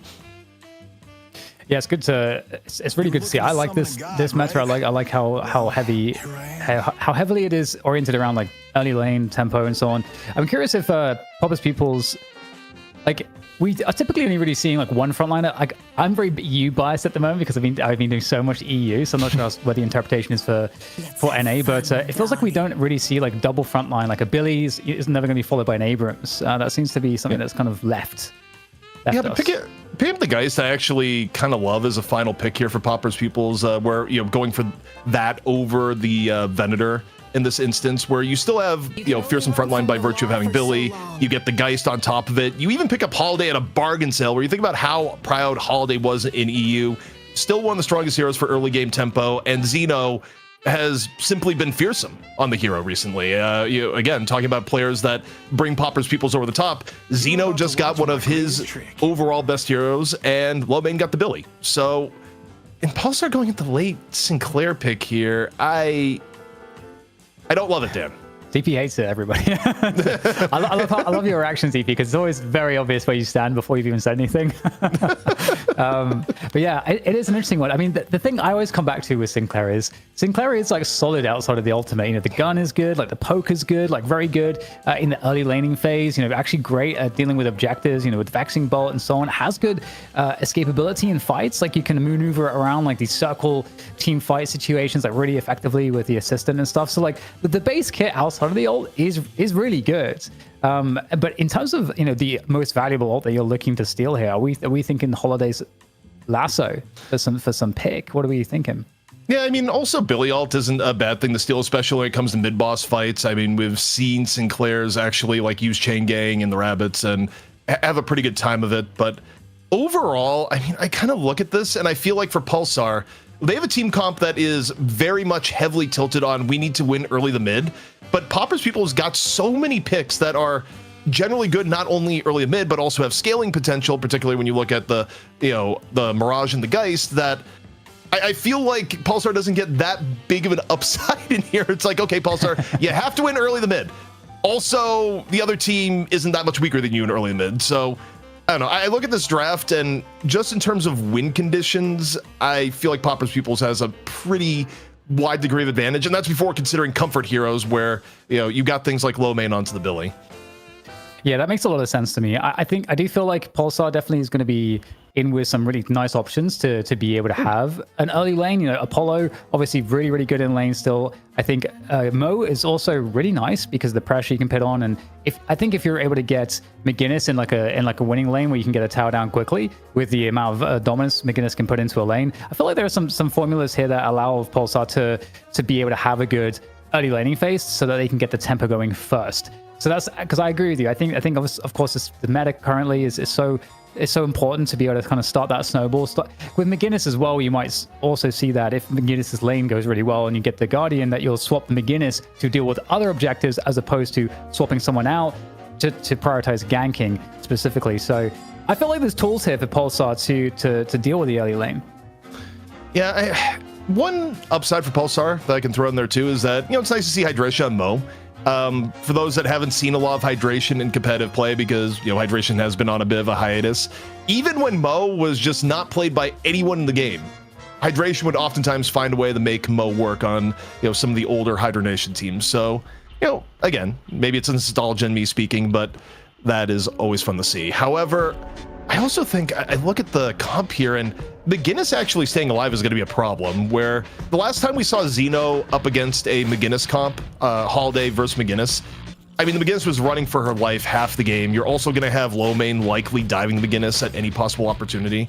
So if Pulsar doesn't get the really good opening snowball here, where the McGinnis lane wins early and then McGinnis is able to go lane to lane and get Guardian advantage, I just feel like Pulsar may never get ahead of the 8-ball. Yeah, I can definitely see the argument there. It's gonna be interesting to see how it kind of pans out ultimately. I'm very interested also in how Scout's going to perform on Lash, because of course seeing how prevalent gun Lash has been and how effective it's actually been made to be in this current meta has been really interesting. But I feel like Lash is a performance that if you're not like on top of the game, it can feel underwhelming pretty easily. I feel like you have to be able to kind of stay effective with your farm, and because you're moving around a lot, you're roaming a lot. With Lash, you're trying to get involved all the time. If you get behind, it feels like to me as EP, it's kind of feels a bit rough on Lash at the moment. Yeah. Also, again, I'm kind of looking at the Pulsar comp and wondering, okay, how do things go well with them? I think as any comp where you're running Pocket, you have a lot of pressure at Aiden to get good afflictions, but I'd argue that pressure is even more so, I think, with the comp they have and how a lot of these team fights are likely to break down, where Pupils Pupils already has a pretty big edge of just being able to run at you and hold position in Rift by virtue of having Billy Geist. So, I mean, not that McGinnis is any slouch, though. I mean, part of the reason why McGinnis is getting picked is that wall and healing is really, really effective in Rift fights. But again, is McGinnis going to avoid getting abducted and dove on before the fight starts in earnest? Is another question entirely. Yeah, interesting actually that Spooky actually picked the turret first. Usually McGinnis would pick the wall first because it's like so powerful to get potential catch or to like push the opponents away from the tower, and then you just get free tower damage, controlling the lane and so on. It's 100% a play that's determined to try and get Guardian as fast as possible, even though it gives up souls and is a little bit less kill potential. This is not a lane necessarily about getting kills. Like, yes, you've paired it with the Apollo, and as a result, you have to give it space, but this is a lane that's trying to get Guardian down as soon as possible, so Spooky can then move to middle, move to the right lane.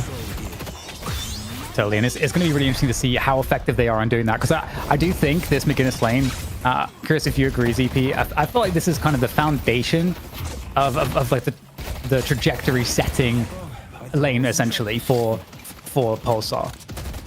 Yeah, I think a lot of Pulsar's game plan goes awry if you not only don't win the McGinnis lane, but if you lose it. We've kind of seen here that if things get rough for McGinnis teams if things don't go well. But with the early turret and the backup from Apollo, we're already seeing pretty good lane pressure here. So for Pulsar's game plan, this is about as good as it gets so far.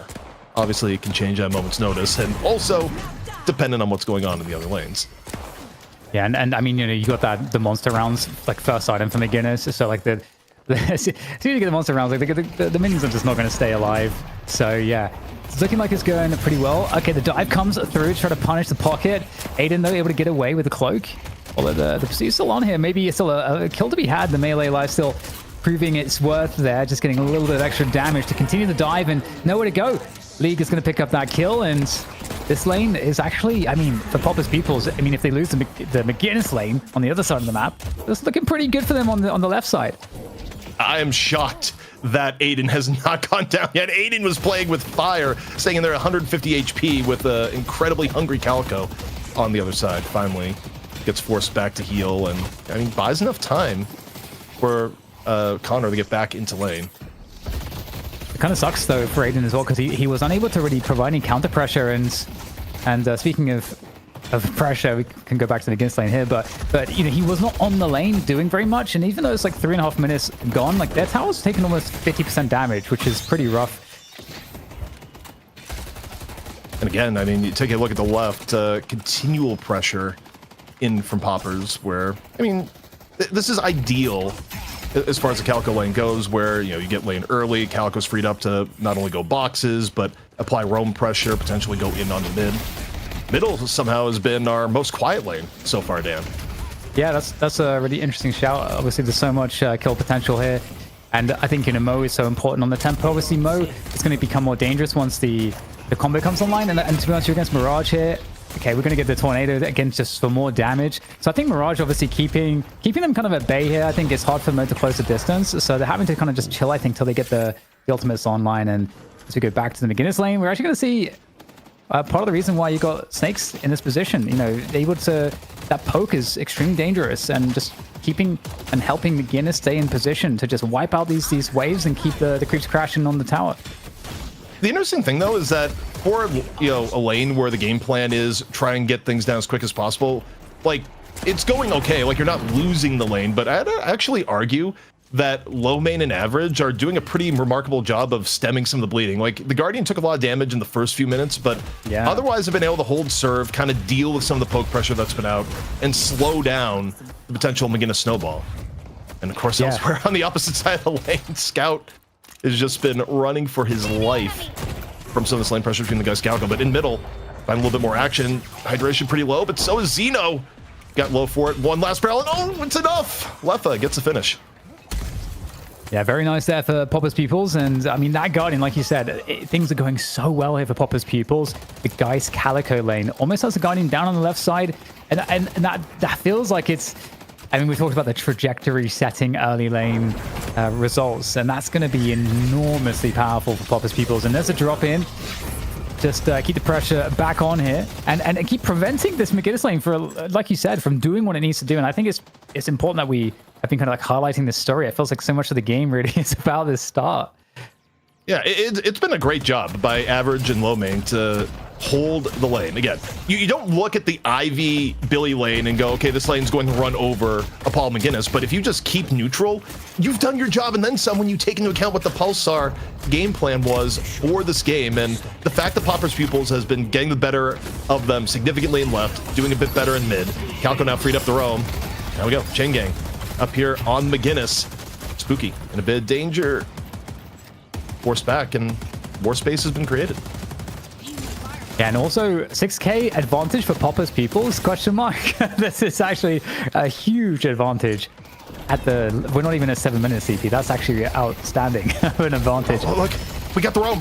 Calico's coming in over to the right, so even as you have the Paul McGinnis lane about to get where they need to be, they're about to meet the Calico. Did that miss? That Tiny Lasad did not connect in. It's a full-on whiff as rotation comes in for Popper's Pupils, and not at all how they want this lane to go. The airdrop gonna seal Snakes' fate. Oh my god, my bro needs some ability range. That was devastating. Oh no. And just like you said, that could not have only just been a way to get out of that fight, but also a way to get a kill at least on the way out. So, oh, that's horrendous. And look at the problem here. I mean, again, you kind of set it up a few minutes ago. Now Poppers is kind of out and about, ready to kind of do whatever. They are maintaining that 5-6k lead at this point, and that's a very scary prospect. Nice interrupt there. Kind of blocks it from doing anything else, Snakes, here on the Apollo. But Calico's coming back in from the back. Nice. Calico Back in from the back. still in on the right. And again, this is all about slowing down the snowball. Now, hydration Gonna be heading over to right for a 3-on-3 combo instantly on the average and the fall through. And we'll see where the rest of this goes. I mean, if Pulsar puts enough people on right, they'll be able to get Guardian, but this is a really heavy price to pay, Dan, so far in terms of resources, especially when the rest of the map has been a bit troublesome for them. Yeah, and they are catching up a little bit for sure, I think. So that initial advantage seems like it's not quite as bad. It was 6k at one point, now it's a 3k deficit. Okay, 4k deficit. However, that left side Guardian going down and Calico roaming here for Poppers is always a dangerous prospect, but we do see that kind of counterbalance. I think like you were saying earlier, that Hydration on Mo can be that counterbalance, can be that combo threat to an otherwise extremely mobile hero. So, and also actually, I would say we've seen that one of the big values from Mo is coming out of the early laning phase. It's just like the ganking possible is crazy. As we're going to pick up a lasso here, is this going to be a good result for Popper's Pupils? Xeno, they can try to finish things off here. The barrels are going out. Are we going to get the finish though? Coming in, trying to make it complicated here. You've got snakes all over this fight to at least trade for Spooky. Surely going down. There we go. Gets finished off by Poppers after all. Poppers, again, just going out of their way as a team to prevent Pulsar from getting the goals they want. I mean, Pulsar was able to get mid Guardian down after all this fighting in right, but right Guardian gonna go in favor of Poppers Pupils. The time Lasan gonna connect on 2. The re-engage from Snakes. I mean, it's enough to get 1, but he's gonna die for it towards the end. Lefa comes into the fight, and all in all, Poppers getting what they want. Also, speaking of getting what we want, Dan, we were so engrossed in casting the game. I'm looking at the prize pool. We hit our goal of 6-7-6-7. Oh my god. Wow, okay. That's incredible. You guys are amazing. You have the best community VP. It's not even a question. Also, for those wondering, anything over this amount will go towards the prize pool for next week, is the announcement from Jake earlier in the broadcast. But just what a wonderful way to celebrate Night Shift number 50 here, Dan. What do we do on the 67th broadcast? Oh no, we might have to run it back, but League gets airdropped into the fray, instant soul change, but still really low HP. Aiden, being low HP, low himself at, still has the affliction, but not really a spot to drop it down here. Both teams walking away with their lives, but it's going to be Popper's Pupils that end up with the urn control.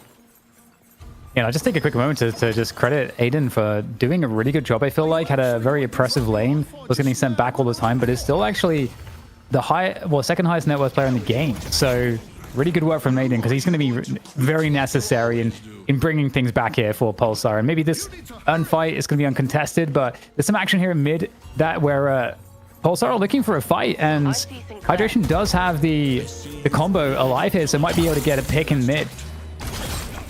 Of course, this fight going on while we get the uncontested urn turn in from low main, and Hydration combo up, but take a bit of a backseat. The lasso just connects on the tail end of the Mo hitbox. However, Scorn enough to keep Hydration alive in turn. Won't do much for the Guardian though, which finally goes down. Mo needs like some the Ozempic treatment or something. That does not, like, his model is such a disadvantage, I swear. Oh, in we go. Scout goes down as the kills are getting pursued here by Popper's Pupils. A really nice way to capitalize on that mid engagement. And again, that engagement is kind of after they dunked that urn as well. That was uncontested. So for Popper's Pupils, things getting really nice here. They've got a lot of map control at the moment as well, looking to keep the pressure on, and they might just have another catch onto McGinnis there, courtesy of Poppers, who is going to send McGinnis back on that right side lane. So just continuing to be a huge pressure on the entire map here, ZP, and I think we're just going to be, seeing this more and more from Popper's Pupils. Yeah, I think the problem here is that of the two team comps, Pulsar was running the team comp that was much more early game focused and needed a good early game. The early game has gone against them pretty significantly here. And as you look at late game scaling, I don't think things get better for Pulsar. So their window, Dan, now is like pretty small, to where I think the next few major team fights have to go pretty heavily in favor of Pulsar, or they're not going to be able to make up this gap if we're looking at something similar and it's 23, 24 minutes into the game. Yeah, and I would think that they would want this the Rift fight, but they have managed to get some pressure on both the Billy and Calico there in mid. Looks like they're going to make their way across here. It does feel like it should be a good fight. In the meantime, we're getting that solo pressure coming in from League on the left side. Walker, that is actually taking enormous damage. That might actually go down. The Rift is going to be given up. Some assistance is provided on this left side Walker assault, and it will indeed be a pickup there for Poppers. So really good tempo on this. I mean, that's a 13-minute Walker. That's very nice timing, and you got to get a response here from Pulsar. They're going for the right side here, CP.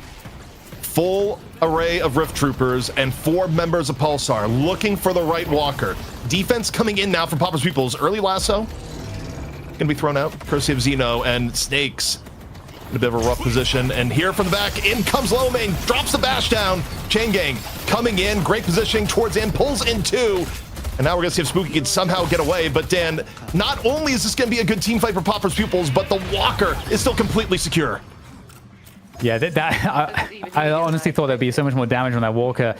But there you go. Lomain comes in, especially on the Billy. I mean, Lomain's Billy really is truly amazing. Like, I definitely recommend watching his streams / any replays you can find of him playing Billy if you want to learn, because he's so excellent at it. But it does put Pulsar in a really bad spot here at CP. And are they going for the mid boss? They're going for the mid boss to make matters worse. And you know what? Pulsar is definitely going to challenge this. 14-minute mid-boss when you're missing a bunch of ults is ambitious, even for when you have the lead. We'll see if it works out. Snakes already into the pit for a bit of contest. It is going to be a full hands on deck for both teams. Snakes, though, first to fall. Popper's able to just back up a little bit, get the focus fire down, and everyone just kind of backs away from the McGinnis barrage. And now it's time to go back in. Airdrop, close quarters, dive now, in onto the McGinnis. Aiden falls in the melee. And we see just everyone jumping on top of Spooky. Spooky's super low. Lomain cleaning up on the Billy, and Billy's playground here. It's a full team wipe in favor of Popper's Pupils. Yeah, I mean, it's not all too surprising given how powerful some of these players are, especially League, who's been farming with impunity because there's been no pressure on League. League's been able to do whatever the hell he wants so far in this game, and guys looking really strong here. The Rejuva Crystal is going to be coming down. No one seems to delaying care. No, this is probably an intentional delay. Emphasis on the probably. We have seen teams in other regions mess this up somehow. It's like, I thought you had it. No, you had it. A collective responsibility thing. But in any case, they delay the rejuve a little bit, walk away with a 20k lead, 15 minutes in the game, and 3 rejuves to use as they want. To say this has gone completely awry from the plan Pulsar came into the game with would be an understatement, Dan. Yeah, it's crazy because I think we definitely were highlighting the importance of the tempo and just sort of kind of, I guess, it all went according to, you know, what we were talking about with, you know, coming out with Calico, getting to roam really quickly, but from Poppers, having a lot of success with that, allowing them to take control and snowball the other lanes. And the McGinnis value, it just wasn't seen there. And I think the big part of the problem there as well, also ZP, is that if you want to get Mo and Krill to have value in the game, you do kind of need that tempo into the mid game, because Mo, you need to get Mo in these spots, get comboing people, set up the kills, the picks. And might just have that. Poppers is going to go down. That's a rejuve, though. That is going to be expiring. So Poppers, I mean, it's so tough when you actually finally get some gang kills. It's just the rejuve crystals. But they're still going to be fighting. They're going to get caught off guard. There's no mobility on a McGinnis, so not really all that much you can do. Not the most ideal trade. You know, 2 ults for a rejuve crystal into the instant re-engage from Popper's Pupils, taking down both Hydration and Spooky. And yeah, I mean, you look elsewhere on the map, it's about to be another walker for League who's already massively farmed ahead of the game. I mean, we've been looking at the overall game state, but you got 23k Geist who has just been farming relentlessly here. And also, the level of disrespect for Xeno, just shrugging off some of the damage from Scout really shows just the level of stat difference that we've come to in this game. And the fact that Low Main was weighing in the wings, where Scout may just be dead here. Yeah. It's not looking good. Under the tower, we'll get finished off. And it's hard to see Hope CP. Hope has been abandoned. I feel like. Yeah, and I don't think it gets much better for the team comps that both teams have. I mean, Popper's Pupils, this is already the worst case scenario, and I mean, short of a massive throw mistake by Popper's Pupils, there's just not much of a way back in the game. King gonna just seal Hydration's fate with a dive on Poppers, and Yeah, it's going to be mid-walker here, Dan, and a 3-man affliction, well, it'll take care of 2 rejuves, but I'm not sure it's going to save the walker. And in this case, if you're Pupils Pupils, you could just back out. But they're going to get the walker and say, nah, we can just wait, grab the walker, and now we'll leave. Yes, full command of the situation. But a lot of fun to fall back on, but very happy to take these fights as well. There's a huge stat differential. League still has the ultimate there on the guys, so can swap the health of anyone that gets a little bit too close on the chase, but they're going to disengage. But the thing about this, you have to be careful, is that sometimes when a team disengages, they can kind of encircle you and kind of just trap you, and it can be all an elaborate bait. But in this particular case, the map will be somewhat freed up to some extent for Pulsar, where they're able to get a bit of fun, but looking for a pick here. I think they found League, but they're going very deep into enemy territory for that one. I see the rise. Yeah, I mean, at this point, if you're Pulsar, I think you kind of deathball a little bit, hope for the best, but also the reflect on the early game, Dan. I think you got to give a lot of credit to low main and average in this game to stymie what is a murderous lane in the Apollo McGinnis lane. Like, they held on, they didn't give up Guardian for a very long time, let the other lanes win the game, and things just went really, really well for them. And here we go. What could be one of the final fights here for Pulsar as they, trying to get a pick, but it just, the stat differential is too much, Dan. Yes, there's not much else you can say about it than that. That's for sure. Yeah, and it's one of those things where you could definitely speculate, I think, in a variety of ways as to maybe what differences you could have maybe attempted with this comp, maybe with the early lane. But I think it does go back to the draft. I think giving up the Billy for the McGinnis, I don't know how contested that McGinnis is going to be. So I feel like burning the #1 pick on that is Headed to yellow. it's kind of the first thing I would question. I mean, I think in the overall meta, you can make an argument from what was saying McGinnis recently that is the correct overall choice. I think against Pupils Pupils, where Billy just happens to be the comfort pick of arguably the strongest player on the team, it definitely tilts the equation a bit for me. And it just, insult to injury, the fact that it ends up being low main in the lane that holds on for your first pick plan. Like, if you're going to invest first pick in McGinnis, your hope is that, she gets to execute a proper game plan, which is winning lane, being able to rotate over and give you a tempo edge. And none of that happened because they got stopped in the lane phase.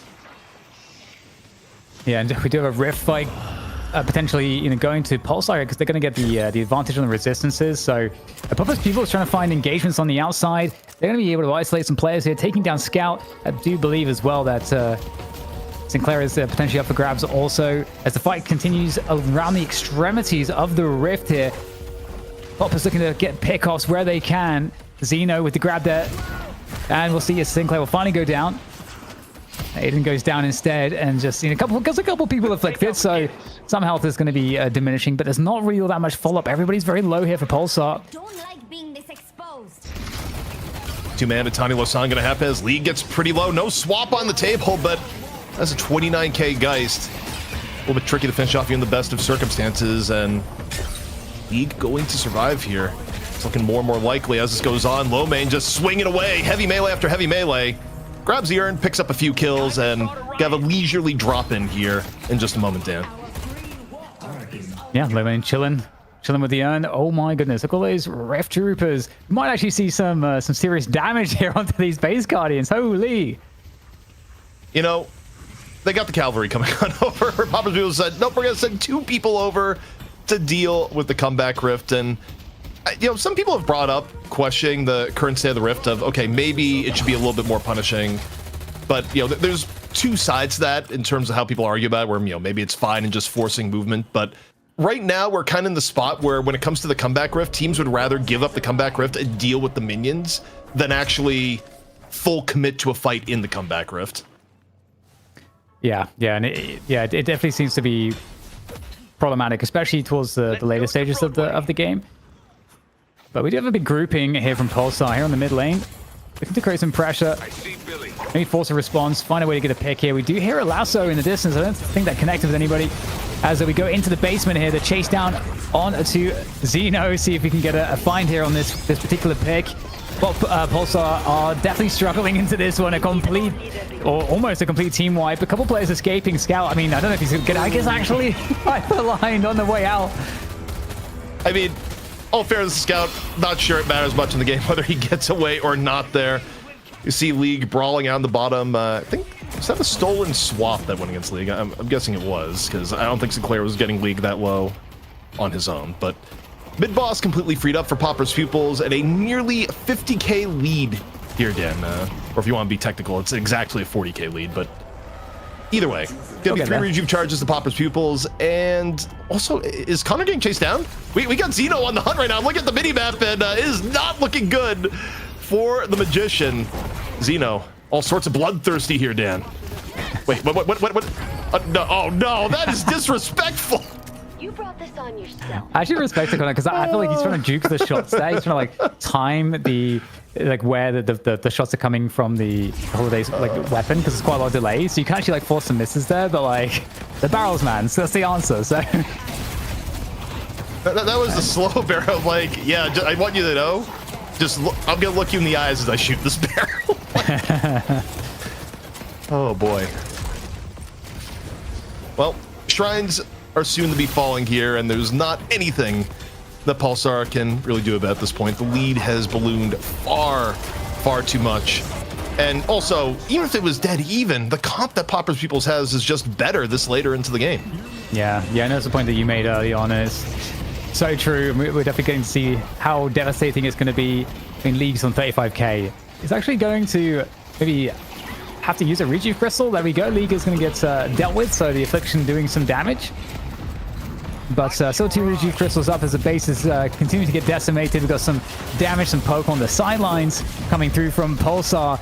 But I don't think it's going to be enough here to stop this onslaught from Pupils Pupils. They want to speed run this one. And for Pupils Pupils, we'll see if they stay. I don't even know if they really need their tree at this point. Chang'an gonna come out here from low main. And again, just working with an overwhelming stat differential at this point. Pulsar flailing, trying to get anything of note happen here, but first stage Patron certainly is about to be dropped. And again, we'll see if Pupils Pupils plays it safe or they just stay for the end. But when you get this far ahead, Dan, oftentimes teams will say, yeah, we're just gonna stay. Well, respect it. Again, this is actually a pretty insane difference for this time in the game. I mean, it really just shows how one-sided this was from the get-go. Oh, they do back out for just a split second. And again, this is the safer way to go about things. And again, there's going to be people looking, it's like, just finish the game. You're up this much. No one wants to be known as the team that's up this much and then loses the lead somehow. True. So there is an element of risk there where it is better to be known as the team that took a little bit longer to finish off of one game than the team that completely threw a game that was won. So it's why you'll see teams play it safe in this sort of situation more often than not. I love the voice line as well with the context from the Hidden King, who's like, they will return and we must be ready. And it's like, I don't know if you're following the game, man. Like, I don't know if you know what's going on. Your intel is pretty suspicious right here. 3M for League. It just be like that right now. I mean, who's gonna walk up and stop them? Kill a 38k Geist with... If you had to assemble a roster of heroes for Pulsar, the Just Fight League, kind of feel like you would need 3 people at this point, Dan. And even then, it would be a close fight. So, yeah, not a lot of odds of getting intercepted. However, Xeno's a different story. It's Hani Losan going to connect. Opens one up here for Pulsar. It's Connor. See if Connor's able to get away. Still, 5v6 is very winnable for Pupils Pupils if they want to take the fight. But taking the fight 5v6 in the enemy base, you don't necessarily have to do that. You can just back out and wait for a slightly better fight. Or in this case, maybe an ambush right outside the base. Yeah, kind of gross as well. You know, Connor, I think, lost 90% of health just from one combo from the Calico as well, from Poppers. So this just shows how crazy the damage is right now from Pupils Pupils. As we're gonna try to get that affliction on some players, but not really working out here. The team fight, Pupils Pupils still looking really good. Just a Poppers that gets afflicted. Xeno is down, of course, on the deck, but everybody's fallen now. You've got the absolute tank. I mean, League is a unit at the moment in the game. I mean, it's 27 minutes in, and we're not gonna get to 28. It's about to be over. A couple players trying to keep it alive, but the Hidden King is soon to be very dead here, ZP, and Pupils Pupils, I mean, they got the advantage straight away and they never looked back. Yeah, they interrupted the Pulsar game plan, and from there on out, it was a long uphill battle for Pulsar Esports, and not a hill they were able to conquer in the end. Pupils Pupils going to take the challenger match, move on to the money match against Melee Creeps. Of course, the biggest money match we have ever had in Night Shift history for our weekly show. And one thing I gotta say here, Dan, before we get too far, a lot of props to Pulsar for playing here this week, where Pulsar is still rebuilding and still trying to figure out what the perfect composition is. And I'll be honest, I kind of begged Scout saying like, hey, we'd love to have you guys play this week because the rest of NA is like in a bit of shambles at the moment. And Scout's just like, yeah, you know what, we can play even though we're rebuilding. So this is a Pulsar team I do think is going to get better as time goes on. And I think anytime you go into a game like this with a tempo game plan and you miss out on your tempo window, it's also going to look a little bit uglier than it otherwise would because you had your win condition and it passed you by, and then the rest of the 20 minutes of the match is more of a formality. Yeah, I totally agree with that, and I think I love the sentiment about where Pulsar are at the moment, and where they could possibly be in the future. Because we do actually have a lot of instances where teams don't want to play because they feel like they're not ready. So it's really cool, obviously, them coming through, and definitely a lot of recognizable names, and they'll definitely figure it out. It's very difficult, honestly. Sometimes we see that even some of the teams like Buff Enjoys, I think, when Zergy first hopped onto the roster, just like one player who's obviously exceptionally good, surrounded by a team that works already very well. It took them 2-3 weeks to really find the groove and kind of get to where they are. So yeah, just I think Deadlock is very difficult in that respect. Yeah, and I mean, that kind of makes the recent Melee Creep story more interesting too, is that just the fact that they kind of avoided the rebuilding curse and didn't spend 3 or 4 weeks just, spending time in the dumpster courtesy of Pupils Pupils, and were actually able to put it together pretty quickly. So kudos to them, but the example of low-key W Zergy is a really good one of just, it can take a little bit of time to get there. And again, this was a match that was basically, hey, we're going to go in for early game tempo comp. We want to get them against a snowball. It was too hot for the snowball to ever actually occur, and the rest of the match just kind of went the way it did. But to me, the reason why the snowball never started, it's the character we just saw on your screen a moment ago. It's got to be low main and average, who really held on in their lane, stopped that from ever being a problem, and kind of stopped Pulsar at step 1, and there was never a step 2. Yeah, and it was very interesting to see too, because it wasn't as though Spooky on the Guinness and Snakes on the Apollo weren't getting up to the Guardian. Like they were legitimately most of the time in a spot where they should be able to pressure the tower. So the very fact that you got that performance from low main and average especially to prevent it, basically it's like the race, right? It's the race between that lane and the lane that had League on it. And it's allowing League to be able to just win very quickly to free up Poppers to start roaming. It's just exceptional job for sure. Well, taking a look at the stat screen here.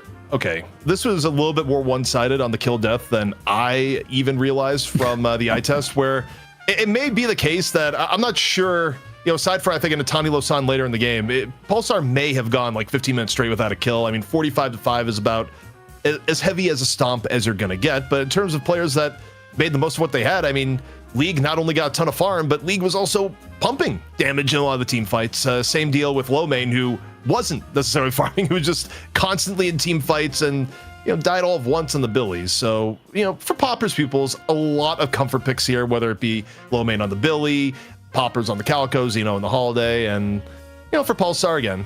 We've said a million times, but it was really the story of the match, is that they had their early game strategy, it didn't pan out, and that was pretty much it.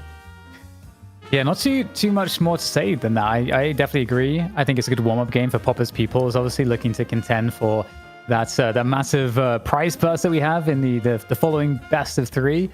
I think it's gonna be interesting to see where Pulsar is going to find themselves coming into the future on this one. Again, I think there's so much skill on that team and so much experience as well that it is just a matter of time. But other than that, it's funny because like Leffa, I feel like in the old days, as we switch over to the MVP, who is going to be ZP? Oh, MVP, I mean, we got to focus on the story of the game, which was the lane that held firm. It was the low main average lane, and of course, between the two, it's a tough call, but this time we'll give it to low main. Could have given it to average too, and it also would have been fine, but really, this was the lane that held firm and kept things absolutely fine for Poppers Pupils. And yeah, I mean, some of the early team fights here, Low main just able to walk in, easy Billy cleanup. And some of these plays are not as easy as they look, where if you spend any time playing on Billy, a lot of his game sense on where you want to be, because you take a look at the builds that the average Billy does, you're not going on builds that necessarily give you a wealth of movement beyond the default in Rising Ram. Like, you have to actually conserve your resources, look for the right period of time. In that case, Low main's is like, yep, I'm just going to engage here and use buttons at the right time. Yeah, Billy is so devastating when you get players that are really, really good on it, because it's just you have like all the damage, like spirit damage, gun damage. You've got the ability to get in, to get out of Rising Ram. You've got the team fight option. You've got just massive just output consistently. So it's a pretty scary hero in the hands of someone like Low main, who's able to, I think, is the person that gets the most out of it in this particular region.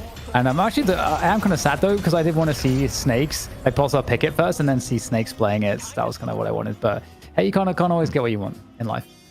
Yeah, I mean, I think that probably would have been the better play here, just off the comfort of both players. It's not so much, and that's less of a, oh, you want Snakes on Billy, and more so that it would have taken away from Low main, where, you know, it puts Low main's recent record on Billy up to a 4-0. And hey, look, if I'm melee creeps watching this, I 100% modify the draft so you don't give Billy up to Popper's Pupils. It is clearly a hero that they generally just don't lose with. Not that people lose a lot with Billy in general at the moment, but particularly Popper's Pupils, Dan, they don't lose with the hero.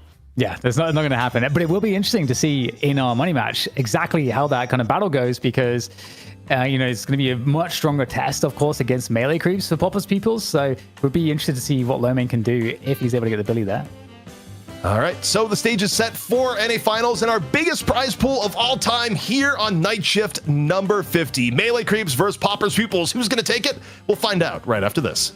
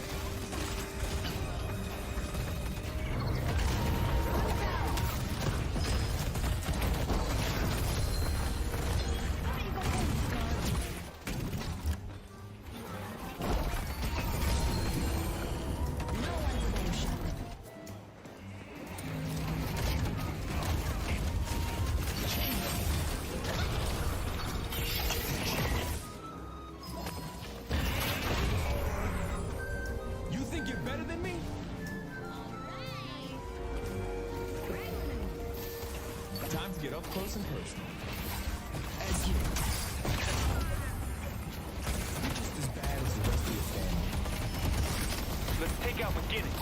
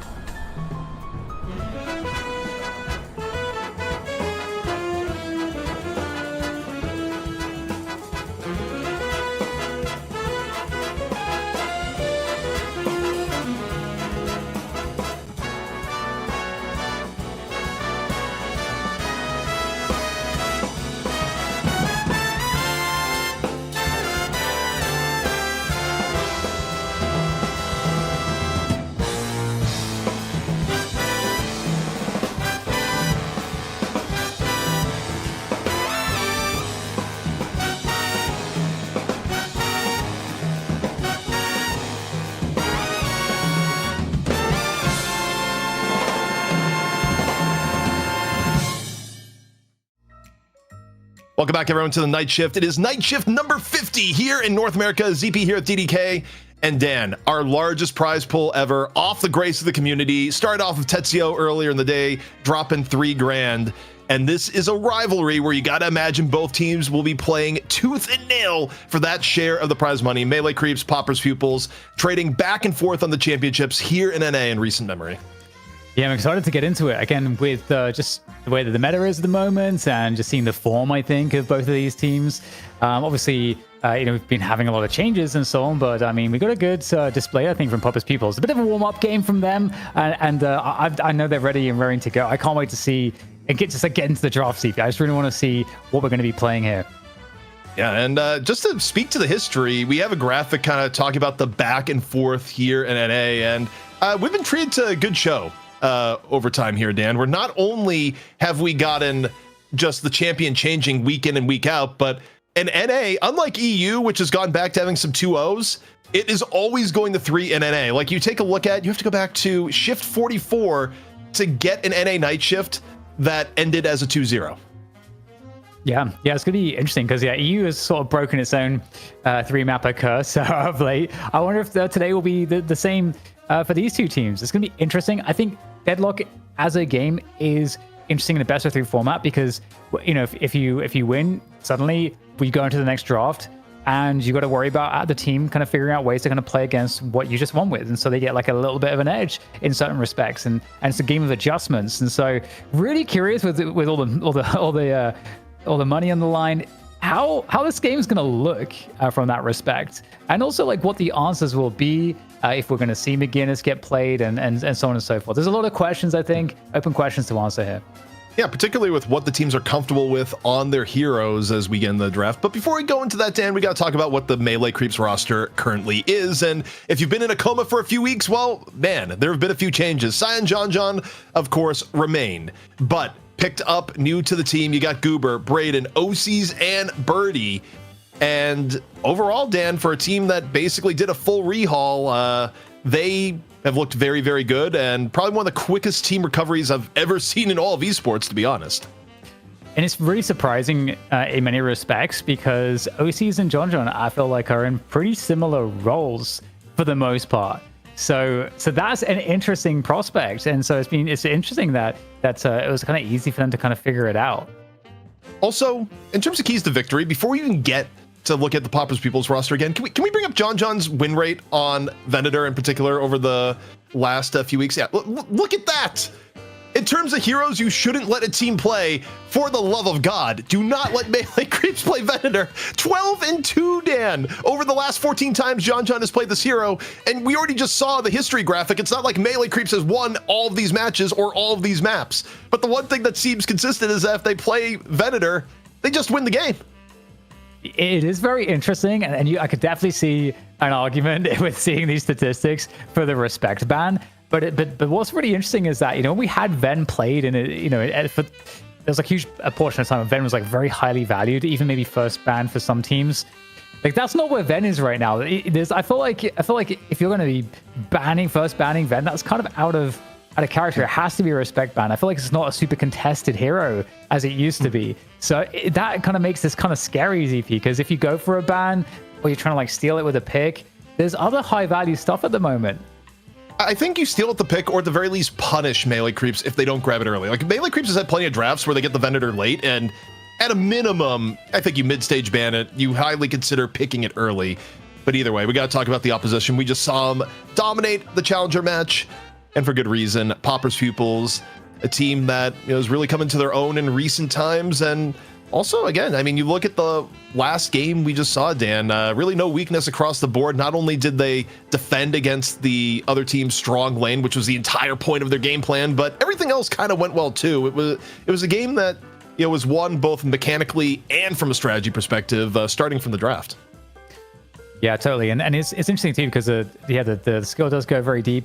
We saw Lefa in kind of, I wouldn't say a quiet game necessarily, but Omni Mirage didn't really need to do anything, and so I'm going to be very curious to see what Poppers Pupils are going to look like here today, performance wise, with all the skill they have on the roster. It is kind of insane. Lee, Lomain, and Lefa for example, kind of stand out to me as people that are going to give you big problems in a match. So yeah, star-studded for this final. All right. Well, we'll see if NA has behaved itself and the draft is ready to go. Sometimes in NA, teams take their time. But from the looks of it, Dan, the draft is in fact ready to go, and we'll see what changes, if any, Poppers Pupils will make. And also from the melee creep side, do they let the Billy go through? Because oftentimes, if you're the second ban team, you'll see Doorman get banned because you don't want to give up the first pick Doorman. But Poppers Pupils, we've seen them lose with Doorman. 2 melee creeps. So, Bebop. And yeah, this is anti-Goober. This is just straight up, Goober does not get to play Bebop. We do not want to deal with him on that character, period. And it's not unexpected from the Scrimbucks. This was happening against melee creeps where people are just terrified of seeing Goober on the Bebop. But if you go the target Goober, John is free to play. Ooh. But the Billy is banned too here, Dan. So Doorman's going to be unleashed in this game. Yeah, Doorman, Pockets, definitely some of the ones that normally get banned, so they'll be free to grab. And you got to imagine the Doorman's going to come out. I do like the Billy ban, just like the respect ban there. I think that's really nice. We'll see if that comes to punish them. As Poppers Pupils getting that opening pick with the Doorman. What are you expecting for the top 2 here for melee creeps, CP? I mean, I think you have to expect Mirage Pocket. I think you can make the argument that maybe instead of the Pocket, you get something like a Holiday or a Venator to make sure neither gets stolen away. I think you would ideally like to secure Goober, something that he is incredible at with the Bebop off the table. So the Mirage, I think, was the sure pick. The Pocket is a little bit more like they could go and grab either the John or Goober hero instead, but also Pocket would be perfectly fine too. Okay, they go Holiday. This is exactly the we want to protect Goober's hero pool sort of pick. Yeah, definitely seems smart because yeah, it makes sense. Poppers Pupils could very easily seal it in the top 3, and it would be a good value for sure. So we'll see what the follow up is here and see kind of what the foundation looks like. And the Calico coming out we've seen some like really amazing performances on Calico. I think it was Vrake in the EU portion of the show had like an insanely strong Calico game, like very strong. And if you're able to win that early laning phase, we saw what Poppers Pupils were able to do with that. So they're going to have that as part of the formula here again. They're going to get the McGinnis. So they're really looking to definitely win the tempo battle. So what is the answer for melee creeps against that?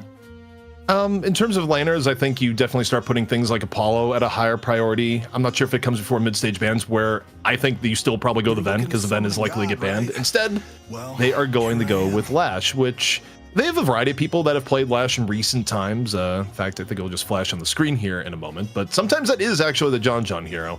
If I'm Poppers Pupils, though, given the fact that it doesn't have to be John playing the Lash, I probably ban the Venator, because you increase the odds that you get the 0-2 John on that instead of the 12-2 Ven.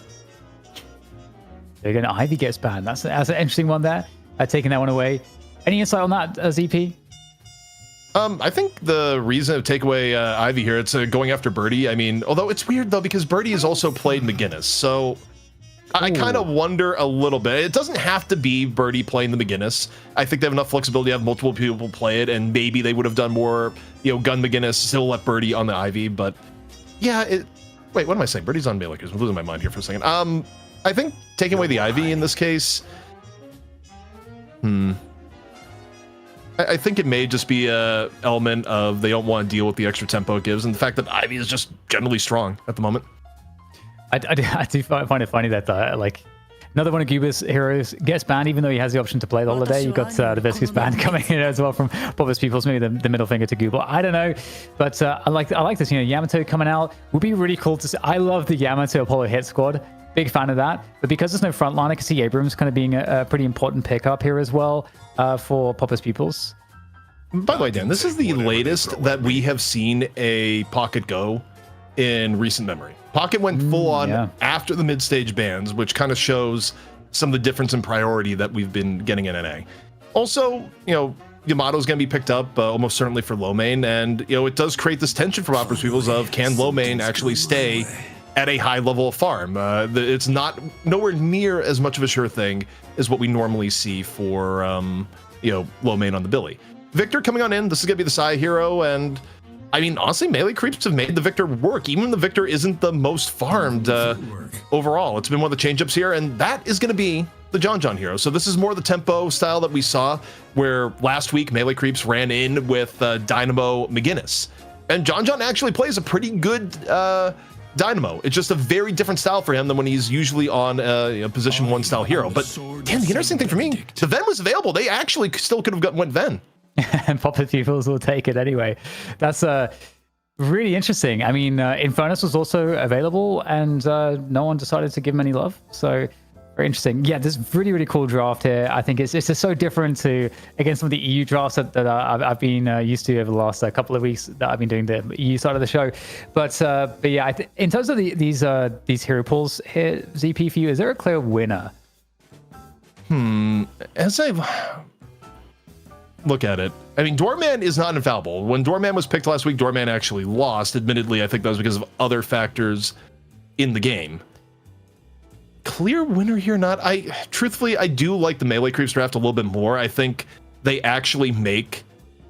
Wait, John John's on Mirage. Whoa. We have we've Like a stopped things mind's up been blown a few times here in this draft. I mean, normally it is in his historical hero pool. Like, it's not unprecedented. We just haven't seen John played in a while. In fact, I was reminiscing with John over old plays. I was like, remember that time that Ido threw a Mo and Krillin to you and you just got pummeled? He's like, yeah, it was on Mirage. It's like, well, there's no Mo and Krill to be thrown into him by Brayden this time around, although... Yeah. I thought it would have been OCs on the Mirage, though. That is... Oof. Well, I was going to say, like, it's really cool for me to see OCs playing something like Pocket, or just generally not being on the, I guess, like the position 1 jail that I guess he was in EU for the most part. And because he obviously is exceptionally good at that. And so it doesn't even, I don't even question that he would need to play something else. But we've seen a lot of players, and we talk about it with the top rosters, where you see someone that's very well known for, like Sunny Sniper is a good example. So well known for playing that position 1 role, the carry role, then able to flex onto stuff that is in other positions and just do it effortlessly, increasing his value as a player. So love to see this from OCs coming into this lineup. Yeah, I'm going back to your initial question of who do I favor more draft-wise. I think unless Popper's Pupils gets off to a wild snowball in particular, where we got Lomain on the Abrams here too, so it's actually, I mean, that's not entirely unprecedented either. And I think it's a better fit for Lomain because Lomain isn't always a player that's going to get turbo farm. So Lomain on the Abrams, I think, changes my opinion a little bit of this, but even still, thinking about how a lot of the fights are going to break down, especially how I think some of the lane phase may go down, I kind of favor melee creeps, but it is much closer, I think, than the last game. It does. Yeah, I feel the same way. It's very hard for me to kind of understand because I want to see the McGinnis, like we were saying with League. You want to see that kind of win the tempo battle, get that first Guardian down, kind of unlock average on the Calico. That's kind of what you want to see. However, I do feel like melee crews have a lot of good tools to also have a good laning phase, so it's kind of hard to see which way it goes. I might, to be honest, lean towards Popper's Pupils. I'm feeling like like the last performance. I'm all about the McGinnis factor right now. Calico's been really, really good. I'm going to go with Popper's Pupils in terms of which way I lean. But I think I'm with you, ZP. This is a pretty interesting draft to start this series off with. I think the part that's going to be difficult for Popper's Pupils is just the early to mid part of the game where, again, there's ways that they could run away with it too. Like if League is able to win lane and you're able to actually leverage pressure with Calico Doorman, like you can go lane to lane and just make things really terrible for melee creeps. However, Goober on Holiday has turned out to be one of the biggest early game menaces in all of Deadlock, and you're comboing it with the Mirage that's still in the back of things. You still are going to have early pressure between the Lash and the Pocket, and honestly, even the Dynamo lanes have actually turned out to be like scarily effective. So I think overall, like I'm just trying to construct a picture of this game in my mind, and I think it's a lot more likely that melee creeps, we see them at 5-7k up 10 minutes into the game than the reverse. Unless the McGinnis lane just has like an awesome time, quickly gets Guardian down, is able to go back and forth, and there it is once more, Dan. A little bit of love before the war. Yeah, why not? Why not, right? That's what we do before we start casting. Yeah, of course.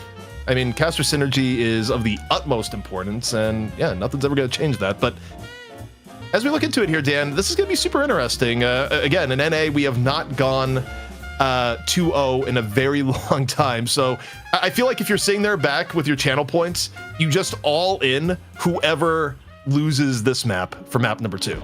And over the last 6 weeks, you have gone right every time. Yeah, that's actually some really serious strats right now. Okay, so really interesting. I think for a variety of reasons, based on how this game goes, I do wonder if the ban's going to change. I wonder if we're going to get Bebop opened up for Goober. Very curious about that. But for now, I think the laning phase, we've got to focus on it like we did in the last game. ZP kind of try to figure out like, what do we think needs to happen. And immediately, we'll see the McGinnis on the right side lane. So that's obviously a big storyline. Can McGinnis win the lane? I'm actually curious if we're going to see a lane swap, because looking at the McGinnis lane, I mean, you've paired the Venator with McGinnis, which, by the way, is a very scary kill combo on top of being a very strong push combo. And I don't know if Lash Pocket can actually live in this lane. Like, I feel like without a lane swap or very early intervention, this could be a quick lane, which is exactly what Pupils Pupils would like to have happen here on the right.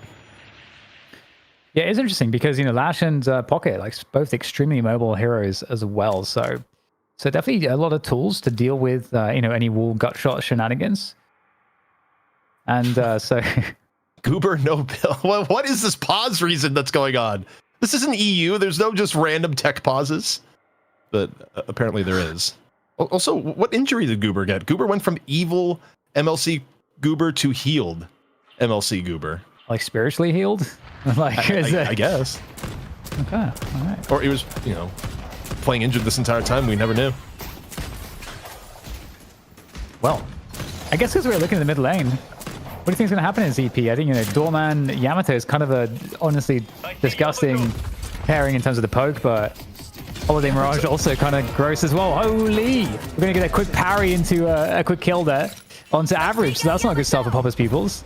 It's an atrocious start. I think the Dynamo Victor lane is one of those lanes that will often be calm so long as you don't feed them. If you start getting behind, this lane will start to be able to really take advantage of both the Dynamo healing and the Victor sustain to make life really difficult against it. Like, it's one of those lanes that you actually have to keep even to have things go well, because if the other team gets a foothold, they disproportionately abuse it. So that is a brutal start, and also not much better in middle, as the poke from Holiday and Mirage have quickly put Poppers on the back foot. I feel like this is the lane you really want an Infernus or something to burn the Victor and the Dynamo there, but off the rip there, Pupils like chasing it down a little bit, trying to see if he can get some good trades on the damage. Actually not looking too bad.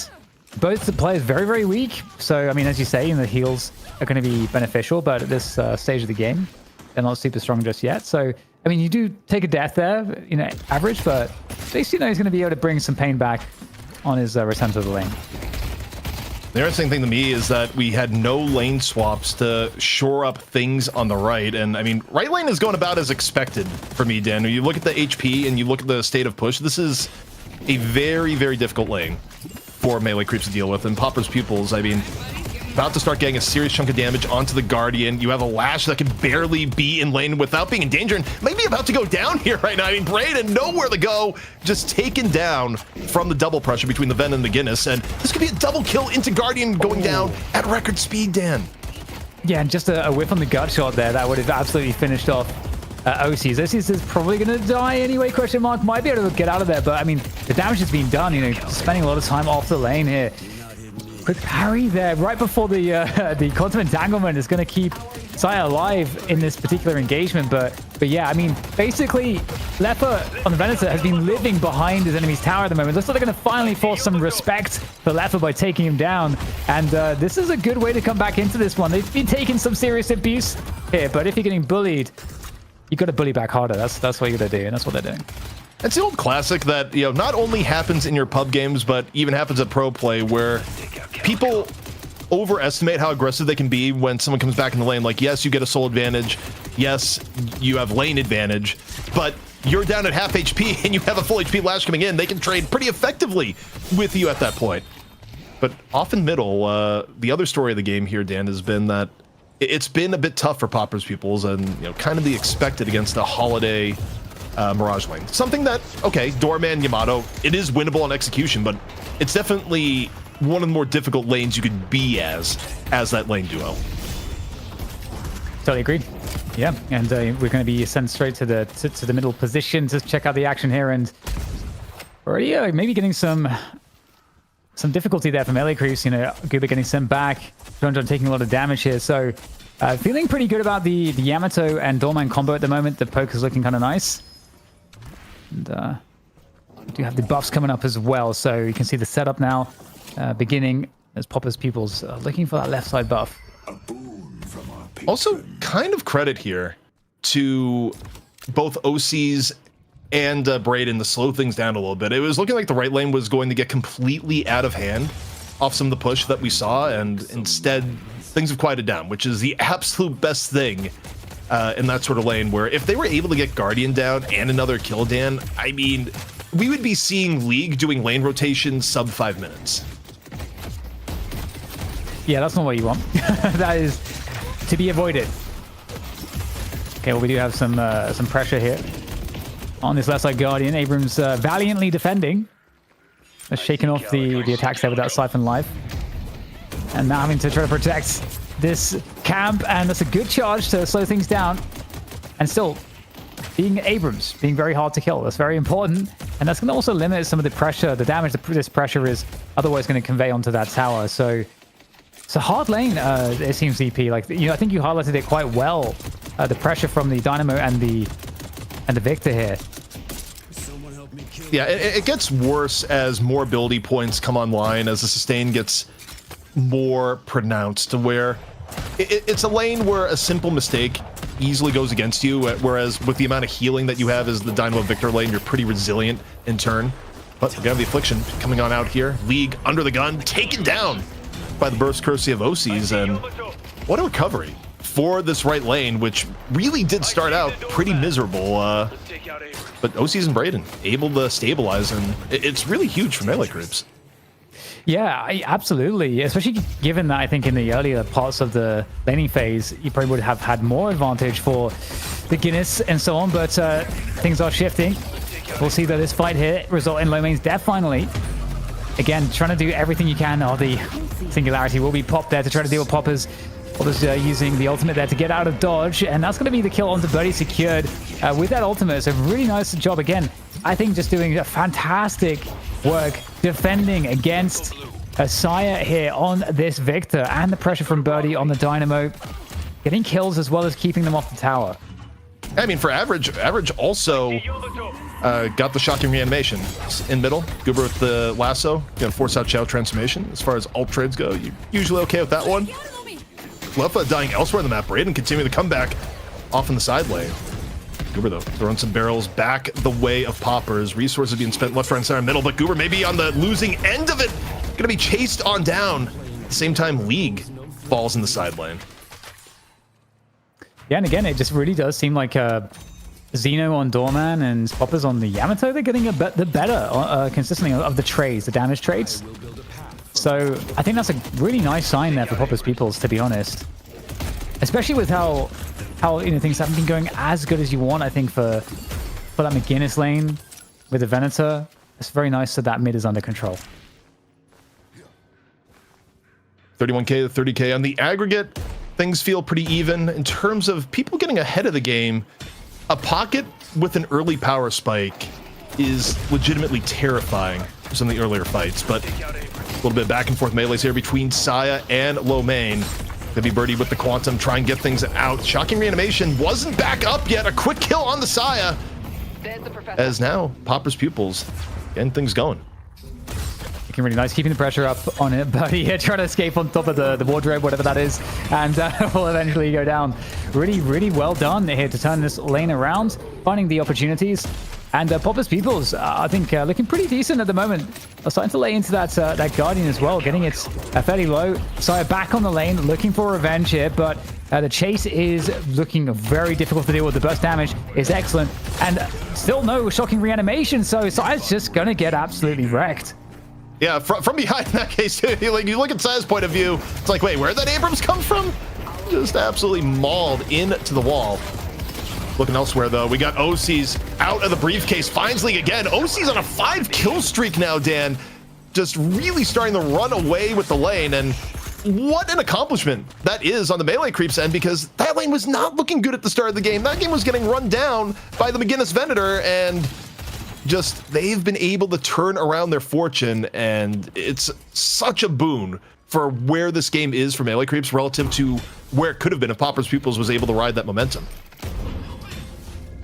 Yeah, I think it's really, really fun to see as well when you get... oh, hang on. Birdie's going to go down again. Oh, the chase down.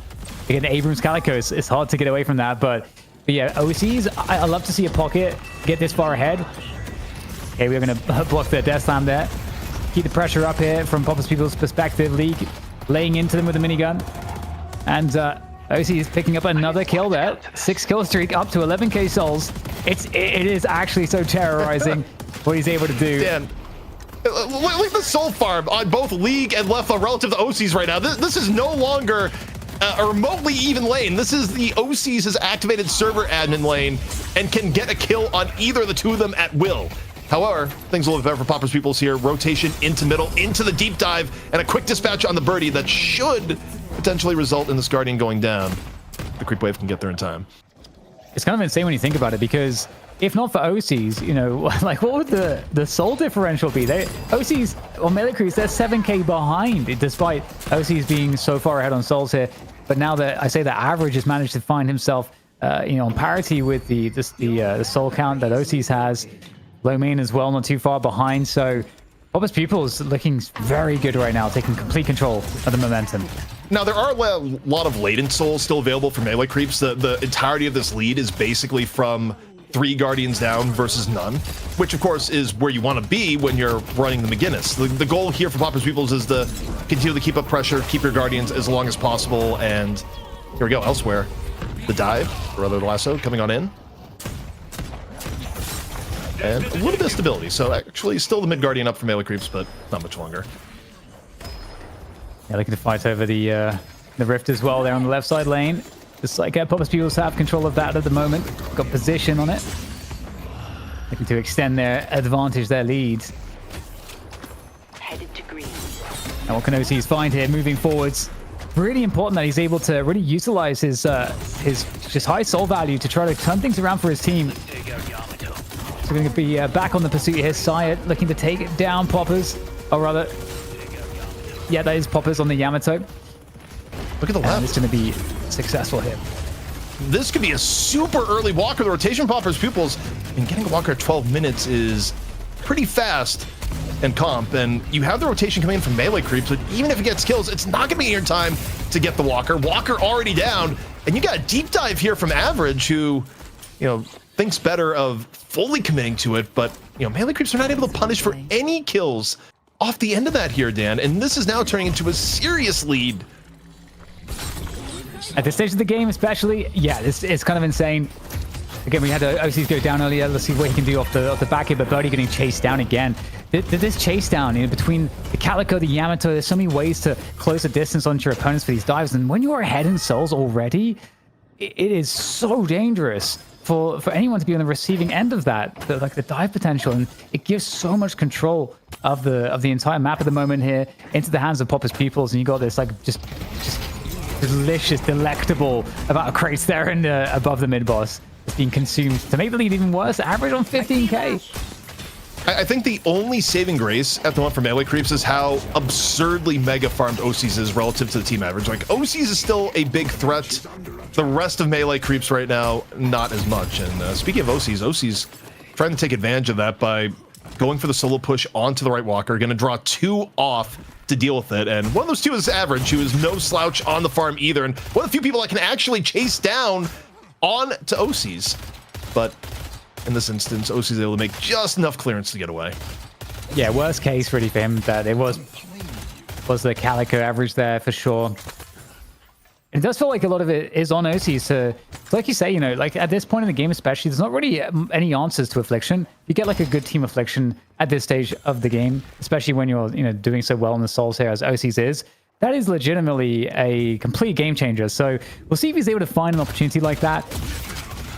Because right now, it does seem quite difficult to do so. Pupils are generally quite spread out. Not a lot of reasons to full team fight at the moment. Melee creeps in a very precarious position to find yourself in this early into the game. I think you start looking, okay, what's a win condition to potentially bring this back. And I think part of it has to start with Goober, where, there's a reasonable, the very beginning of mid lane wasn't bad for the Mirage Holiday lane, but otherwise, Dan, you think about things we've called over this game so far, we haven't really talked about Holiday too much. It has been a slower game for Goober, which is a little bit atypical from what we've seen from melee creeps in recent times. Yeah, I think that mid lane was very hard for Goober. It was generally a losing mid lane for them, and so that doesn't surprise me too much to see. That pretty much just saved OC's life, by the way. You take a look at the health differential. Yeah, 100%. Oh, it did it! The Lefa! Sniped. The Iradomini was there. Lefa just sat there with the shot. We got to get a replay on that. That is prediction and a half. Is like, don't worry, Average. I got him. Yeah, that's a nice kill to get as well. Putting OCs on the deck for a while. The Young gets collected by melee creeps, actually, so they're going to attempt to run it, but it does feel like, Pupils going to have full control of the left side on the drop-off point, and they're looking to contest this. They're potentially going to steal, although it's still in the hands here of melee creeps. It's in John's hands, see if he can deposit that one. And OC's found 2 players in middle at the moment. And this is an interesting fight. Good burst damage coming in on top of Yamato. OC is still fighting for his life here, trying to see what he can get done here, but surely it's going to be some assistance. And yeah, he's going to have to get out that one, OCs, and unable to find, I think, what he's looking for in a lot of these fights as EP. Yeah, and the overall economy situation is tough, and the macro situation is about to get even worse. The coordinated push from Pupils Pupils utilizing the McGinnis to get down the right walker, and also the doorman to avoid the punish. Xeno's like, all right, take the door, everyone's out. You see Pupils Pupils, Dan, getting these objectives without even trading kills for them, which is why the soul differential is just starting to balloon out of control. And it's a really nice way to deal with the fact that McGinnis is one weakness, or one of the biggest weaknesses is mobility. On these deeper pushes, to just have the door. And is this the Iradomini? Yeah. Yeah. Wait, this is from long range. Let's take out Look. pocket. Wait. Okay, we're a little bit earlier in the play than I thought. Wait. Okay, not that long, actually. Oh, this is brutal. Beautiful. We like to see snipes. People getting sniped. We like to see it. Thank you, production. Production always on the ball for replays when it matters most. But yeah, I mean, when Aiden's not around on Vindicta, that's like the closest thing we'll get. Yeah, pretty much. Also, once more poppers on full I hate OC's duty. and the burst damage is pretty unreal. Like, even OC's gets away. The fact that you could kind of expect Average to... I said poppers for them. I'm too used to poppers being on there. But yeah, Average for the rest of the game here, Dan, is going to be, what's your duty? I jump on OCs. That's it. Yeah. And that burst damage was truly insane. Obviously, the casting buff is something that Average has at the moment to kind of increase some of that, but it almost just insta-gibbed OCs. So there's a huge problem because, again, as we said, OCs is kind of like the condition to get the team back into the game. And OCs has not been able to find burst damage on multiple players, afflictions on multiple players. There's just been no conditions, I think, for him to use that pocket to full effect. Also, in fairness to OCs, it's that normally the rest of the team would be farmed around him. It's just every other lane went miserably after the early game, and it kind of worked out as like, well, okay, I guess OC's is server admin in his lane, but because of the rest of the state of the game, there's just not a lot of backup. And I mean, normally you wouldn't necessarily have a Calico go 100% all priority on the pocket no matter what. You'd be looking for other targets, but Popper's Pupils, they could look at the top bar as much as we can and be like, oh, the only person that can make us lose fights right now is OC, so they're going to disproportionately commit to give OCs a lot less room to work with than he'd have if, the rest of melee creeps was at better levels of farm. It's kind of crazy to have like an average advantage of 5k per player, which is that's where Pupils Pupils are right now. As the engagement comes in on top of Goober, not really exactly what I think he wanted. We're trying to get out of this one, but it's going to be the mid boss that's getting challenged here. And I mean, you're going to be going into a nice affliction. 3 players it finds there, the biggest affliction we've seen from OC so far. Might be winnable. Rejuve is coming on down. A lot of turrets got set up in pre-prep. Wall dropping down to make things even more secure. Backed up by the doorman, and people are just not able to get into position. All Rejuves go the way of Popper's Pupils off the setup. Melee creeps lose 3 players, and Dan, we might be heading to a map 2 sooner than we think, because that was about as decisive as it gets for a mid-boss fight. Yeah, I mean, it's so rough when, especially McGinnis is set up like that as well. No way back into that one, and everyone from Melee Creeps is pretty much dead or defunct at this point. Rift is up, no contest for this one. And the entire map's going to get pushed. Dan, honestly, OCs right now is channeling the spirit of playing a ranked game and just going, you know, the messed up thing about all this is that when we lose the game, I'm going to lose MMR. Like, how can your system look at my performance and say lose MMR? Because think about it from OC's perspective this game. OC's massive lane performance got massively ahead of his team overall, and also just got 3-man affliction in mid, and none of it matters. Yeah, it doesn't matter. Oh, okay. Well, there's somewhat of a punish there onto Xeno trying to get out of there on the doorman, but still a 33k advantage at the moment for Pupils Pupils. Still a lot of map control. Looking to find this fight in mill. They got to be careful though, because the team is not together at the moment. Opportunity here for Melee Creeps to maybe get rid of another Rejuve Crystal. They made a little bit of trouble. It's going to be able to disengage from mid. But Melee Creeps, they're really serious about this. They're collapsing in on top of the mid position. They are looking for those kills, those pickoffs. I'm just going to note, going back to the beginning of the game, I get that they picked the Dynamo specifically to go with the Victor, and there was lane synergy that be had there, but, you know, slightly different. You did have the option to have the Venator for Melee Creeps. Like, you could have gone John, Ven, and OC's Mirage. Like, that was on the table here. Late Singularity going to come on out, and, I mean, here's the problem. Even you land a multi-man Singularity, when you're this far behind, is there follow-through? And the answer, generally, is no.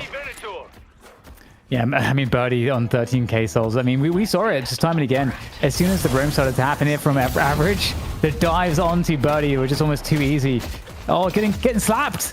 OC's getting slapped. How can she slap?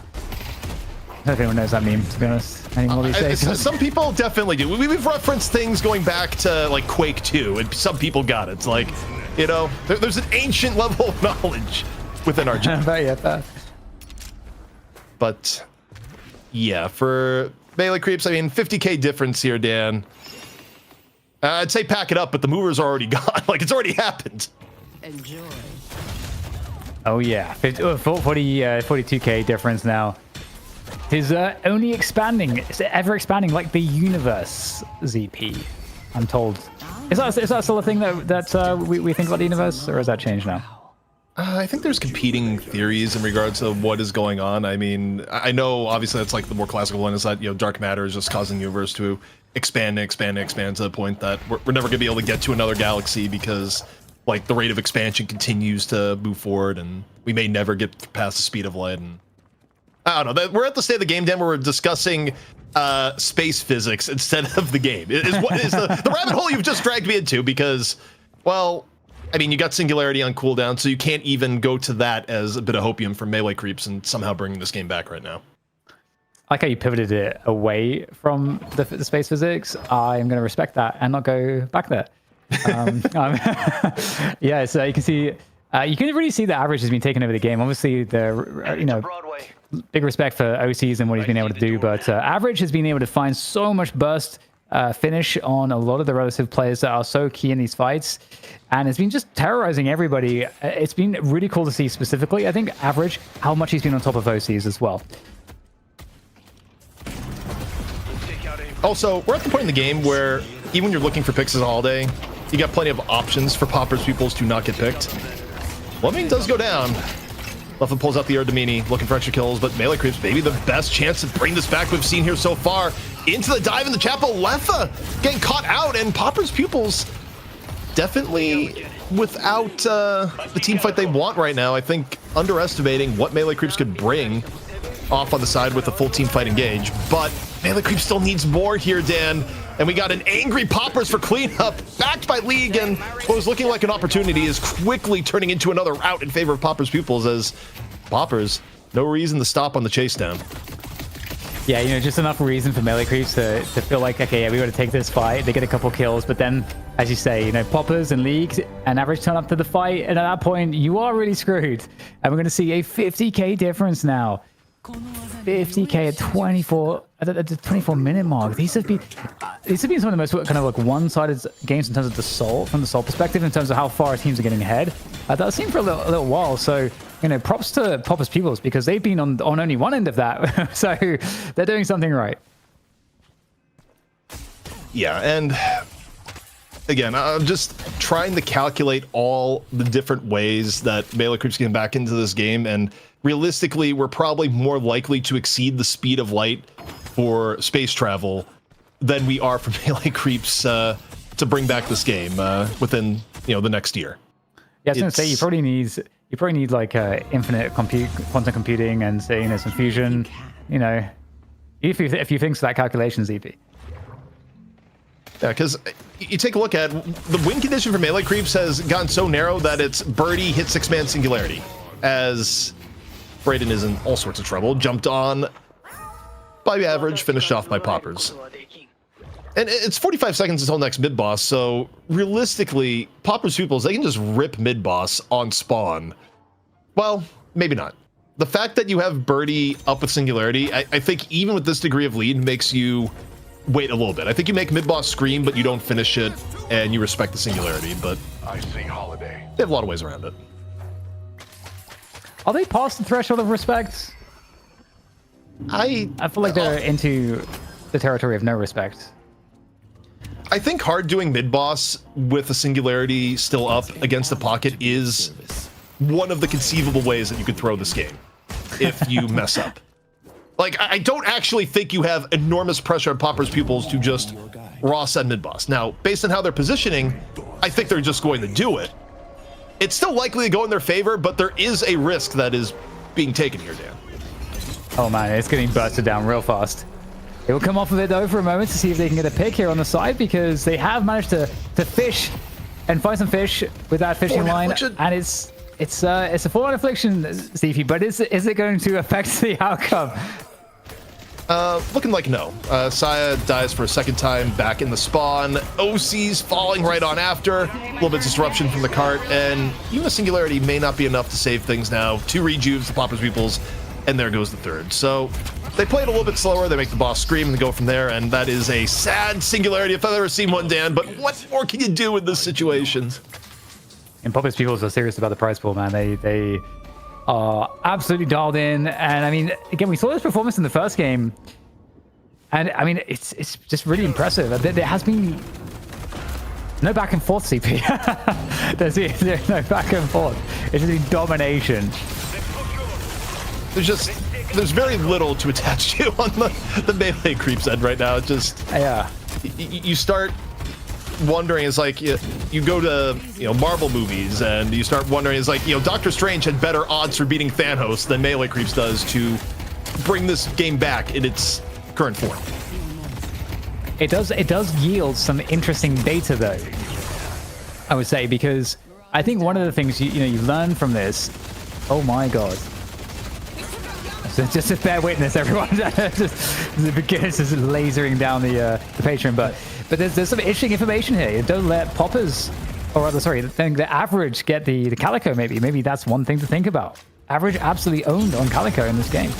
I mean, I just think melee creeps may have gone away from what generally works. I get it. Okay, you got John the Mirage, but maybe just put John the Venator as your baseline to start things off here. I mean, again, they've made the Victor work recently, made the Dynamo work recently. It's not like it's entirely without precedent, but it may be overthinking what they would otherwise need draft-wise to make this happen. But at this point, nothing can stop Poppers Pupils.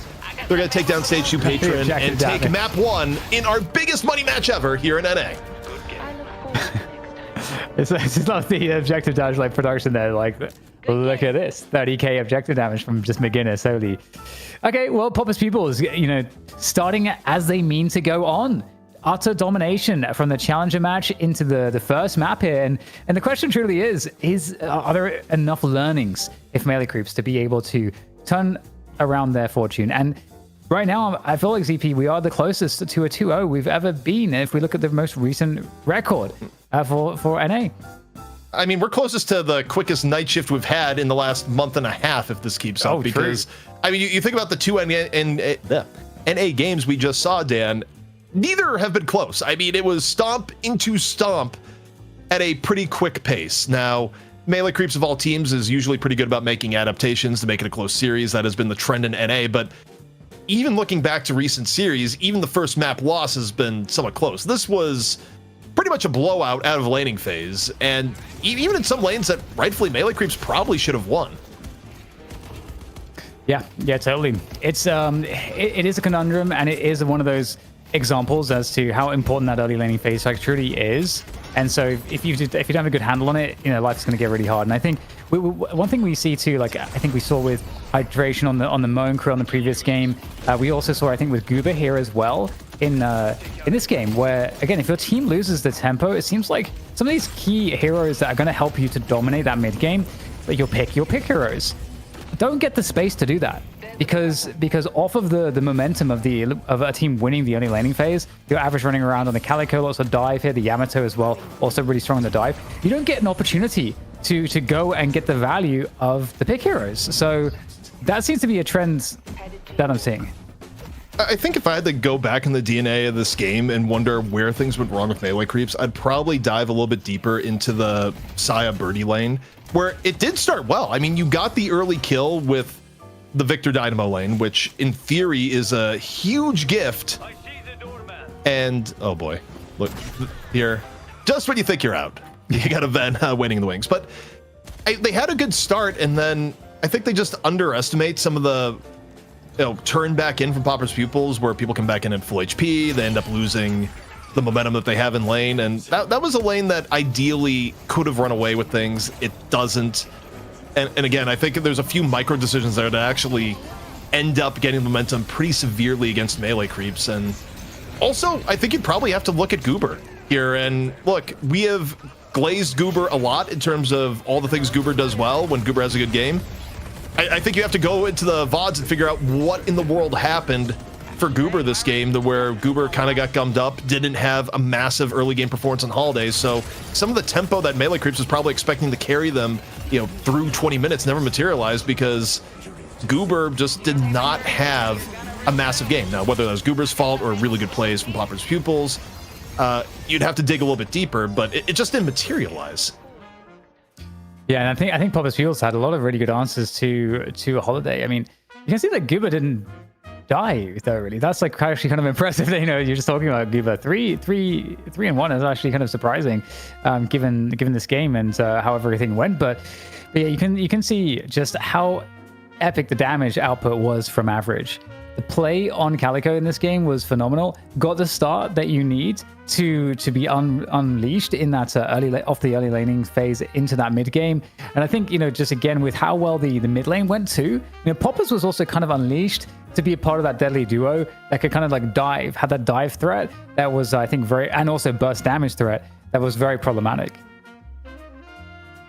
Yeah, I'm thinking more and more on the draft, and honestly, where things may have went awry is, I think the baseline game plan of starting out with John Mirage. Obviously, as we saw the full draft take place, it made sense that they, put the players on the heroes that they were on. But also, you look at what Melee Creeps has done well with historically. I think they could have angled easily for a draft where it was John on the Ven and OCs on the Mirage, and I think things probably would have went a little bit better. They wanted to run around with the Victor Dynamo comp, and hey, I mean, look, they made a Dynamo comp work last week, but in this instance here, they may have given up too much, because it wasn't just the fact that you didn't have John playing the Ven, but Leffa looked incredibly comfortable on the Ven. And, not that Leffa plays a bad pocket when he's been playing it a lot recently, but I think overall, Popper's Pupils may look at this and be like, oh, hey, this actually worked out pretty well. Yeah, I totally agree with that. Very, very interesting game. I think one of the most curious things to me, ZP, here is how we predict what Melee Creeps' response to this will be. Because I think, I went with a certain track of thought, you went with a certain track of thought. It's going to be very interesting to see if they follow either of those, because they very well might not. They might feel like they just misplayed it and might want to run back some of the stuff that they had in this game. Yeah, my final thoughts before we go on the break too is I think they have to consider, is it worth letting through the Billy and letting Lomain play it? Was it actually Xeno being that ridiculous on Doorman, or was it the back end of the draft? And that's probably the discussion Melee Creeps is having right now. But where we leave off here, Dan. Pauper's Pupils up 1-0 over Melee Creeps. Can Melee Creeps bring it back, force a map 3 in our biggest prize pool ever, or will Pauper's Pupils have a statement at 2-0? Stay tuned. We'll find out after this.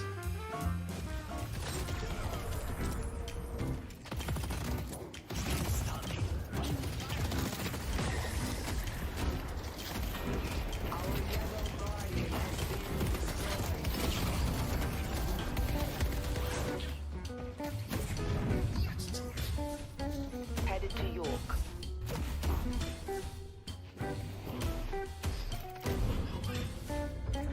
Meeting you.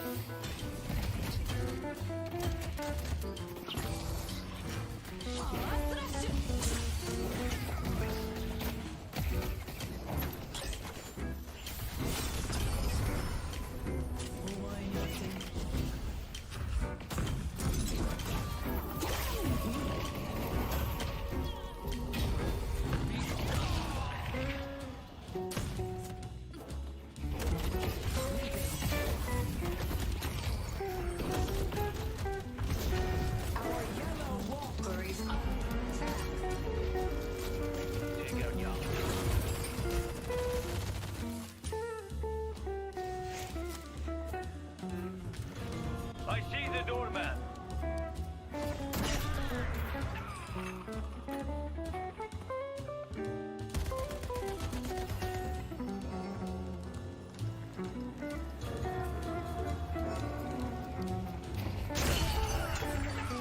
God forgives.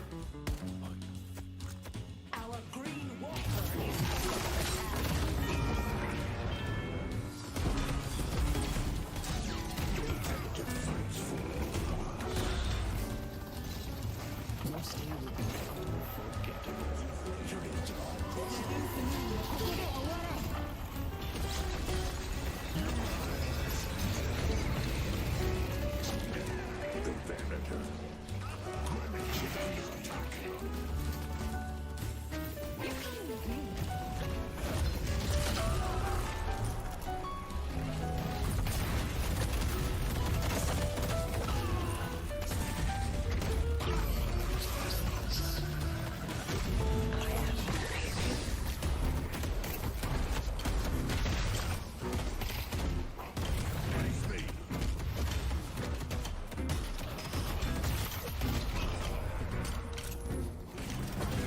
Take out Avery.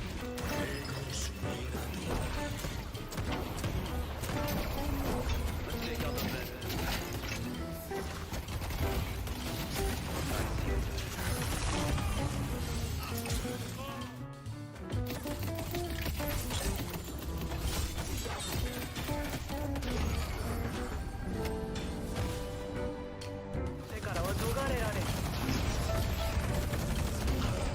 The king expected nothing less. Today, my rates are definitely going up.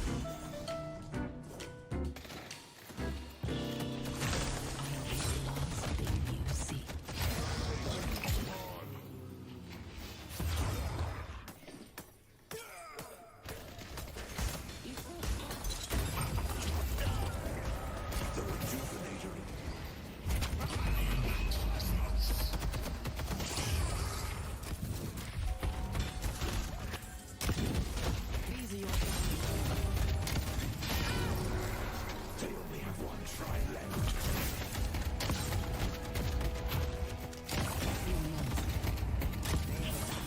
The ritual continues.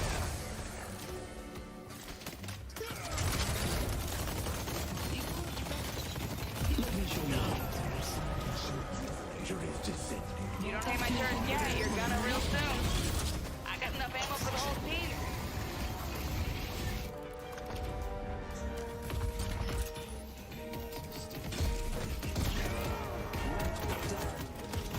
Alright, buddy, give me help.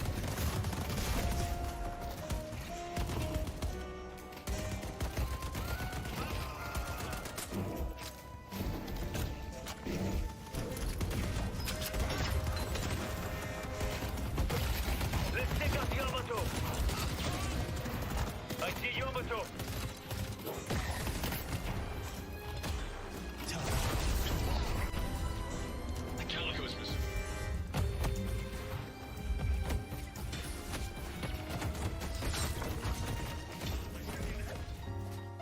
Welcome back, everyone, to the Night Shift, where once again, this is Night Shift number 50, our biggest prize pool ever. ZP here with DDK and Dan. We're talking about how one-sided these matches have been, but there's one common denominator here, and that has been Popper's Pupils. They have come to play here today, and pretty ruthless against both Pulsar in the Challenger match and Melee Creeps just now in the first map of our Money match. Yeah, and it has been interesting because there has been some consistent factors in the formula that they've been using to have this domination. I think, of course, they've been making sure that through the draft, they are getting a really strong early laning phase with the draft. And also, they are making sure that they can capitalize from the early laning phase with having like a mega tempo. And I think that my theory has been the Calico is like a big part of that. It's like the linchpin of that. And we've seen some really good performances there. I will see what happens with respect to that. I know you have some other focuses that you want to see. You want to see changes, if I'm not mistaken, from Melee Creeps, more of an adjustment as to maybe who they're putting where. Also for Melee Creeps, I gotta say I love how you should be in the middle of team strategy, and don't get me wrong, they probably are at the same time, but the Goober multitask goes wild as Goober is just in our chat in furious discussion. As people say, you may want to be careful when talking about the GOAT and OCs for reasons we're not going to get onto on stream. But Dan, looking forward, I think for Melee Creeps, you are going to get a very, very different draft coming up here. And I think one that's probably going to be a little bit safer, less experimental. I would say I'd be shocked if we went back to the Victor or the Dynamo. And I think when you're facing elimination, you kind of go a little bit more back to stuff that's stable, where you realize, okay, we're going to look for something that, we can play a normal game and actually have things, turn out well. Yeah, I think that's fair. You definitely need that. You need a way to come back into this one. So one would hope that there would be a return to some of the comfort. And it feels like there's no reason why that shouldn't be the case. I do agree with your point with respect to where John is in this particular draft. And we'll see if Popper's Pupils also open up with the Bebop ban as well. I mean, it kind of worked out really well for them, so would imagine that they would probably do it again.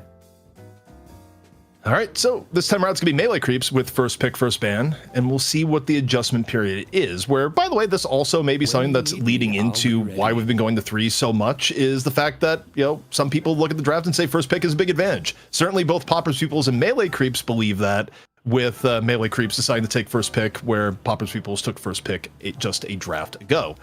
Doorman ban is going to be coming out, though, first, because Melee Creeps want no more of that, and Popper's Pupils also say, you're probably going to pick Billy, so we're going to ban it, even though we'd love to play it ourselves. I think that's interesting. Already a pretty big change out of the first stage bans. Melee Creeps, though, what are they going to decide to do here? Obviously, this is where they can turn things in their favor, and there you go. There's the Bebop pick. It's going to be left open, and this is a great CP. This is, I think I was saying this at the start of the previous match. I wonder if Bebop is going to be opened up in the ban, so we get to see it. And so I'm so happy that Melee Creeps can play it. Now, for Popper's Pupils, do you come in and go with Barrage Pocket? Obviously, we just saw Barrage Pocket coming from Melee Creeps, and it is not necessarily a guaranteed win, but also that was in a game where the price for Mirage Pocket was that you got Billy. In this case, it's that you got Bebop, and maybe Bebop is that good. Bebop stocks have been rising in both EU, but especially NA when it's on Goober's Hero Pool, but instead, Popper's Pupils says, nah, it's not about the Pocket, it's about the McGinnis, who continues to go up in priority now, Dan.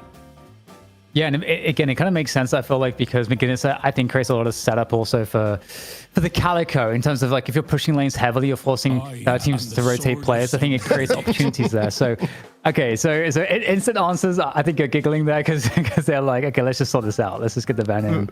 I just like the difference from map to map is absurd. You went from... You could have picked Venator last game for Melee Creeps into, oh my god, we need Venator so bad, we are going to second pick this hero. That is a very, very big difference in approach here, Dan. And they're going to grab the Calico because they did not enjoy some of the pressure we saw Average putting down. And once more, Pocket is either going to get picked up at the end of the first stage of picks or is going to be in the mid stage. And with Holiday going to Xeno, Pocket may not even be here, Dan. Could just get banned out now. Yeah, it can be very interesting to see where these bans fall. It's gonna be hard for me to actually predict it. I would expect, though, that Pocket is not going to make it through. Let's see what Popper's do here. So Viscous, I guess, removed again. So they really don't want to play against Viscous. Popper's Pupils. I'm kind of curious how they're going to replace the Calico, because you know, like no one like Calico is kind of best in class in terms of the roam and the speed at which you can kind of find the ganks. I mean, given that it's an averages hero pool, we've seen average either go to the Ivy, and we've also seen average go to the Apollo. And if you look at what average has been playing recently, it's actually a pretty fair guess that would be on one of those two heroes, which of course is a different sort of contribution to the game than what you're getting from Calico, which is a little bit more raw, like into early roams. Apollo, of course, you're getting a little bit less in the roaming, more in the actual lane pressure. But I would be looking more towards that. Also, as far as like who low main is likely to play with the Yamato banned out and Abrams picked, probably gonna be low main on the Abrams again. Yeah, and I like that they're securing the Abrams there as well. I'm curious, you know, where melee creeps will fall on that. It's been interesting to see that, you know, Shiv has completely disappeared. You know, a lot of these frontliners that were a bit more common have kind of just disappeared, like Silver as well. I think another one that's I don't know if there's like an overreaction on Silver or not. I haven't decided personally how I feel about it. But finally, we get to see Infernus come in. Ivy got banned last game as well, so we're getting to see both Infernus and Ivy there for melee creeps. I love what they have. Like the melee creeps lineup looks very, very good right now, I feel like.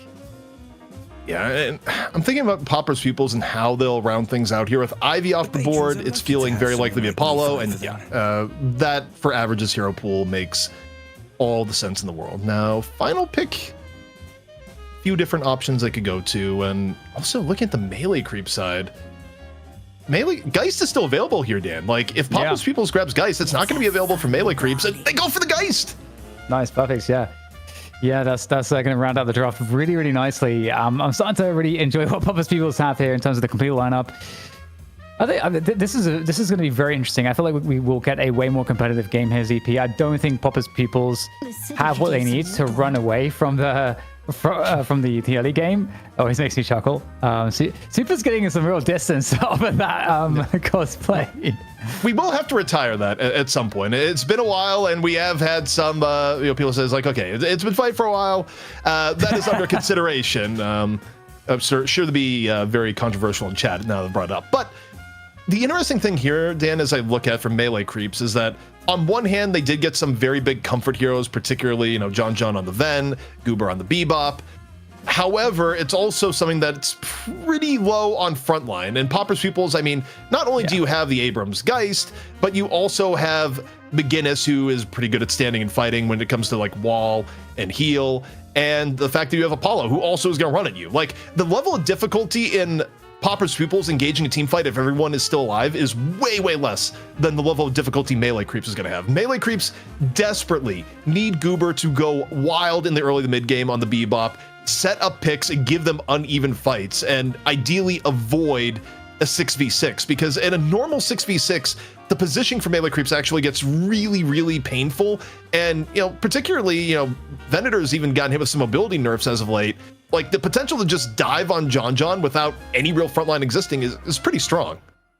Yeah, I totally agree with your take there. And it was one thing I was curious. That's why I was mentioning, we don't see Shiv or Silver, because I feel like, as you say, melee creeps not really having any classic frontliners, in their roster. So it's going to be interesting how they actually manage to handle that. I do like some of the answers that Bebop has. Apollo can be particularly annoying. I think Hook does solve some problems also with McGinnis. If you can get a hook onto McGinnis, pretty hard for McGinnis to kind of get out a lot of the time. So that's obviously nice, but I think I agree with you, especially like with what Poppers have with respect to the Holiday. I think Holiday is going to get way more play in the mid game and will be way more successful than we saw Goober's version in the previous map. So I just like the all-roundedness of Poppers Pupils way more than melee creeps this time around. Also, something of note here, Dan, that we didn't get into because we're talking about other aspects of the draft. Where's Pocket? They don't exist. Yeah, right. This is the first time in a very long time that Pocket has not been either picked or banned in a draft. And you might be wondering, okay, why? Well, it comes to OCs. Mina is a forever, Pocket pick. No pun intended for OCs. Over Pocket themselves. So I look at this and yeah, it doesn't really surprise me. And a lot of comfort heroes from melee creeps, suspiciously without a front line. But Dan, we'll see if they're able to make it work. And if they don't, we get our first 2-0 in North America in a very long time. Yeah, I think it's going to be very interesting. I feel like I do give the edge to Pupils Pupils, but I could absolutely see melee creeps like popping off with some of the heroes that they have. I think the Mina for me is gonna be something that's gonna be very interesting to see how that performs. OC's on the Mina. OC's had. I think there's like there's definitely a time where I felt like OC's was definitely the best Mina in the world.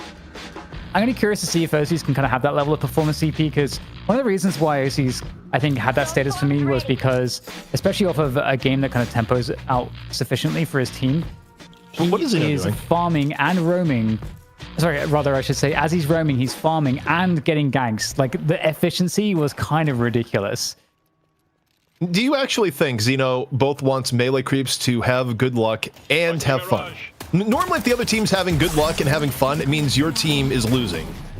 And this time around, it's with a lot of money on the line. I'm just saying, I don't necessarily believe the 20 GL HFs that Xeno just dropped in chat. Yeah, I don't know, man. I couldn't say. Theory of mind and all that. Couldn't say CP. But yeah, okay, we got an early lane swap here. Potential. Wait. Nope, the call was made. No lane swap. We're still good.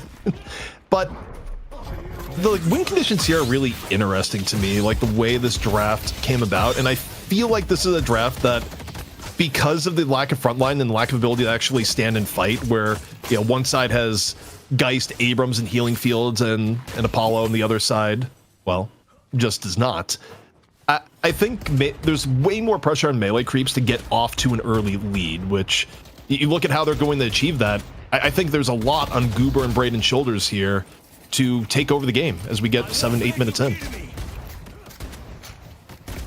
Yeah, I'm excited to see how it's gonna work out for sure. This mid lane, I think, has some pretty nasty poke in Mirage. Apollo, definitely not fun to be up against here. Again, I think the hook is such a good tool to potentially deal with stuff like that. So we'll see. I think, like you said, I think Goober is really truly a huge focus. Are there any other players you think, especially in the first 15 minutes, ZP, that are going to be extremely important in terms of their performance? I mean, obviously, I think this all kind of synergizes together, right? But not only are you hoping that Goober and Braden are able to make movement on the map and create opportunities, and what a pin! OC's just snatched out of the sky from low main. A quick abduction puts the left lane in a great spot for Pupils Pupils. But yeah, I mean, the things that melee creeps want, I mean, ideally, you get a good enough early mid game that John gets big. Like, you definitely not only want a lead, but a lead to where John pulls out Irodomini and actually can finish a kill before the fight even really begins. Also, OC's just pissed. OC just off the zip line, just immediately comes in and rips a guy's face right off, takes a pin for the trouble, but should be able to get out safe. That's how you gotta do it. You have to tell them, TP. You gotta bully them back. OC's will do that. Quick escape there from Sire with the flame dash, able to get out of trouble for the moment. But very, very low on HP there. It's very annoying. It's gonna be hard to have as much presence on the lane when that's the case. Definitely reset territory. But got some boxes up here to be collected. Might be a potential kill. I think the side is kind of low. Still Poppers on the Apollo on the box route. Well, it's kind of like close, but looks like they won't find each other after all. Oh. Damage output there is kind of nasty. It's actually getting pretty low. I mean, committing for the flame dash, but eating multiple barrels for the attempt. Goes for the parry under real assault and just barely, perhaps. Nope. One more shot. The barrel comes up just in time, and Saya blown the smithereens for the dive. Okay. Well, Xeno's having a pretty nice start then. A pretty nice start indeed. Again, we've got some good pressure on that mid lane. Again, the poke, I think, is pretty nasty from left from Poppers. I feel like, you're kind of waiting until your hook comes online a little bit with respect to when that mid lane is going to be unlocked there, I guess, for Goober. So it's probably just a case of just trying to try not to get bad trades on the health and just wait for your moment. That's often what laning's often about ZPs, just understanding when your moment is and knowing when to commit in that respect. Also, speaking of moments, I wonder if this is Side's either setting up for buff or a quick. Nah, he's just box running. Elsewhere, back to lane that's been full of action. OC's taking a look at low main.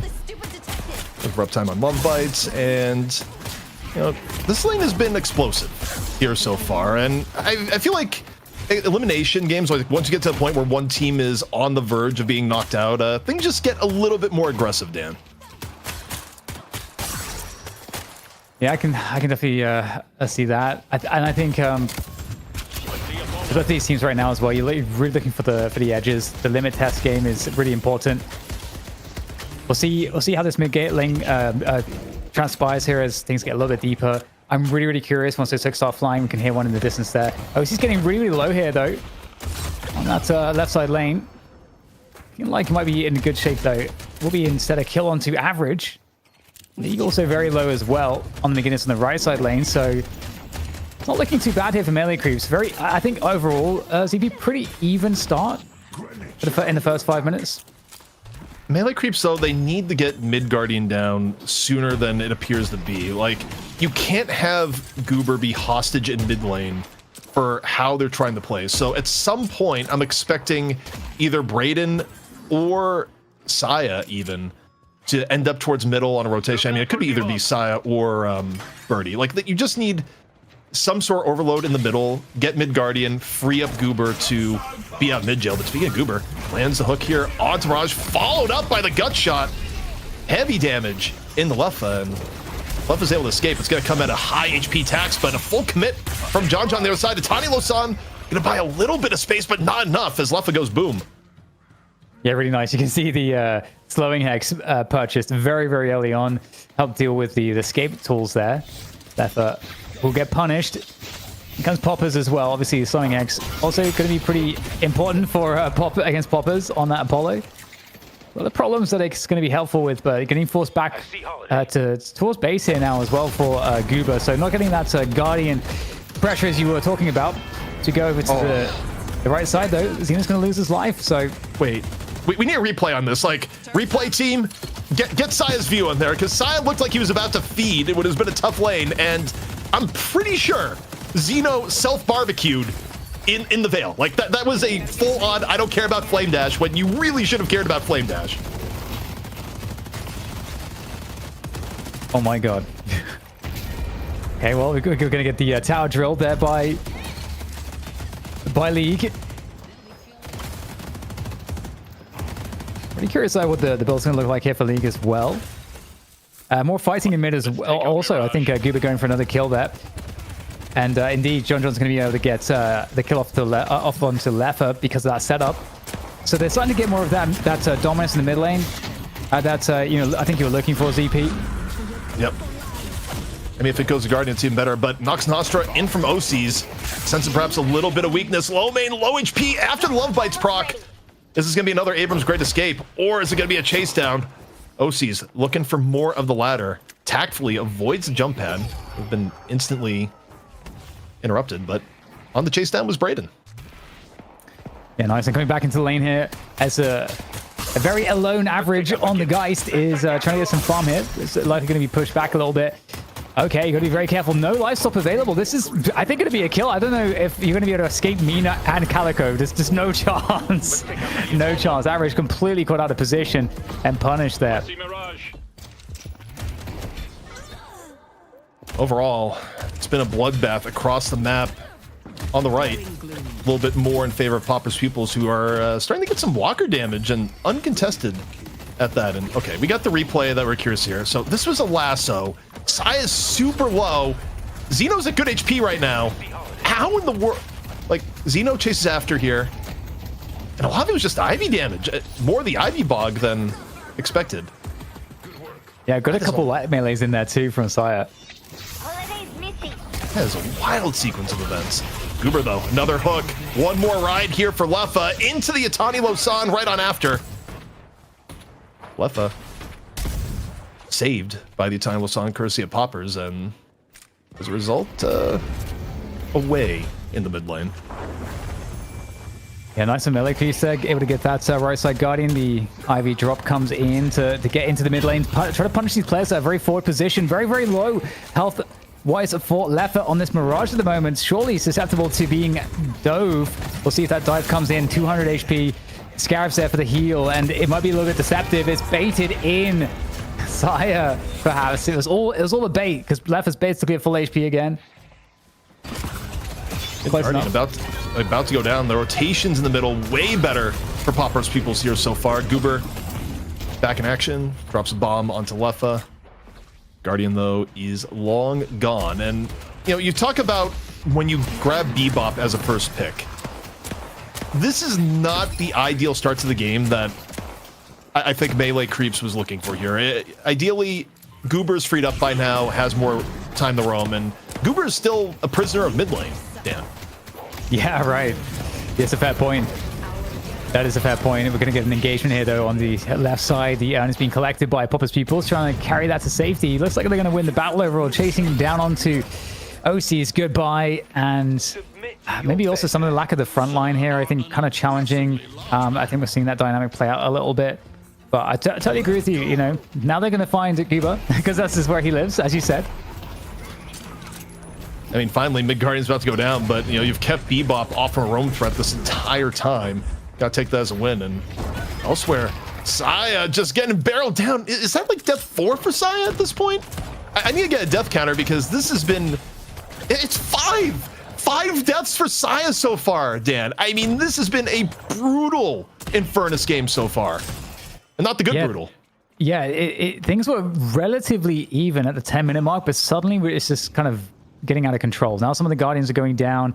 You're seeing some of the control across the map, and I think, again, that frontline factor, I think, is a real thing, and Popper's having a pretty good game here on the Apollo so far. But John Jono, top of the scoreboard on the Venator. He's going to really need to prove his worth on that Venator, as in comes Popper's there, and out just as quickly, trying to escape the Nox Nostra. Very good movement. Might be able to cut the range, or rather the line of sight here, just in time, using that sigil to get out. Well played by him. Lefa, though, dying in the aftermath. So upside there is you don't lose your 11k Apollo. Downside is people still get chased down. John's getting rich. I think the fact that you got John at 12k is the #1 most comforting thing for Melee Creeps right now, even as they're down in the aggregate, where Saya may be just support Infernus, the way this game is going. And support in that supporting the kills of Xeno right now. Another snatch. Barrel into another barrel, into chase down by Geist. Saya's about to die for the 6th time. Yeah, it's looking pretty grim here. The chase down is continuing. We'll have to see if he lives. Probably gets a flame dash back to escape that one. Xeno's still on it. Xeno is still in hot pursuit this entire time. One more barrel, and that's enough. The pressure on the Walker, though, this is really problematic. No one's going to be here to help. This might just be a Walker, actually, for Pupils Pupils, because on the right side of the map, the Battle of the Rift is going on. That's going to go to Melee Creeps, but they may lose that left side Walker because of it. 3 players for Pupils Pupils invested there. At the same time, this fight here on the right side of the map is continuing, and it's looking pretty good here. I think overall for Pupils Pupils, I think they'll be happy giving the Rift away for all this. Yeah, and especially when the other team has a bit of advantage on the Rift. I mean, getting a Walker is a very fair trade for it. That being said, Poppers brought down to ground courtesy of Goober. Would still be a really big hit if Poppers would die here, 12k. Getting a little bit back up here from the McGinnis. Is it going to be enough? A lot of cooldowns already blown here on Poppers. However, Goober and Birdie both pretty low themselves. Battle's starting to turn against them. Just need a few more shots as Lefa comes into the fray. Taking a look at McGinnis, turrets from the sky, enough to take down Birdie. And John in danger now, 14k Venator, running for his life. The chase down from McGinnis is real, and the Veil, wait, looking, gut shot, surely not. As Lee takes down John, and that sequence of events, terrible for Melee Creeps, but very good for Pupils Pupils, who have in mind now, Dan, they can see the light at the end of the tunnel for the championship. Oh yeah, and it's actually kind of funny because we're seeing League playing more of a gun carry build. I feel like on the McGinnis here, you know, none of those like support items or anything like that. Just going for the damage, and they can just really just vaporize these objectives. Nice hook. That is why B-Rock can be very nice to deal with some of these mobile heroes, but doesn't matter. Very bad positioning. Goober again, kind of playing from behind here in this game. If you're looking at the net worth at this point for the periods that Goober's up against, it's a pretty big differential. So it's having a difficult game.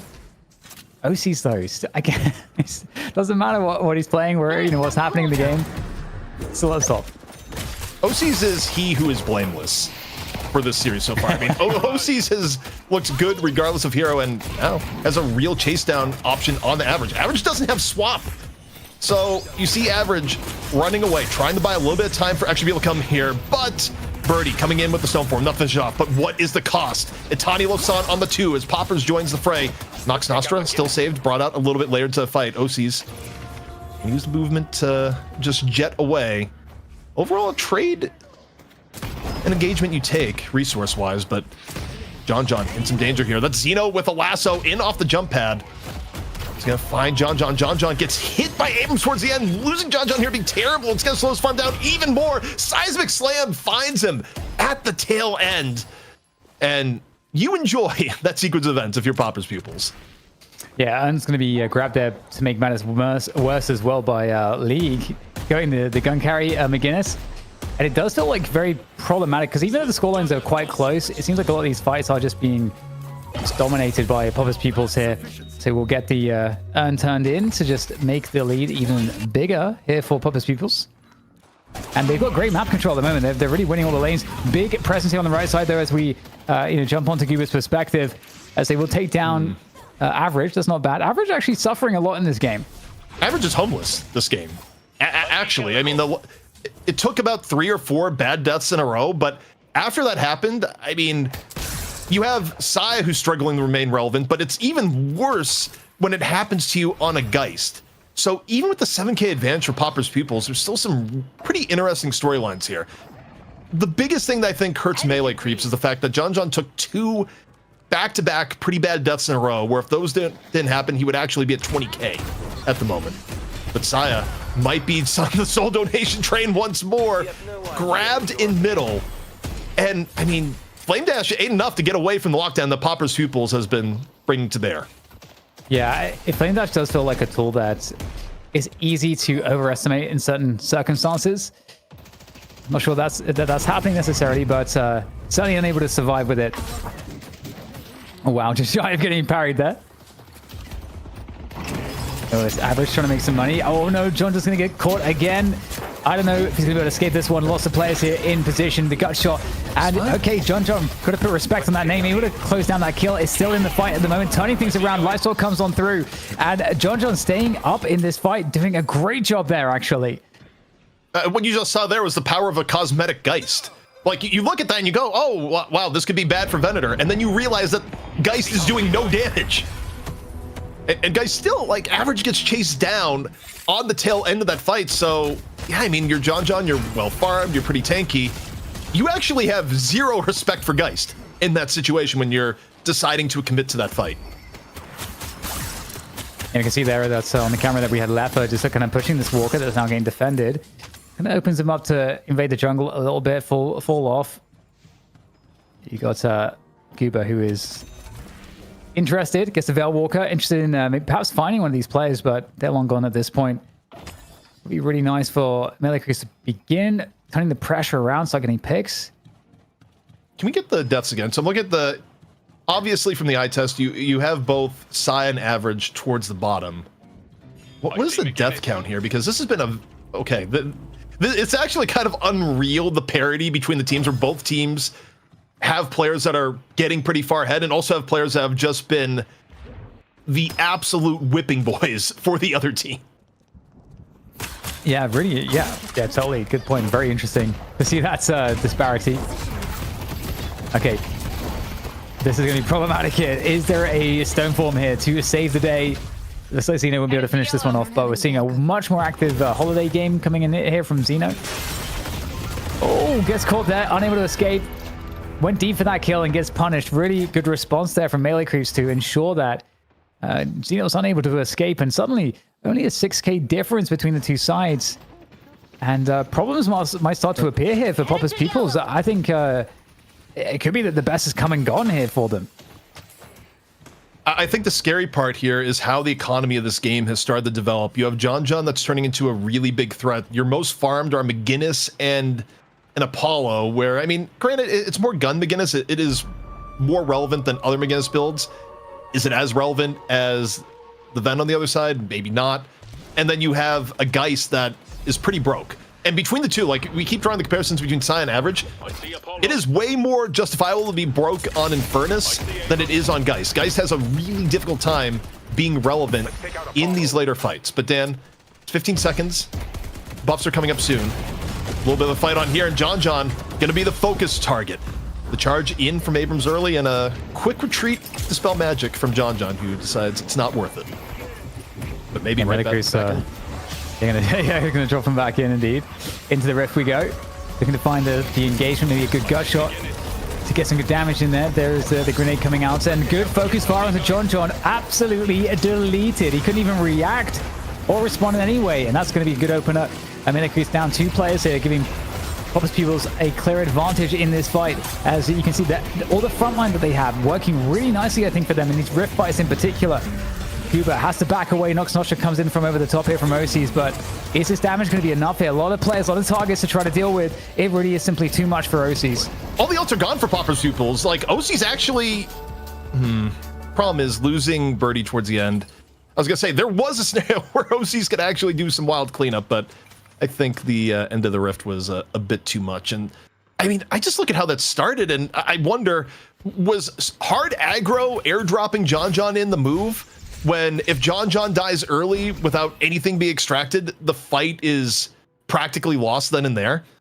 You know, for the state that Melee Creeps is in right now, you need John to live, period, especially at 22k. And that just, I don't know, the initiation, it went all wrong. It started with having the avoid damage off at the buff, into the airdrop, into, you know, very decisive focus fire, and, you know, left Melee Creeps hurting the entire fight. Yeah, totally. Definitely very tricky in some of these prolonged engagements when you just don't have some of these frontliners. You know, I would expect the average now having a good opportunity to catch up. The big swing in souls off the back of that rift fight is actually kind of insane, I think, CP, because it's like almost an 18k difference now, and I think it was like a 4 to 5k difference a couple minutes before that. So going into mid boss here, Melee Creeps, we'll see if they can pull a fast one, because Pupils Pupils are not in position. They've done this so often in recent times. The Saya special, the sneaky mid-boss call. Can they do it again? The wall from McGinnis buys a little bit of room, but it's not enough. One more time, Melee Creeps, the great subterfuge, comes in on the sneaky mid-boss to save a game that is starting to go against them. Yeah, unreal stuff there. Oh my god, it hit 4 players. Unable to hold on to a single crystal here, ZP, and it might all actually end up being something that backfires, because now they're all in a big team fight against Pupils Pupils, who are crushing it at the moment. They will take down Xeno. However, this has definitely worked out in favor of Pupils Pupils somehow, although fight still continuing here. You can see the sustain from Goober, the uppercut really doing some serious work, keeping him in the fight here, but eventually it's too much to handle. That is unreal. On one hand, you have a shot call that gives you 3 rejuves for free. On the other hand, is it really free when Popper's able to land the 4-mana Tani Lo-san on the back end? And now you get the cleanup down below. Birdie ends up falling, and Melee Creeps don't gain anything from this mid-boss aside from the satisfaction that Popper's Pupils won't be able to mid-boss for a while.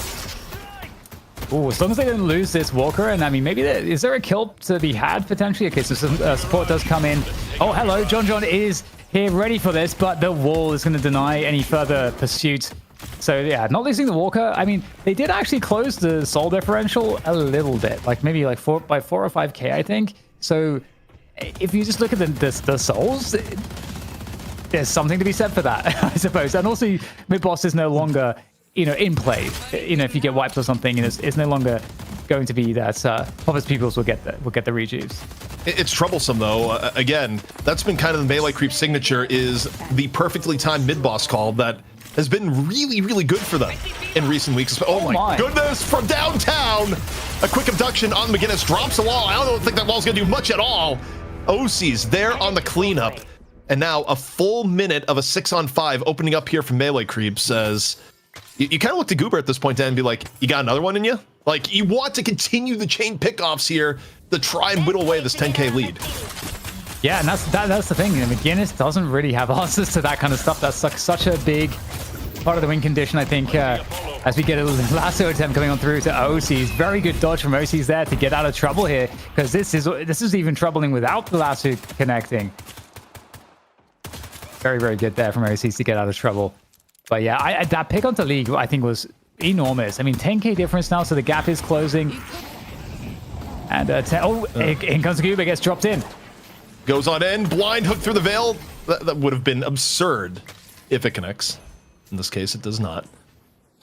And the power play about to end. League back up in 5 seconds. I mean, Melee Creep's post-pick, they've been doing what you kind of want to do here, is that you get aggressive, you look for extra picks, and they still got one more attempt in them. This time, low main on the menu. Hook being reserved. Just a moment. Patience. Waits. Hook. Wait a little bit too long, and now, from the flank, comes Poppers on the Apollo. Over and in. Riposte on to Birdie.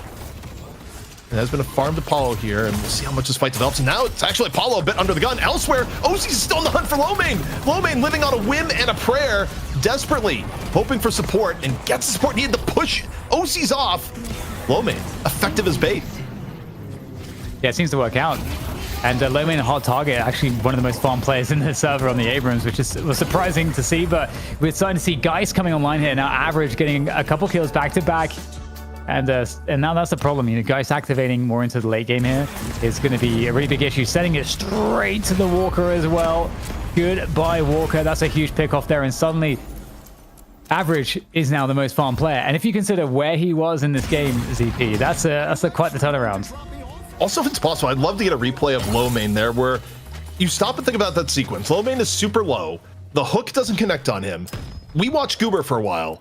And then when we get back to low main is like at 2% HP with OCs and Braden chasing, but buys enough time for support to get there. And OCs and Braden both end up dying instead. What could have been a very quick kill in the low main ends up being the great escape and might have just put this beyond reach for melee creeps. Yeah, totally. Ooh, going for the hook there. Oh, looked like that was a good one to connect, but Lomane will escape. OC's though still potentially looking for some extra damage, some pressure pretty deep there in the mid lane. Drawing the attention of Pupils Pupils, coming in with 3 players to reclaim some of this mid lane control. At the same time, you got Average who's getting pushed all the way back on the right side. A few players there for melee creeps, so got to be careful. And Average will respect it, backs away. Melee creeps looking for a pick here, ZP. Let's take out Abrams. Melee creeps trying to keep things aggressive. All right, fishing for the parry. Saya grabs 1. Still under pressure. Flame dash on cooldown, 5 seconds. For now, gonna be a disengage from both parties. And you know, you take a look at win conditions here. It is wild to think where Average was versus where Average is now. 32K matching John beat for beat on farm, where John was way ahead earlier in the game. And here we go. The replay on how did Lomane live. So look at the map here. Lomane's getting chased on multiple ends. Oh, what? No wonder Lomane lived. Put on a clinic against Braden. Yeah, the parry there. Perfect timing on that one. Man, parries make a big difference. Holy. Okay, well, there's a huge collapse coming in onto the mid lane here from Pupils Pupils. Looking to try to see if they can find a kill. Let's see Wolfson coming on in. It's hard to catch John, but there he is. Gets hit by the charge at the last bit of range and in over the top with the seismic slam to finish him off with a big melee as well. And suddenly 3 players down on the deck here for melee creeps, and Pupils Pupils are running this. They're going to get Walker. You have mid-boss up in 35 seconds. We are on the verge of our first 2-0 in North America that we've had in over a month and a half for the biggest prize of all time. The energy for Pupils Pupils, who have looked nothing but dominant all day long, it has to be off the charts right now in their voice chat. Oh yeah. Oh yeah. Looking very problematic here for OCs. Oh man, the damage is really ridiculous. Able to cut line of sight though with multiple sanguines on the retreat, but in the meantime, there's that mid boss. And I mean, what on earth do you even do to try to contest? There's 2 players still dead. And they can't even get to the mid boss. There's players intercepting them. Pupils Pupils, they got to be feeling good right now. They're not going to stop. They're going to get the Rejuve Crystal down and in position. Melee creeps. Doesn't look like anyone is even remotely near to contest. They get Sai, who's on the outskirts. 3 uncontested Rejuve Crystals for Pupils Pupils. And Dan, we are on the verge of a new champion in one of the most dominant fashions we've seen, as Goober just gets hit by the fadeaway barrel as Xeno hops away. Yeah, desperate attempt to take down the Walker though. That will be successful there for Braden. I wonder if he'll be able to get away from that one. I guess it doesn't matter too much. We also get the Walker attempt here from John. Bit of respect here. This is a great 1v1 though for John to try to take it. And I mean, you're up against a Gun McGinnis. Who's going to win this battle? It's looking kind of scary here. Just need another gut shot to come online, but that's still on cooldown at this point. The health is on the way. Xeno on the scene, and the barrels now raining in from the skies. The lasso, there is no escape at all whatsoever. And Pupils Pupils get to punish the Walker attempt. Xeno making it look easy on these lassos this game. And things have completely changed in this game. What was once a game that was more on the even side with storylines of competition between who could feed harder, who could get ahead of the game more. Everything has turned in favor of the challengers in Pupils Pupils, which should be potentially a very easy earn turn in here. You have Brayden in the area, but I don't think Brayden's going to look for the interrupt whatsoever. And now you just have to wonder for melee creeps, is anything left to bring this in? Okay, maybe that's a start. Nox Nostra on the average. Still has the rejuve in store, even if he goes down here. See Pupils Pupils playing with the rejuves, looking for base guardians, and average. Doesn't fall here just yet. Goober dies for the attempt, and damn, this is about to be shrines going down. Yeah, damage output is pretty ridiculous here, looking to try to take down OCs. There'll be an attempt at the defense there from Sire on the shrines, but the onslaught here from Pupils Pupils is looking pretty indomitable as they start to move further forward into the base from all sides. And with 3 rejuve crystals left, and they actually had the gun buff on League. Actually, I just saw that. I don't know if you noticed that. Yeah, I mean, you got Gun McGinnis. It's actually one of the best people to put gun buff on. First shrine going the fall. Melee creeps falling further and further behind. John getting taken for one more ride. Back-to-back lassos. First in the field, now in the base. The clergy has never had a worse day here in Deadlock. John may be 12-2, but it's about to be 12-3 if Pupils Pupils have anything to say about it. Real close now, Dan, to putting it away and taking back the throne here in North America. Yeah, lightning fast finishes here so far from Pupils Pupils. Looks like this one will be no different. We'll get some attempts at the defense here. They'll be to take down another crystal, but still one left for the res. Another kill coming in from low main onto Birdie, and they are falling like flies here in the base on the defense. Melee creeps not with anything left here at this point. And, oh, there's a rift coming open. I don't think anyone cares at this point. Who needs the Rift Troopers when you can take down a god? Second stage patron falling in short order. Melee creeps unable to defend against the Pupils Pupils onslaught. We have a new champion in North America. Pupils Pupils taking home the biggest prize pool ever in our weekly show. Wowzers. And they do it in 2, which is also, again, as we were highlighting, Europe has managed to do it back-to-back a couple of weeks in a row. Now, finally, NA follows suit. NA maybe a step behind EU in that respect, but, we got there. We got the 2-0. Pupils Pupils delivered today's EP. I think some of the most dominant matches we have seen, really excellent play. And then also the draft kind of changed dramatically, still providing a very, very solid performance. Yeah, and I mean, I think some people looking back at this, there will be some questions about how much was Pupils Pupils playing well, how much was Melee Creeps coming in with some head-scratching drafts. I think first draft, a little bit more criticism than the second, but, going back to the draft thing, Melee Creeps decided to go, hey, we're going to run a basically frontline less draft and see if we can make it work, see if the comfort hero angle will make it, a good thing. And I mean, it looked competitive at points, but we also hit a point in this game, Dan, where Pupils Pupils simply ran at melee creeps and run them over and over again. Yeah. Oh my god, again, that charge was actually so sick. It's like, what? Oh man, you have no idea what hit you on that one. Yeah, interesting game from OCs because in both games, I feel like, did we give the MVP to OCs? I feel like under the circumstances, he was doing the most with what he had. Yeah, I mean, look, team games are complicated in terms of impact on who's doing what. How do you go for blame? I'll be honest, not a series that I think Saya really covered himself in glory on, but also for the OCs note, blaming OCs is kind of hard the way this game went. I mean, OCs looked good even in defeat, back-to-back games. Can't really complain too much. And, for melee creeps, things just didn't entirely go to plan. And again, I do wonder how much of this was execution v draft, because they did run, somewhat unconventional drafts in both games, and for different reasons from map 1 to map 2. Poppers Pupils, they stayed a little bit more standard and reap the rewards of it. Yeah, certainly, and it's just cool to me to see some of these questions answered about why is it that Pulsar Esports are so dominant. And I think they did lose some of that tempo coming out of the early laning phase with the draft, but it didn't really seem to matter. And I think one of the key separating points, I think, where they started to get ahead was some of the team fight. I think there was a Rift team fight in particular which really broke the game open in their favor. And to me, from what I saw, and I'm curious if you feel the same way, the front, oh my god, that's a beautiful hook actually. When you look at it from Goober's perspective, I think we were on the perspective when I came in, but just to finish the point there, from my perspective, it really felt like that frontline difference came into play pretty enormously around that Rift fight, and that was what then allowed Pulsar Esports to start to really carve out a big lead.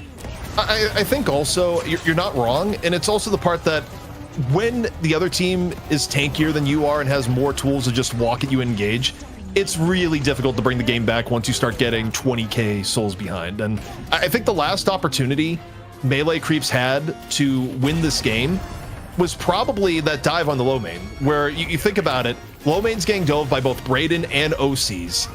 Under fire, manages to get the parry on Brayden at the very end, leaves with his life. Both Brayden and OCs end up falling. From that point, the lead had changed to about a 20k lead, and there was really very little path for Melee Creeps back in. And the scary thing about this and how this game went down, Melee Creeps even got the Melee Creep special, which is the mid-boss call that Poppers Pupils didn't see coming. They've pulled that on Poppers Pupils a lot over the last few weeks, but this is the first time that it did not matter because of everything else that was going on in the game. And it's interesting too to see the stats now, because Average had a really rough game. I think it's fair to say. I think was one of the lowest net worth players in the game, and was able to kind of flip that on its head at a certain point. And you can see, trying to compete for the rainbow there, at least getting the highlights on the objective damage and the healing. But Xeno, I think Xeno's performance was pretty impressive, and you can see on the numbers, I think really outperforming my expectations. Yeah, and you gotta give it to Poppers Pupils again. Whether it be the challenger match or in the money match, regardless of anything else going in the game, they look dominant. I mean, this was the stompiest North American part of the show we've had in a very long time. It doesn't happen unless Poppers Pupils is playing out of their minds. And I mean, even on the player-to-player comparison, Poppers Pupils got way more out of the holiday pick in map 2 than Melee Creeps got out of it in map 1. Xeno, just a magician of conjuring enormous amounts of damage on the hero. Yeah, and I think it was also for the same reason as we saw Goober struggle in this game. Kind of getting, because when Goober was on the holiday before, he got stuck in that mid lane. And I don't think it's, of course, entirely on Goober at all, because obviously it's about, what your team is able to accomplish on the other lanes. Like, are you able to be freed up to start to have the opportunities to do your job? I think that was very problematic for Goober, but in this particular case, Xeno did manage to get like a pretty solid start, like a decent start into that mid lane, and was able to just continue like using the pressure to keep pressuring, essentially, which is where you want your holiday to be. So really, really good work from Xeno for sure. Okay, so I just saw a message from Lomane, which kind of confirms us talking about, hey, the last chance Melee Creeps had to win the game. As Lomane says, quote, chased me for 40 seconds and then just threw the game. So yeah, honestly, analysis maybe a little bit on point, but that also leads into our MVP, where frankly could still only be one person. Just a banner day for him across the board, and it's gotta be Lomane. If there's any doubt, that chase down where Brayden gets parried and Lomane walks away the victor, what more can you ask for? Perfect bait multiple times in this game, and just great frontline performance where there was no equal on Melee Creeps. No equal, yes, indeed. It's going to be interesting to see in the future night shifts here, if Poppers Pupils are going to create a reign of dominance, because I mean, the showing here was so impressive that it just makes me wonder that. And I think this particular performance from Lomane, I think it's again, when I started to like see more Lomane, I think from the FPS Lounge performances, I started to just gather more and more respect for him. I think he's one of the players that is also really good to learn from, because the way that Lomane plays the game is very, very smart. And The Billy, especially from low main, is extremely impressive. But you can see that low main can play everything, and I think that's what really makes you understand how like smart he is at the game. And it actually is reminiscent to me, ZP, in some senses of Hoot. I don't know that we've seen enough versatility from low main just yet to make that comparison directly. But in terms of just like game smarts and impact, it kind of reminds me a little bit of Hoot.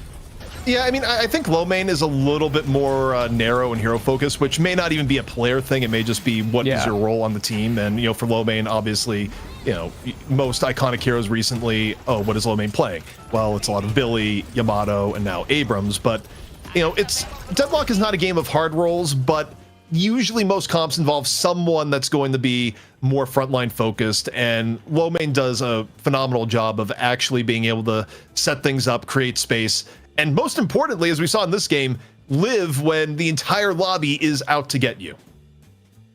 Oh yeah. And I think, again, that's actually something that I've seen be very interesting about low main too. I think he's got good game awareness, like very good awareness in terms of fights when there's multiple players involved. And some of the most fun moments I've seen actually on low main is when he's either deep in enemy territory or people are hunting him down, and he's able to kind of work out what is the best way to kind of play this position to either create the most delay to give myself the most opportunity to get assistance, or to try to confuse and outplay my opponents in that respect. And so that's some of the best stuff there. And it was actually kind of interesting that that's one of the moments that was particularly notable in this game, was one of those chase down moments against low main where he turned it around.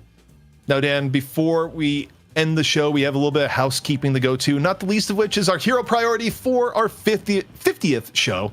It's a nice round number. And honestly, I don't think we've ever seen, at least in recent memory, this many heroes with 3 picks and bans. Normally, it's the top bar, Dan, that's the most represented. In this case, the middle is pretty dense between the two regions. Yeah, I don't know what it says exactly, but yeah, you're totally right. We had this like interesting period of time where everything was kind of like balanced in the ways that you might expect, and then just like incredibly top heavy. And yeah, now the middle has been rediscovered, and you can see that. I mean, some of it's probably going to be like the fact that, Bebop, for example, obviously there's the respect of Goober's performance there on Bebop. I mean, Bebop is actually definitely prioritized a bit more, I think, in EU than in any otherwise. The Viscous bans were quite sad to see. The Rem bans also like very interesting to see as well. This is generally very interesting, ZP. I think it's fun though, because it does show the constant shift that we have in terms of how quickly the meta moves in this game. Dan. I've made a request to production. Can we highlight something in the 0 category where I don't think this has happened? Oh my God. Maybe ever. Please. I don't want to say it. If you're watching closely, you might know what I'm getting at here. But can we get the double reaction on the 0 and that one hero that, again, I'm thinking back, this may be the first week ever that Shiv has not been picked or banned.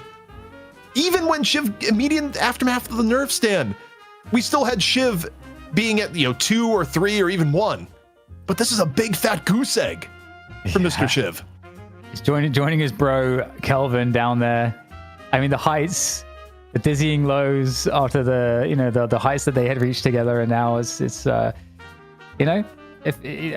the saying go, ZP? If you're really tall, you fall down harder or something. I don't know how it goes.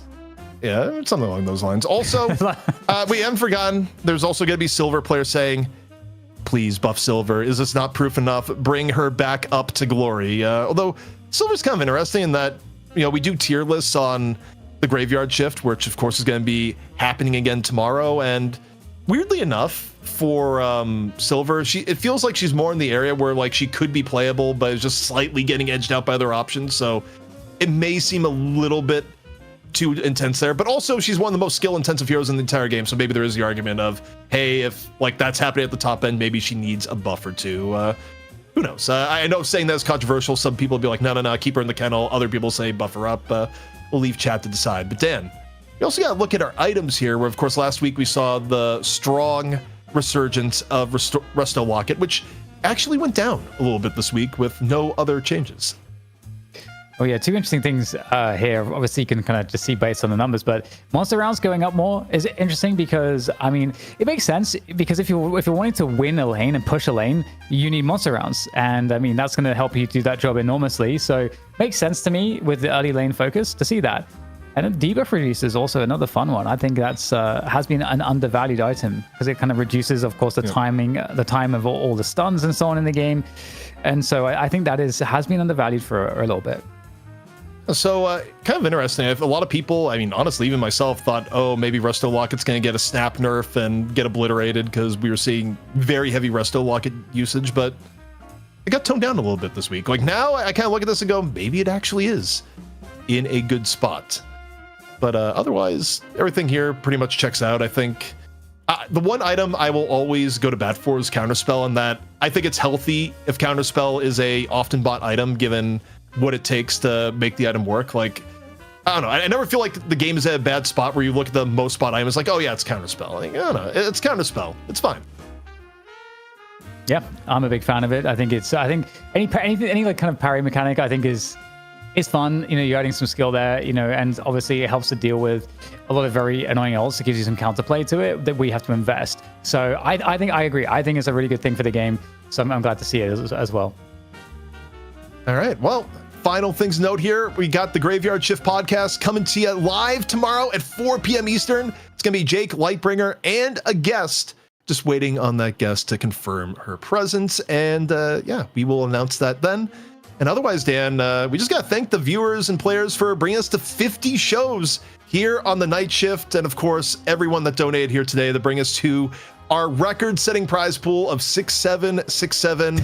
Tetsio, thank you so much for your $3,000 donation to kick off the frenzy, and of course, everyone else that came in with their support thereafter. It has been nearly a year here, Dan, and you know, a wonderful ride. And you know, truthfully, the train hasn't even left the station yet. Open beta, you know, hopefully soon, but you know, this is all in the closed beta period. Yeah, now at least I feel personally that it's kind of confirmed that it's beta because, you know, with the matchmaking update, it actually says like beta season. So I'm like, okay, there's like an actual acknowledgement that we're in beta. Okay, cool. That's something. I'll take it. All right. Well, without further ado, that wraps up things here tonight. Thank you so much, everyone, for joining us, and we'll see you next week for more action here on the Night Shift.